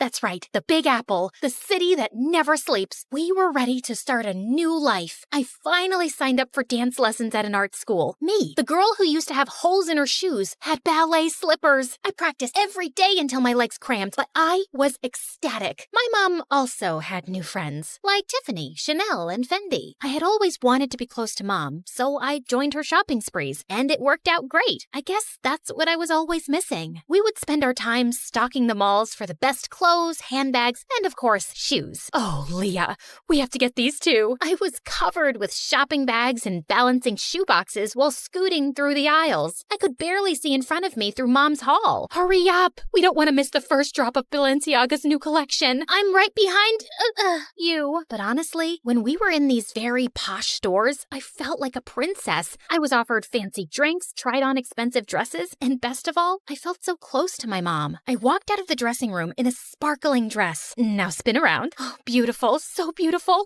We'll take it. I looked at myself in the mirror. I could barely recognize myself, but maybe this is who I was supposed to be. I carefully teetered in the heels my mom had picked out for me, but crashed into the mirror. Do you think we could look at some flats? While I spent so much time with my mom, I might have been distracted from my dancing. My dance teacher seemed to be losing patience with me. Okay, Leah, you're up next. Saute. I smiled nervously at my dance teacher, attempting to jump, but fumbled the landing. The other students giggled at me. Have you been practicing? Yes, of course. I lied. What time did I have to practice? School was out at 3. I told my mom I would be at Bloomingdale's by 4. I mean, it was so unreasonable. Besides, I never looked more like a ballerina. The clothes, the hair, the shoes, the makeup. I was the definition of what a ballerina looked like. It wasn't my problem if my teachers couldn't see it. By the time I was 16, me and my mom had our routine down. Shopping, dining, and dining. Mom had friends she'd visit while I was in school, and we'd chat about them over dinner. And you wouldn't believe her hair.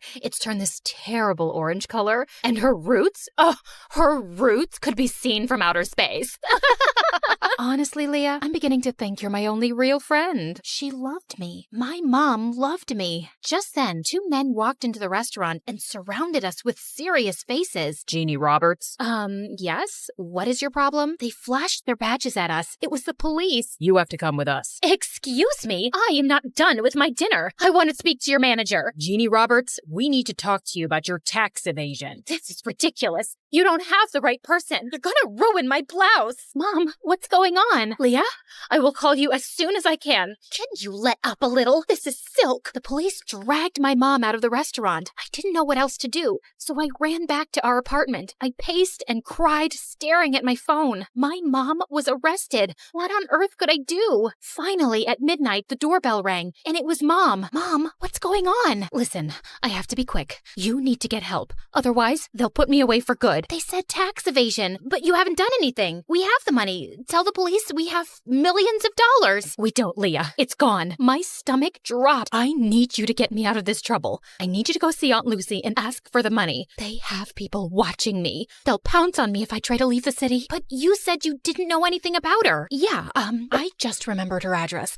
Go to her and get the money so I can get out of here. I had no other choice. It was just me alone, and I had to save my mom. I hopped on the first train I could find. There were 1 million people on the subway, and I squeezed my way through the crowd. The train car jerked, and the guy's soda splashed all over my face. He glared at me. Hey, watch it. But he splashed me. Finally, I arrived at my aunt's house and knocked on the door. Her house towered over me with dozens of closed shutters and fading awnings. I'm not interested in buying anything. I'm not selling anything. I'm Leah. Are you Lucy? I'm looking for my great Aunt Lucy. Leah? I ran to her and opened my arms for a much-needed hug, but I was taken aback when Aunt Lucy sidestepped me like she was avoiding a bug. Do you know you look very sticky? I know. I took the subway here. My mom asked for your help. You helped us before, and we appreciate it, so I didn't help you. Well, with the money you graciously gave us, you helped us a ton. That was your father's last investment. I was instructed to cash it out and send it to his next of kin. That's you. My dad? I can only recall bits and pieces of him. I know. You're not missing out. So, Jeannie's in trouble. You want something from me? Why should I bother? We're family, aren't we? I always disliked your mother. Spoiled, selfish, and vain. Does the apple fall far from the tree? You look just like her. But I didn't look like myself. She wanted me to leave, but I couldn't. She was my only hope. I kept pestering and pleading with her for days, buzzing around her like a pesky fly. Finally, after what felt like forever, she talked to me. This used to be a hotel, you know. I took care of everything, and I was great at it. But it's hard for a person my age to manage everything around here. There's too much space and too many stairs. I have a few guests coming over, but I don't have much staff. I would like to see how useful you can be. Whatever you need, I can do it. I needed to win her over to save my mom, so I got to work by cleaning out the fireplace. Large chunks of ash rained down on me, covering the floor in a thick blanket of gray.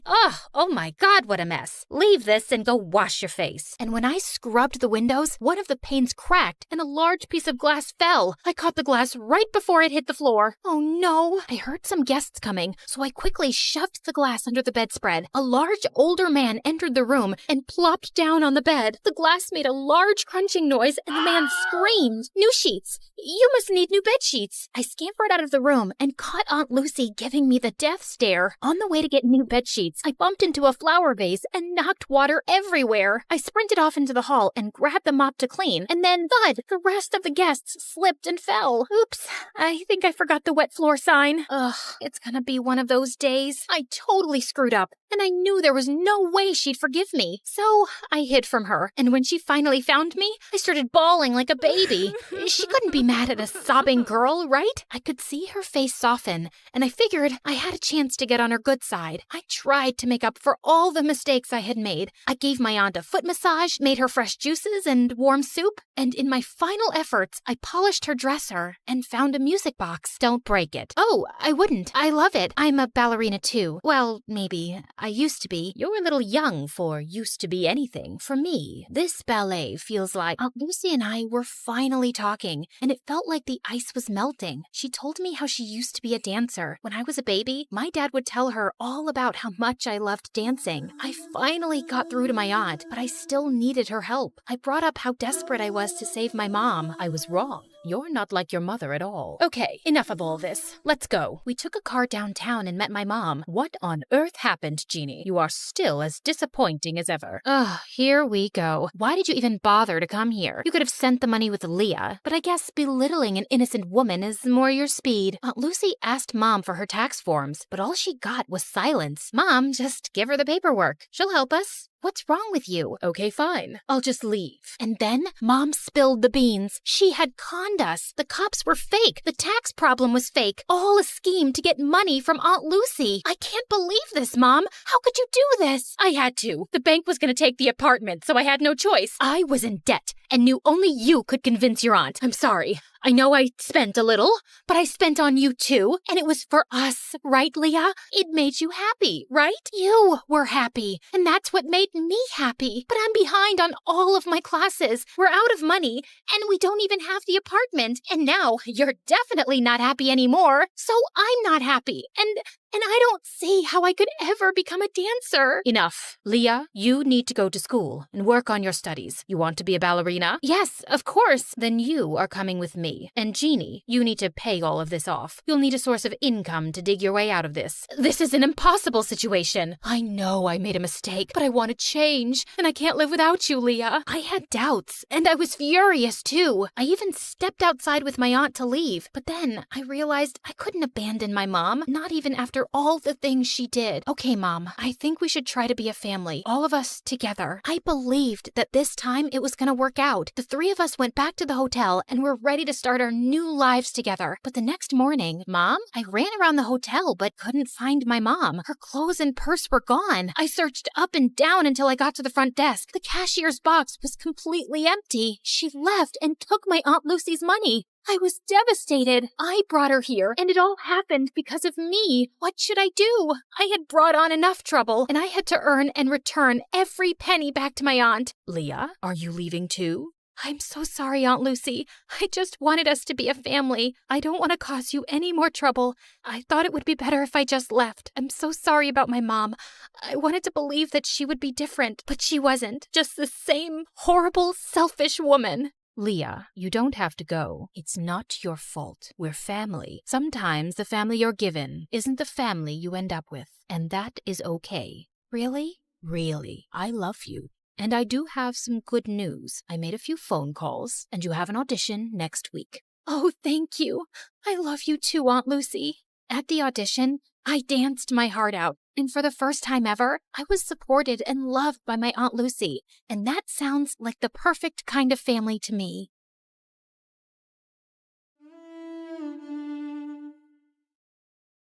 Little Natalie's tummy couldn't stop growling. She had been hungry the whole afternoon, but it was evening now and her mom wasn't home yet. Those rich people should stop making my mom work so much. I wish we'd never moved from France. Mom didn't have to work so hard there like she does here. As she walked outside, she heard loud music coming from the biggest mansion in the whole countryside from afar. Her tummy told her to go there, and she found out there was a large party happening in the garden. Natalie started drooling when she saw the huge feast. She tried to sneak in, but a group of women blocked her. Where do you think you're going, little girl? I'm hungry. Can I have some meat, please? And a glass of juice, too? Just look at her dirty clothes and hands. Disgusting. You're not welcome here, child. Be off with you. Natalie was so mad at their meanness. Just as she turned to leave, she noticed a young boy around her age hiding in the bushes, and he looked furious. He was staring at a maid who was being scolded by the lady of the mansion, Mrs. Harrison. How can you serve these fruits in a stupid basket? We have an expensive tray for this. Another mistake, and you're fired. Mr. Harrison was trying to calm his wife down when their daughter Harper, who was the same age as Natalie, was making things worse. I don't have the mood to eat those fruits anymore, Mom. That woman ruined my night. Natalie felt so bad for the humiliated maid. She joined the boy in the bushes. I hate these people. Me too. And that's my mom they're yelling at. They don't deserve all this delicious food. I have to teach them a lesson. Wait, are you going to do something bad?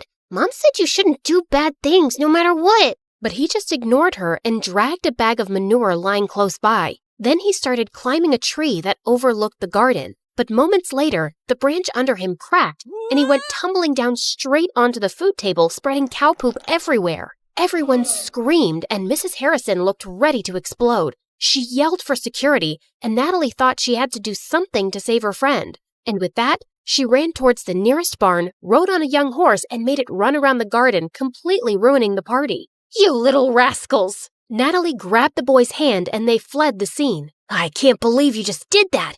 You're so cool!" Natalie's tummy suddenly let out another growl. He chuckled and took out an apple from his pocket. "For you! Make it 2, 'cause I saved your butt. I'll get you another one soon, promise. What's your name?" "Natalie. And you?" "Caleb. Nice to meet you, Natalie. Can we be friends?" Okay." And since then, Caleb and Natalie became best friends. Growing up, they shared their love for food and their hate for rich and mean people, especially for people like the Harrisons. Caleb was 11 years old when his mom met a guy, Mr. Cross, a gardener for the Harrisons. His mom said that from now on, Mr. Cross would be taking care of them. "Hello, Caleb. Your mom told me you like apples. And reading?" Not long after, Mr. Cross and Caleb's mom got married, and he became the hero in Caleb's eyes. He was so amazed by his stepdad, how smart and strong he was, and how good he was to both him and his mom. "When I grow up, I want to be just like you, Dad." "I'm sure you'll be better than me and every wealthy man in this land, my child." He would help Caleb understand his math homework, give him tips on how to build a dove house, and he also gave him really good life lessons. "My dad told me something. I want to share it with you too, 'cause you're my best friend." "Really?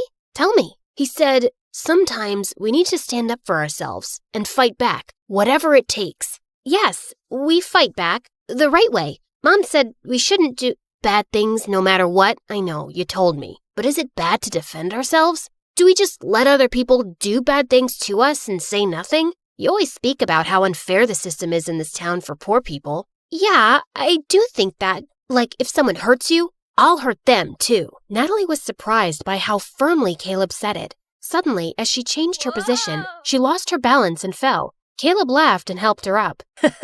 "Now, I don't know how to hurt the fence or the ground, but..." Caleb then kicked the fence and stomped his foot on the ground. Natalie found it funny. She liked the thought of Caleb as her protector and felt really lucky to have a best friend like him. And over the years, she grew to like him as much more, but she was too scared to admit it, too scared to ruin their friendship. One day in high school, she decided to cook his favorite food and surprise him at lunch, but her heart ached with jealousy when she saw him laughing with some girls in the canteen. She was leaving when Caleb called her name and walked up to her. "Is that for me?" Before she could reply, the girls jumped in and glared at Natalie. "Why are you friends with that dumbhead, Caleb?" "Same question. Handsome boys like you should hang out with pretty girls like us." Suddenly, Caleb wrapped his arm around Natalie's shoulder. "My girlfriend is not a dumbhead. She's the smartest, coolest, and most beautiful girl I've ever known. So please, stop talking rubbish about her." "Girlfriend?" As the humiliated girls left, Natalie turned to him. "Why did you tell them that nonsense? Those girls are going to hate me forever." "Are you mad?" "Yes, I'm mad because you lied. We're not dating. We're just friends." "Fine, I'm sorry. But what if I wanted to be more than that?" What do you mean?" "Can I hold your hand?" No. "I love you, Natalie. I've loved you since we were kids. Do you love me too?" Caleb's sincere gaze made her melt. Yes, I think I feel the same way." Caleb started to lean in closer, and when their lips finally touched, she felt like she was on cloud 9. After that, the best friends became lovers, and Natalie was really happy with Caleb as his girlfriend. But over time, things started to get complicated. His mom fell really sick, and his stepdad's earnings weren't enough for her medicines. So Caleb was forced to take more part-time jobs around the farm. He hardly had any time to spend with Natalie anymore. Meanwhile, that night at the Harrisons, the family was having their usual dinner. Mr. Harrison was talking about the progress of their business, while Mrs. Harrison was being pushy towards their son to date someone. "I don't understand the rush. I'm so young, I'll have plenty of time later on." "You have plenty of time now." "I don't, Mom. I'd rather focus on school than date. Love is nothing but a stupid distraction." "All work and no play makes people really dull, darling. Remember Sheila? Benjamin's daughter. I think she's a nice girl." "Mom, I don't like her. She's weirdly obsessed with me." "Duke, she cares about you." Let him be for now. Don't push him so hard. He'll eventually find someone. But Sheila might not be around till he decides he's ready. And I think she would be so good for him. She's a smart young woman. They're perfect for each other. I have no interest in wasting my time on girls right now. Oh, brother, how about boys? Do you want to share something? Shut up, Harper. Well, Sheila and her parents are visiting us soon, and you will spend time with her so you can get to know each other. Who knows? Maybe it will end in a wedding. Hearing that, Duke suddenly felt the urge to lie. I'm sorry, Mom, but I already have a girlfriend. What? I said, I'm not dating Sheila because I already have a girlfriend. Since when do you have a girlfriend? Since 6 months ago, but we kept it a secret. I don't want people in my business. Duke left the table and decided to take a walk in the gardens to cool off. Suddenly, he heard someone behind him and turned around to see it was just Mr. Cross. Oh, sorry, Master Duke. I didn't mean to disturb your walk. You look a little upset. I'm not. It's really nothing. Just sometimes parents can be too much. Do you have kids, Mr. Cross? A son, the same age as you. Maybe I'll introduce you sometime. Duke was feeling too preoccupied, so he just smiled at their gardener and walked off. That weekend, Natalie's mom caught a serious flu, so later that day she went to town with Caleb to buy some medicine. While they were in the pharmacy, his stepdad called him. I need to stop by a dad's friend's place to pick up a package. Wait for me in the town square. I'll be right back. Natalie bought the medicines and sat on a bench in the town square. Her favorite thing in that old place was the old horse statue in the center. They're such gorgeous and magical creatures. Just then, she noticed that its red eye patch was lying on the ground. She picked it up, and as she placed it back on, the statue suddenly wobbled. She tried to make it steady, but it just suddenly toppled to one side and broke into pieces. Holy mighty horsey! Natalie stared at the sight in complete shock. The townspeople quickly gathered around, and they went berserk. How could you be so reckless and ruin the pride of our town? Isn't it bad enough that we have to live with a foreigner who badmouths our town and its systems? And now you've ruined our cultural legacy! Some of them even started crying, and Natalie felt panic. She tried to contact Caleb, but her phone's battery was actually dead. I swear, I didn't do anything. It was already unsteady. Please, forgive me. But the townspeople were blazing mad. Soon the police came, and as they were questioning her, everyone suddenly became silent as they made the way for someone. Natalie lifted her head and met someone's eyes. Duke, the oldest child of the Harrisons. What's going on here? This girl just caused serious damage to a public property, and we need her to come with us to the station. Duke just nodded at them, and soon, Natalie found herself sitting in a police station. Please, officer, just let me go home first. My mom is sick, and she must be really worried. But the officer just ignored her. A few minutes later, Duke came out of the main office. You're free to go. I've taken care of everything. Huh? What do you mean? I paid $50,000 for the fine and damages, so you won't go to prison. What? Why are you doing this? You don't even know me. Because I need you. What? What do you mean? Duke then dragged her outside the station to talk. Listen, I need you to work for me as my fake girlfriend for a month, and I'm going to pay you for it.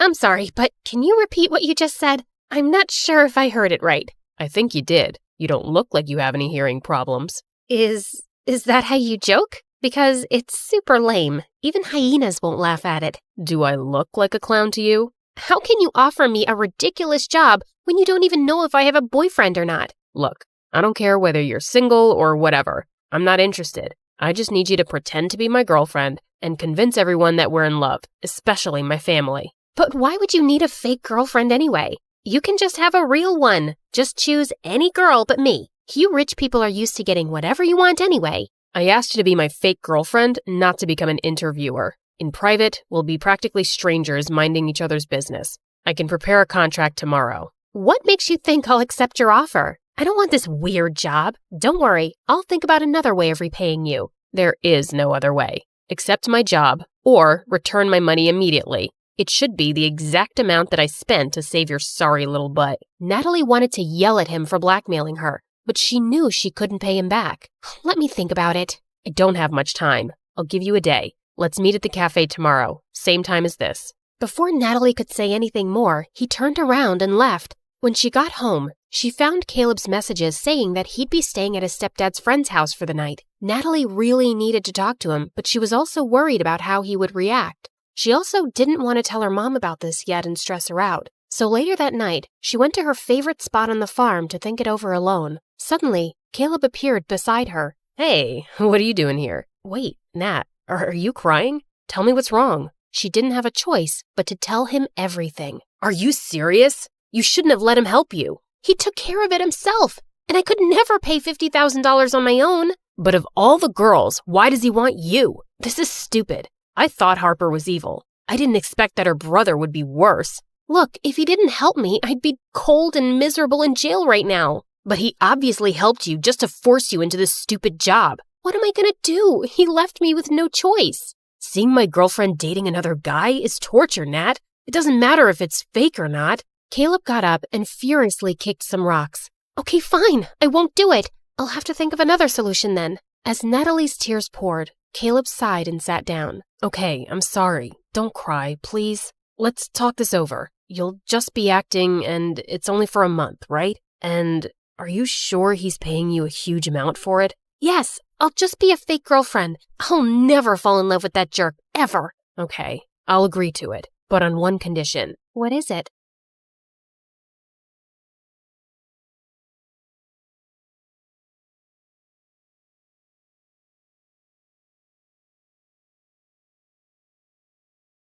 Hi, I'm Hope from Honolulu. Please like and subscribe to 4Eve. My parents always said I was born beautiful. I received so many compliments and modeling offers for baby products that they launched my modeling career when I was just 3.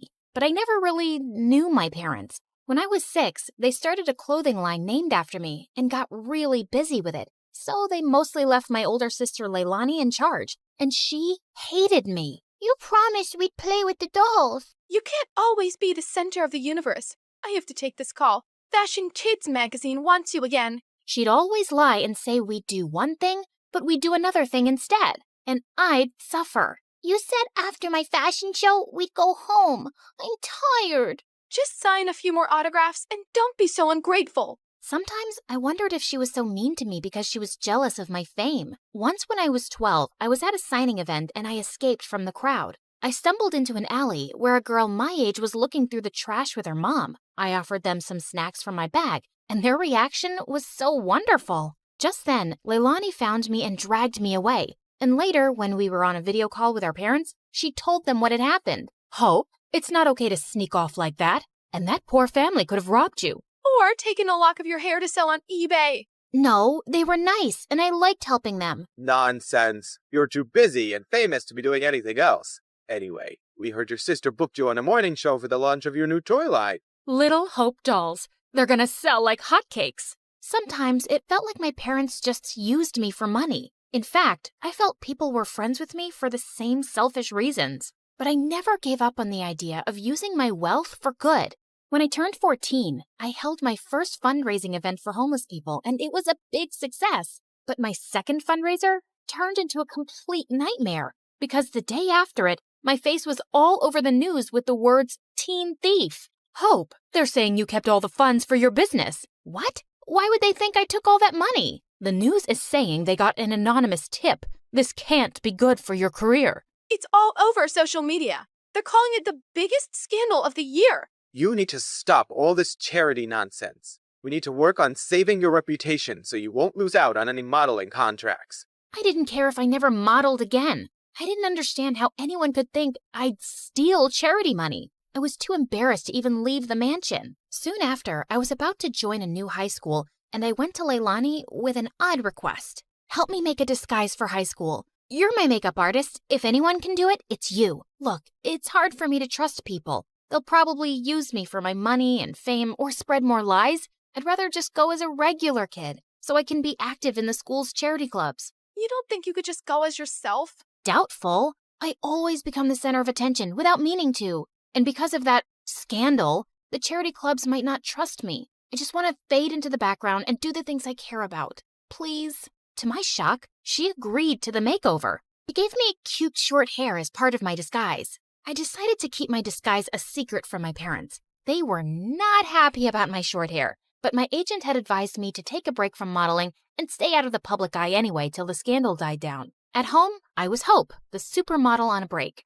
But at school, I was Minnie, the humanitarian. I joined the charity club, and the volunteer work I was doing felt amazing. And I was making friends pretty easily. But one day at school, I was lifting a heavy box of canned food donations when I suddenly threw out my back. Whoa, are you okay? I suddenly noticed there were two really cute guys watching me struggle to stand up straight. Guess I'm an old lady who's not used to heavy lifting. Ouch. Let's take you to the school nurse, Granny. I'm Kai. And I'm Crane. Here, let me take your bag. What was in that box? Canned stuff for a food drive. Crane immediately dropped my bag to the floor. You're part of a food drive? Not gonna help you. What? Come on, Nan. Let's just take her to the nurse. She's hurt. Whatever. Not my problem. And then he just left. What was that about? Are you seriously doing a stupid food drive, Granny? My name is Minnie, and what's wrong with food drives? Minnie? Minnie. Everything about them is wrong, Minnie. If the poor just got off their butts and worked, they wouldn't be poor. Why should we treat them like babies and take money from people who do work? Wow. Sometimes it's hard for people to find work or earn enough, and they need help. Maybe lame losers do. Well, Minnie, here you are. Kai winked at me as he left. What a jerk. But I wasn't going to let his arrogant opinions stop me. I organized a school dance to raise funds for the food drive, and it was a hit. But just as I was dancing with some friends, Kai and Crane busted through the gym doors with crowns on their heads. To the rich, stand with the rich. What are you doing, Kai? We're here to tell everyone the poor are pathetic and charities are scams. Don't be fooled. Just then, Crane started kicking down the display of food donations like a maniac. Luckily, the teachers there kicked both out before they could do more damage. What planet were these jerks from? But I forgot all about them when I got home that afternoon and saw Dad running out to me. Didn't you check your phone, Hope? I think the battery died. What's wrong? Your mom and sister got into a car accident, but the doctor said they'll be okay. They both had some broken bones and will need bed rest. I started to cry, and Dad hugged me. I couldn't remember the last time he'd done that, and I decided I'd stay home for the next few weeks to take care of Mom and Leilani. The next evening, my bodyguard drove me down to the food bank to drop off the school's donations. To my shock, I saw Kai step out of his car in front of us, and he was dropping off bags of donations. What the hot fudge? I snapped a picture of him, and I confronted Kai in the school hallway the next day. Saw you at the shelter last night. What are you talking about? This? How did you... Okay, please, listen. Crane is against charity work, not me. He convinced me to think that way a long time ago, but I don't agree with him anymore. Years ago, Crane's family fell into a big scam by some fake charity, and they lost a huge fortune. Oh, no. Yeah, his dad had to work so hard just to get them back on their feet. Now, he talks trash about all charities, and he doesn't trust the poor. He actually enjoys shutting charity work down in public. He bullied me into crashing that dance. And well, I'm sorry I did, really. He looked really sincere. If that's the truth, I understand. But you gotta stand up to Crane sometime. You can't keep pretending to be someone you're not. Kai offered to walk me to class, but I explained I was just there to collect my books as I was homeschooling for a while. He asked for my number, and I kinda left with butterflies in my stomach. Kai and I texted every day for weeks, and he even started coming over. I kept saying it was best to give my mom and sister space to recover, so we'd always hang out in my backyard. Keeping Minnie away from my parents and Hope away from Kai was getting exhausting. I was also developing the biggest crush on the real Kai. He was nothing like the jerk I'd first met. Once I found him waiting for me in my backyard with the most amazing picnic laid out. Hey, what's all this? Just a little surprise for your big day. Happy birthday, Minnie. Kai, my birthday isn't for another 5 months. What? Really? I looked for you over social media, but I couldn't find you because you're apparently the world's most private person. Then I went to go check the school records, and I guess I got the wrong Minnie. I guess so. But thanks anyway. It's the nicest thing anyone's ever done for me. Just as I sat down, Kai opened a bottle of soda, and the cork went flying straight into my eye. Oh my god. I am so sorry, Minnie. Wait, stop rubbing your eye and let me see. He lifted my chin gently as he looked deep into my eyes. Your eyes, they're... Yes? They're what? They're not the same color. What? Suddenly I realized that my contact lens had fallen out. Oh, my lens must have popped out when I rubbed my eye. I wear them for my eyesight because I'm as blind as a bat. I see. But why would you wear those green lenses and hide your lovely blue eyes? His face was so close, and I didn't have an answer to his question, so I just kissed him. He looked really surprised, but then he kissed me back, and it felt wonderful. Soon after, Kai and I hosted a fundraising car wash for a soup kitchen, but suddenly a car honked at us angrily. Well, what do we have here? Crane, listen, buddy. I know how you feel about this stuff, but I'm asking you to back off. I want to do this. What? Support lying, dirty thieves? Did you forget what happened to my family? Of course not. But that was one bad experience. Not all charities are scams. It's this witch. Winnie's brainwashed you. It's Minnie? And Kai is free to do whatever he wants, but you need to leave. Just then, Crane went red. He threw a punch at Kai, but Kai blocked it brilliantly and stepped back. Crane, walk away right now. You better watch yourself, Winnie, or you'll end up like that stupid teen thief model who raised funds for her business. She got what she deserved. She's a forgotten fraud now, a nobody. Suddenly, I froze in my spot. Was it possible that Crane had started that rumor? He was crazy enough to do it. And what if Kai had been involved back then too? Crane drove off angrily, and Kai turned to me. This may be the end of my friendship with Crane, but I feel relieved. I'm proud of how you stood up to him. Kai smiled at me warmly, but now I felt guarded. Did I fall for someone who might have framed me? Later that evening, as he drove me home, Kai suddenly took my hand. Minnie, I love who you are and who you've helped me become. Will you be my girlfriend? Kai, no, I can't. What? Why? I thought you felt the same way. You kissed me. And maybe that was a mistake. I'm sorry, but I can't be with you. Not only did I feel paranoid about trusting him, he had no idea I was Hope. I hated lies, and now I hated lying. Things were a mess. Kai begged to see me and kept messaging me, but I just ignored him until he gave up. One afternoon, I was fluffing Leilani's pillows when she asked me something unexpected. Hope, how are you? Not bad. Why? Nothing. I just noticed that you looked a bit sad these days. I kinda lost someone I cared about. Wait, Leilani, why are you crying? Oh, Hope, I just need to tell you something. I can't keep it in any longer, especially after you've taken such good care of me. And to my shock, she confessed how she was the one who had started the rumor that I'd stolen the charity funds. I know it was really wrong, and I'm sorry, but I just got so resentful. I was left in charge of you, and you always came first. And you were always in the limelight, while I never even got thanks for anything I did. I got carried away. Leilani, how could you? I really regret it. That's why I agreed to your makeover request, because I didn't want to stand in your way again. I know how good-hearted you really are. Do you know what you've done?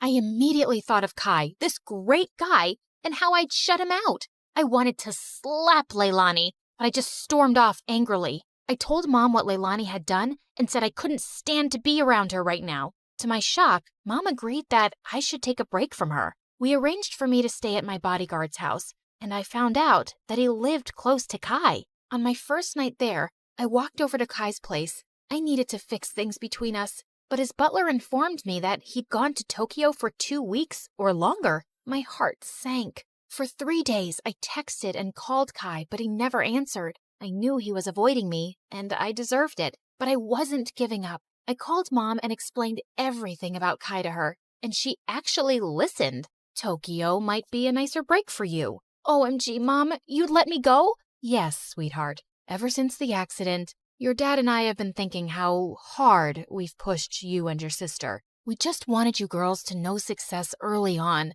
but we've realized there are more important things than success and money, like happiness and family. You've been amazing during our recovery, honey, and you really deserve to go. Thanks, Mom. I love you. And the next day, I was on a flight to Tokyo with my bodyguard and checked into the same hotel as Kai. Just as I stepped onto the elevator, I was shocked to see Kai inside. He looked awkwardly at me. Hi, can I help you with something? I suddenly realized he couldn't recognize me without my disguise. Kai, you're the reason I'm here. I came to tell you the truth. I'm Minnie. Minnie? Minnie from Honolulu? Yes, except my real name is Hope. What? I told him everything. My trust issues and my disguise and what my sister did, how awful I felt for abandoning him, and how I tried calling him. I'm using a different phone here, and I understand why you wanted to hide yourself, Hope.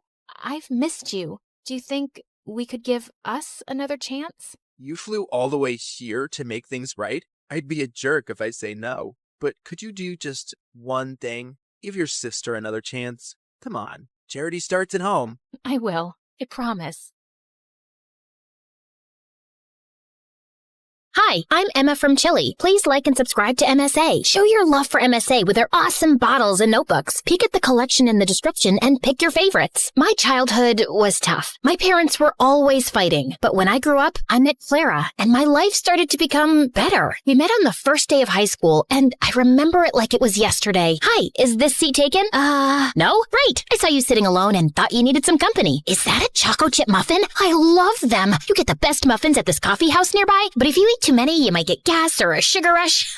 Sorry, I'm blabbering a lot, right? Kind of. You'll get used to it. I'm Emma, by the way. Do you want to be my friend? Trust me, we both need friends if we want to survive high school. Oh, okay. I'd like that. I'm Clara. Since that day, we were like gum. Clara was a pretty and shy girl, and me, well, I was the weird girl with a tiny obsession for Sherlock Holmes. You better not be asking who Sherlock Holmes is. Wow, that's an interesting outfit. It's my Sherlock Holmes uniform, Clara. I already told you like 1 trillion times. Yes, of course. How can I forget? The world's greatest detective, right? The best, the biggest, the most... Wait, are you teasing me? Wow, you figured it out. Guess you are good at detecting things. It's elementary, dear Watson. What? Oh, never mind. But despite my weirdy personality, Clara always stuck by my side until one day, everything started to break. I was coming back from school and saw Mom going crazy in rage. She was screaming at Dad, throwing his stuff outside, while Dad just looked like a deer in the headlights trying to stop her. Let go of my hand. That's it. I can't live with someone who scams others. We're done. Get out of my house. Please, not in front of Emma. Why? She should know what kind of father she has. Tell her how you scammed people into investing money in your little Ponzi schemes. Tell her that you're a liar and a crook. Go on. A mouse got your tongue? Mom kept screaming at Dad, and I just couldn't take it. So I ran away to my room and locked my door. Mom followed me and was still screaming, but I just lay on my bed, trying not to cry. And later that night, she came into my room. I know you feel horrible, darling, but it's for the best. Your father was a good guy, but now he prefers money over his own family. But what happened? I don't know, dear, but I do know that you and I are going to be just fine. We're a team. Remember that, okay? The next day, I went to school feeling worse than ever, but I saw Clara and I got a little happy. Hey,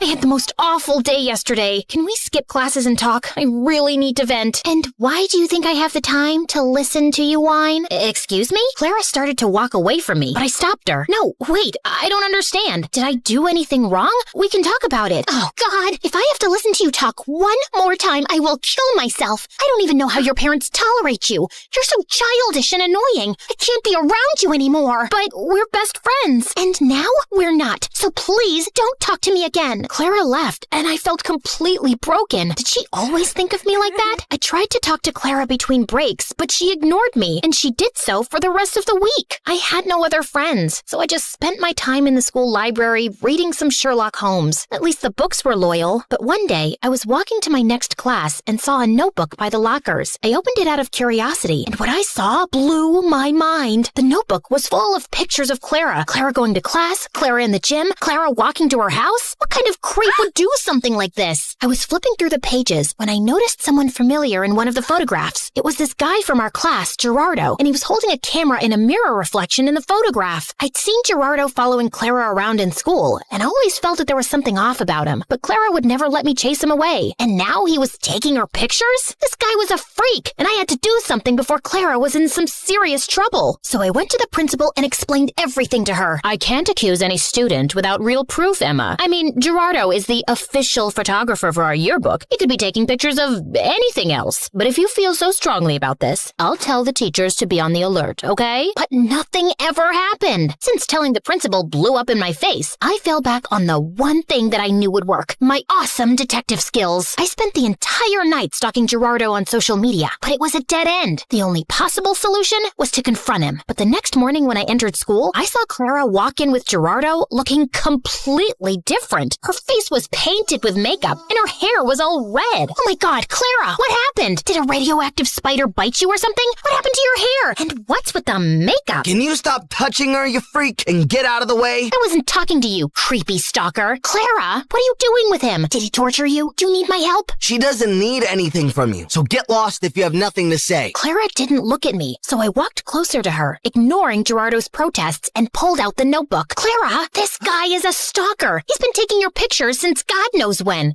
Look, he's even in one of these pictures. Can you see that tiny little reflection in the background? Clara ripped the notebook out of my hands and finally looked at me, angry. What part of I don't want to be your friend didn't you understand? I don't care about your little detective games, okay? It's not a game. This guy is creepy and weird and my boyfriend? He's my boyfriend, okay? Now stop insulting him with your dumb games and get out of my face. Clara stormed off before I could ask any questions, but Gerardo stayed, smiling at me. Thank you for finding my notebook. I was worried about losing my favorite photos of my girlfriend. Listen, I don't know how you brainwashed her, but she's not like that. I didn't do anything to her. I just offered her a quick way to earn money. What did you make her do? Why don't you ask her? He left with a victorious grin on his face. I started to feel really worried about Clara. The next day, after the end of the school day, I was determined to save Clara any way I could, so I decided to follow Gerardo like a shadow. After a while, I saw him slipping through the school back gate and entering a scary dark alley. I hid behind a pillar and saw him wait there, and moments later, a bunch of guys came in on their motorcycles, each scarier than the next. How you feeling about tomorrow, boss? Pretty good. You have the motorcycle I asked for? Yeah, it's in Clara's house. Perfect. I taught Clara everything she needs to know about riding motorcycles, and I've told her to meet us right here tomorrow. I'm telling you, Clara's so ready for this race. She's gonna nail it. And what if she doesn't? Then we train her more till she can. But don't worry, I can feel that money is ours already. Everyone started cheering in celebration, so I got out of there before they saw me. I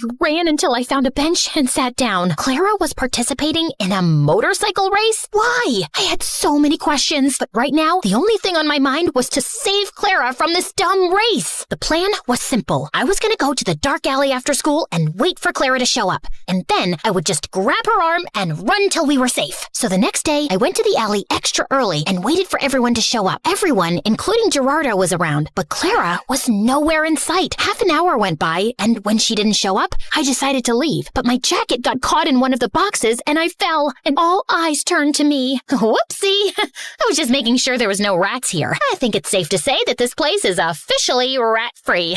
Okay, bye! I turned around to run for my life when suddenly Clara popped in front of me looking like a raging bull. I thought I asked you to stay away. I just want to help you, Clara. This is too much. I don't know what's happening with you, but I can help. How? You didn't even know your father's a scamster till your mom told you. I know you think you're some great detective and you can help everyone, but no, Emma, you can't. You have to stay away from this. Get that in your thick skull and leave me alone. I know you're saying this to hurt me, and I am hurt, I won't lie. But Clara, this is too dangerous and— Okay, enough. My head's hurting listening to your annoying voice. Lock her up. Wait, Clara tried to protest, but someone dragged me into a room nearby, took off my backpack, threw me in, and shut the door. I could hear Clara almost crying, so I pressed my ear to the door, trying to hear outside. I know she's in trouble, but you can't leave her here. You need to focus right now. We'll come back for her later, I promise. Now get on the motorcycle. You've got a race to win. I tried to scream for help, but I gave up after a while and just sat down on the floor. Ugh, how did I let this happen? I spent hours walking in circles and knocking on the door, but then I suddenly came up with an idea. I'd read in the Sherlock Holmes books how to pick locks with a hairpin, so I took the one I had in my hair and started to try it. Something clicked, and all of a sudden, the door opened. Bullseye! I knew I had it in me. Okay,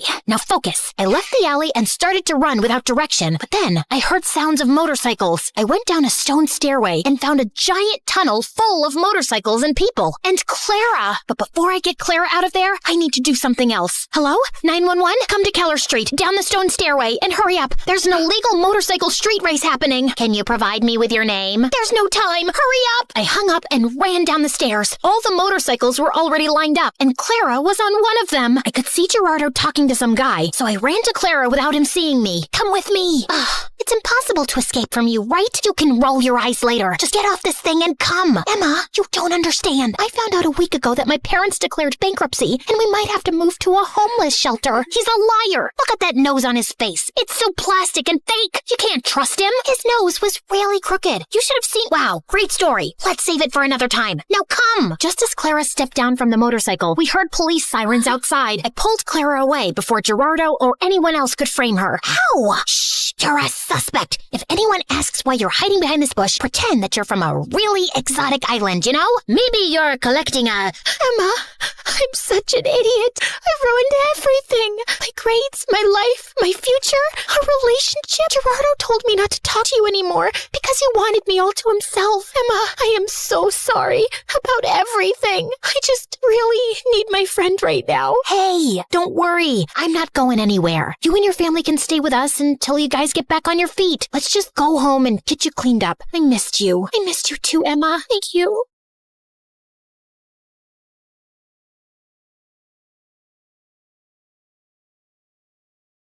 Some superheroes strut around in capes, while others rock pixie boots and a trendy poncho. Because, yes, you are looking at a real superhero. Hi, I'm Annie, and I'm from New Jersey. Don't be fooled by my cute pink locks and dazzling big blue eyes, because as it turns out, I'm also a bit of a crazy, jealous maniac. You know, every superhero has a weakness. Mine was my dad. My dad was the center of my world. Mom left when I was 3, so it was always me and him. We'd hang out all day, and he'd do whatever I wanted. Let's jump on your bed and then go fishing for sharks in the park. I've just made the bed and it's raining outside, but whatever makes you happy, my angel. My dad was the best. He was my superhero. We did everything together and made a big effort to share each other's interests. For example, he learned the names of all the dogs from Paw Patrol. You're such a sky. In return, I learned to play chess, which was Dad's favorite game. Kapow! That's a chick and a mate. One time, when I had a high fever, I asked him not to leave my side for 1 minute. I promise, Annie, I never will. And I totally believed him. He even made a pulley system to get the Uber food delivery to my bedroom window without leaving my room. But then, the worst thing happened. A couple of days later, instead of making me breakfast, he grabbed his car keys and let a babysitter in. I must go to work today, Angel Annie. Teresa will look after you. No, Daddy,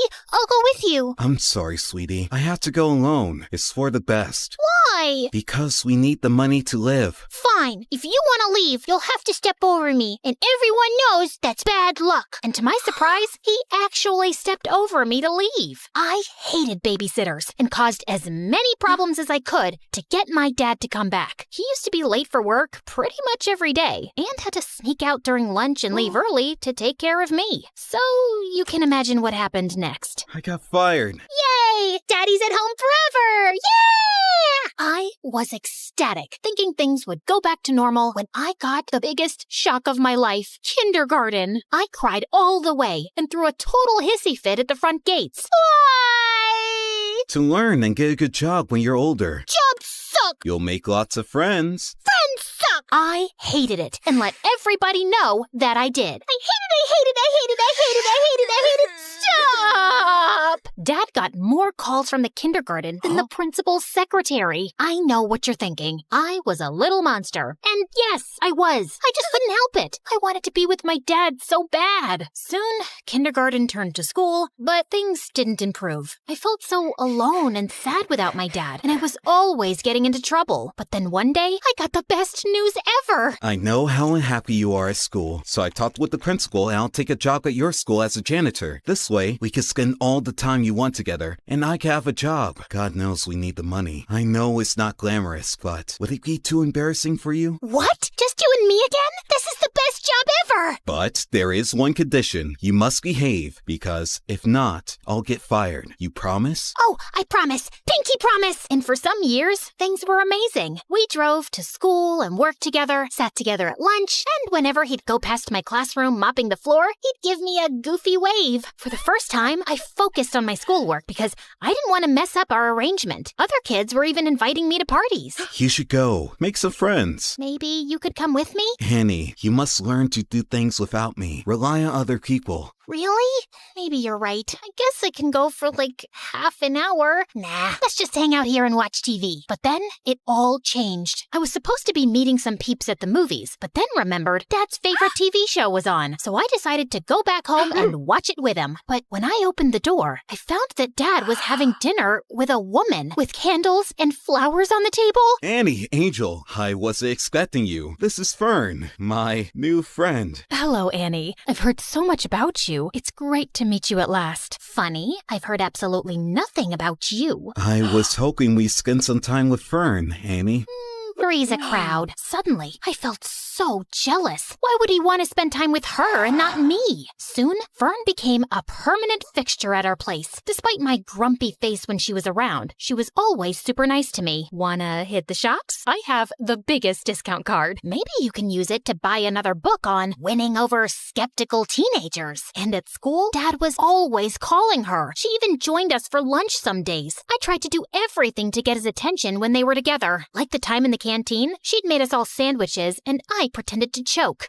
Poison! But they were too busy staring into each other's eyes to notice. Soon, Fern moved into the house. And even though I kept moving her things around, she was always calm and supportive. You can always talk to me about anything, you know. I'm fine. You and your dad have such a special relationship. I wouldn't want to come between you two. Well, cheers for that. You can rely on me too. I'll always have your best interests at heart. Yikes, is that the time? Gotta run. It felt like Dad was slipping away from me. But at the same time, I was also starting to become independent. During that time, I joined the chess club and quickly showed talent. No doubt thanks to all those games with my dad. I even won the school tournament and got invited to represent the school in an international tournament in Belgium. I knew it was a life-changing trip, but I also knew that my dad's job as a janitor didn't pay much. He would not be able to afford the expenses of such a trip, so I had to decline the offer. I was pretty sad about it, and soon things got even worse. That same afternoon, I got to class, and one of the more popular girls was sitting in my seat, slurping on a milkshake and making fun of me. Look at me. I'm Annie, and I'm so lame because my dad's my BFF. Great, that's really mature. Now move your butt from my seat. Oh no, you better call your personal janitor to clean up this mess. What mess? I shouldn't have asked, as she threw her milkshake on the floor on purpose. This mess? What are you waiting for? You better call Daddy. I jumped on her and tipped the rest of the milkshake over her, and that's when the teacher intervened. I got after-school detention. I was really scared that Dad would find out, but thankfully, he went home after finishing his shift. I was super relieved, but then, on my way out from detention, I heard a weird rustling noise from one of the classrooms. That's odd. Everybody went home already. I thought it was best to get out of there, but suddenly, a man in a ski mask rushed out of a classroom, holding a bag full of the school laptops. Oh no, a thief! I froze in my spot as he spotted me and stopped for a few seconds, then started running down the hallway. As he ran past me, he accidentally hit me with the bag of laptops, and I yelled in pain as I stumbled to the floor. Oh my god, are you okay? I looked up in shock as I recognized that voice. Dad?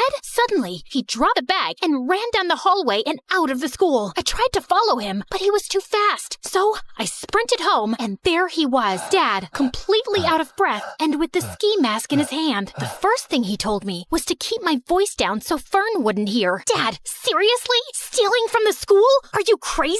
Annie, you've got it all wrong. Oh, really? Ski mask? Swag bag? Come on! Keep it down, will you? We can't let Fern hear this. Start talking. I did it for you, Annie. Professor Parker told me about the chess tournament and the trip to Belgium. He told me that you turned him down without even telling me. I want the best for you. I don't want you to lose out on something like this because of me. But the moment I saw you, I knew I couldn't go through with it. Now, we can't let the police know. They'll lock me up. If you think about it, no harm was done. Nothing was stolen, so everything's great. Of course, everything wasn't great. While his intentions were sweet, he made a huge mess in school. The principal had reported the attempted robbery to the authorities, and I had to testify in front of the police as the only witness. I couldn't turn in Dad, so I had to lie. I told them that the thief was super short and had green hair. I hoped to keep a low profile about the whole thing, but the next day at school, I was treated like a hero. The girl who saved the school. My hair would have just frizzed out in fear. You're like a real superhero now. Yep,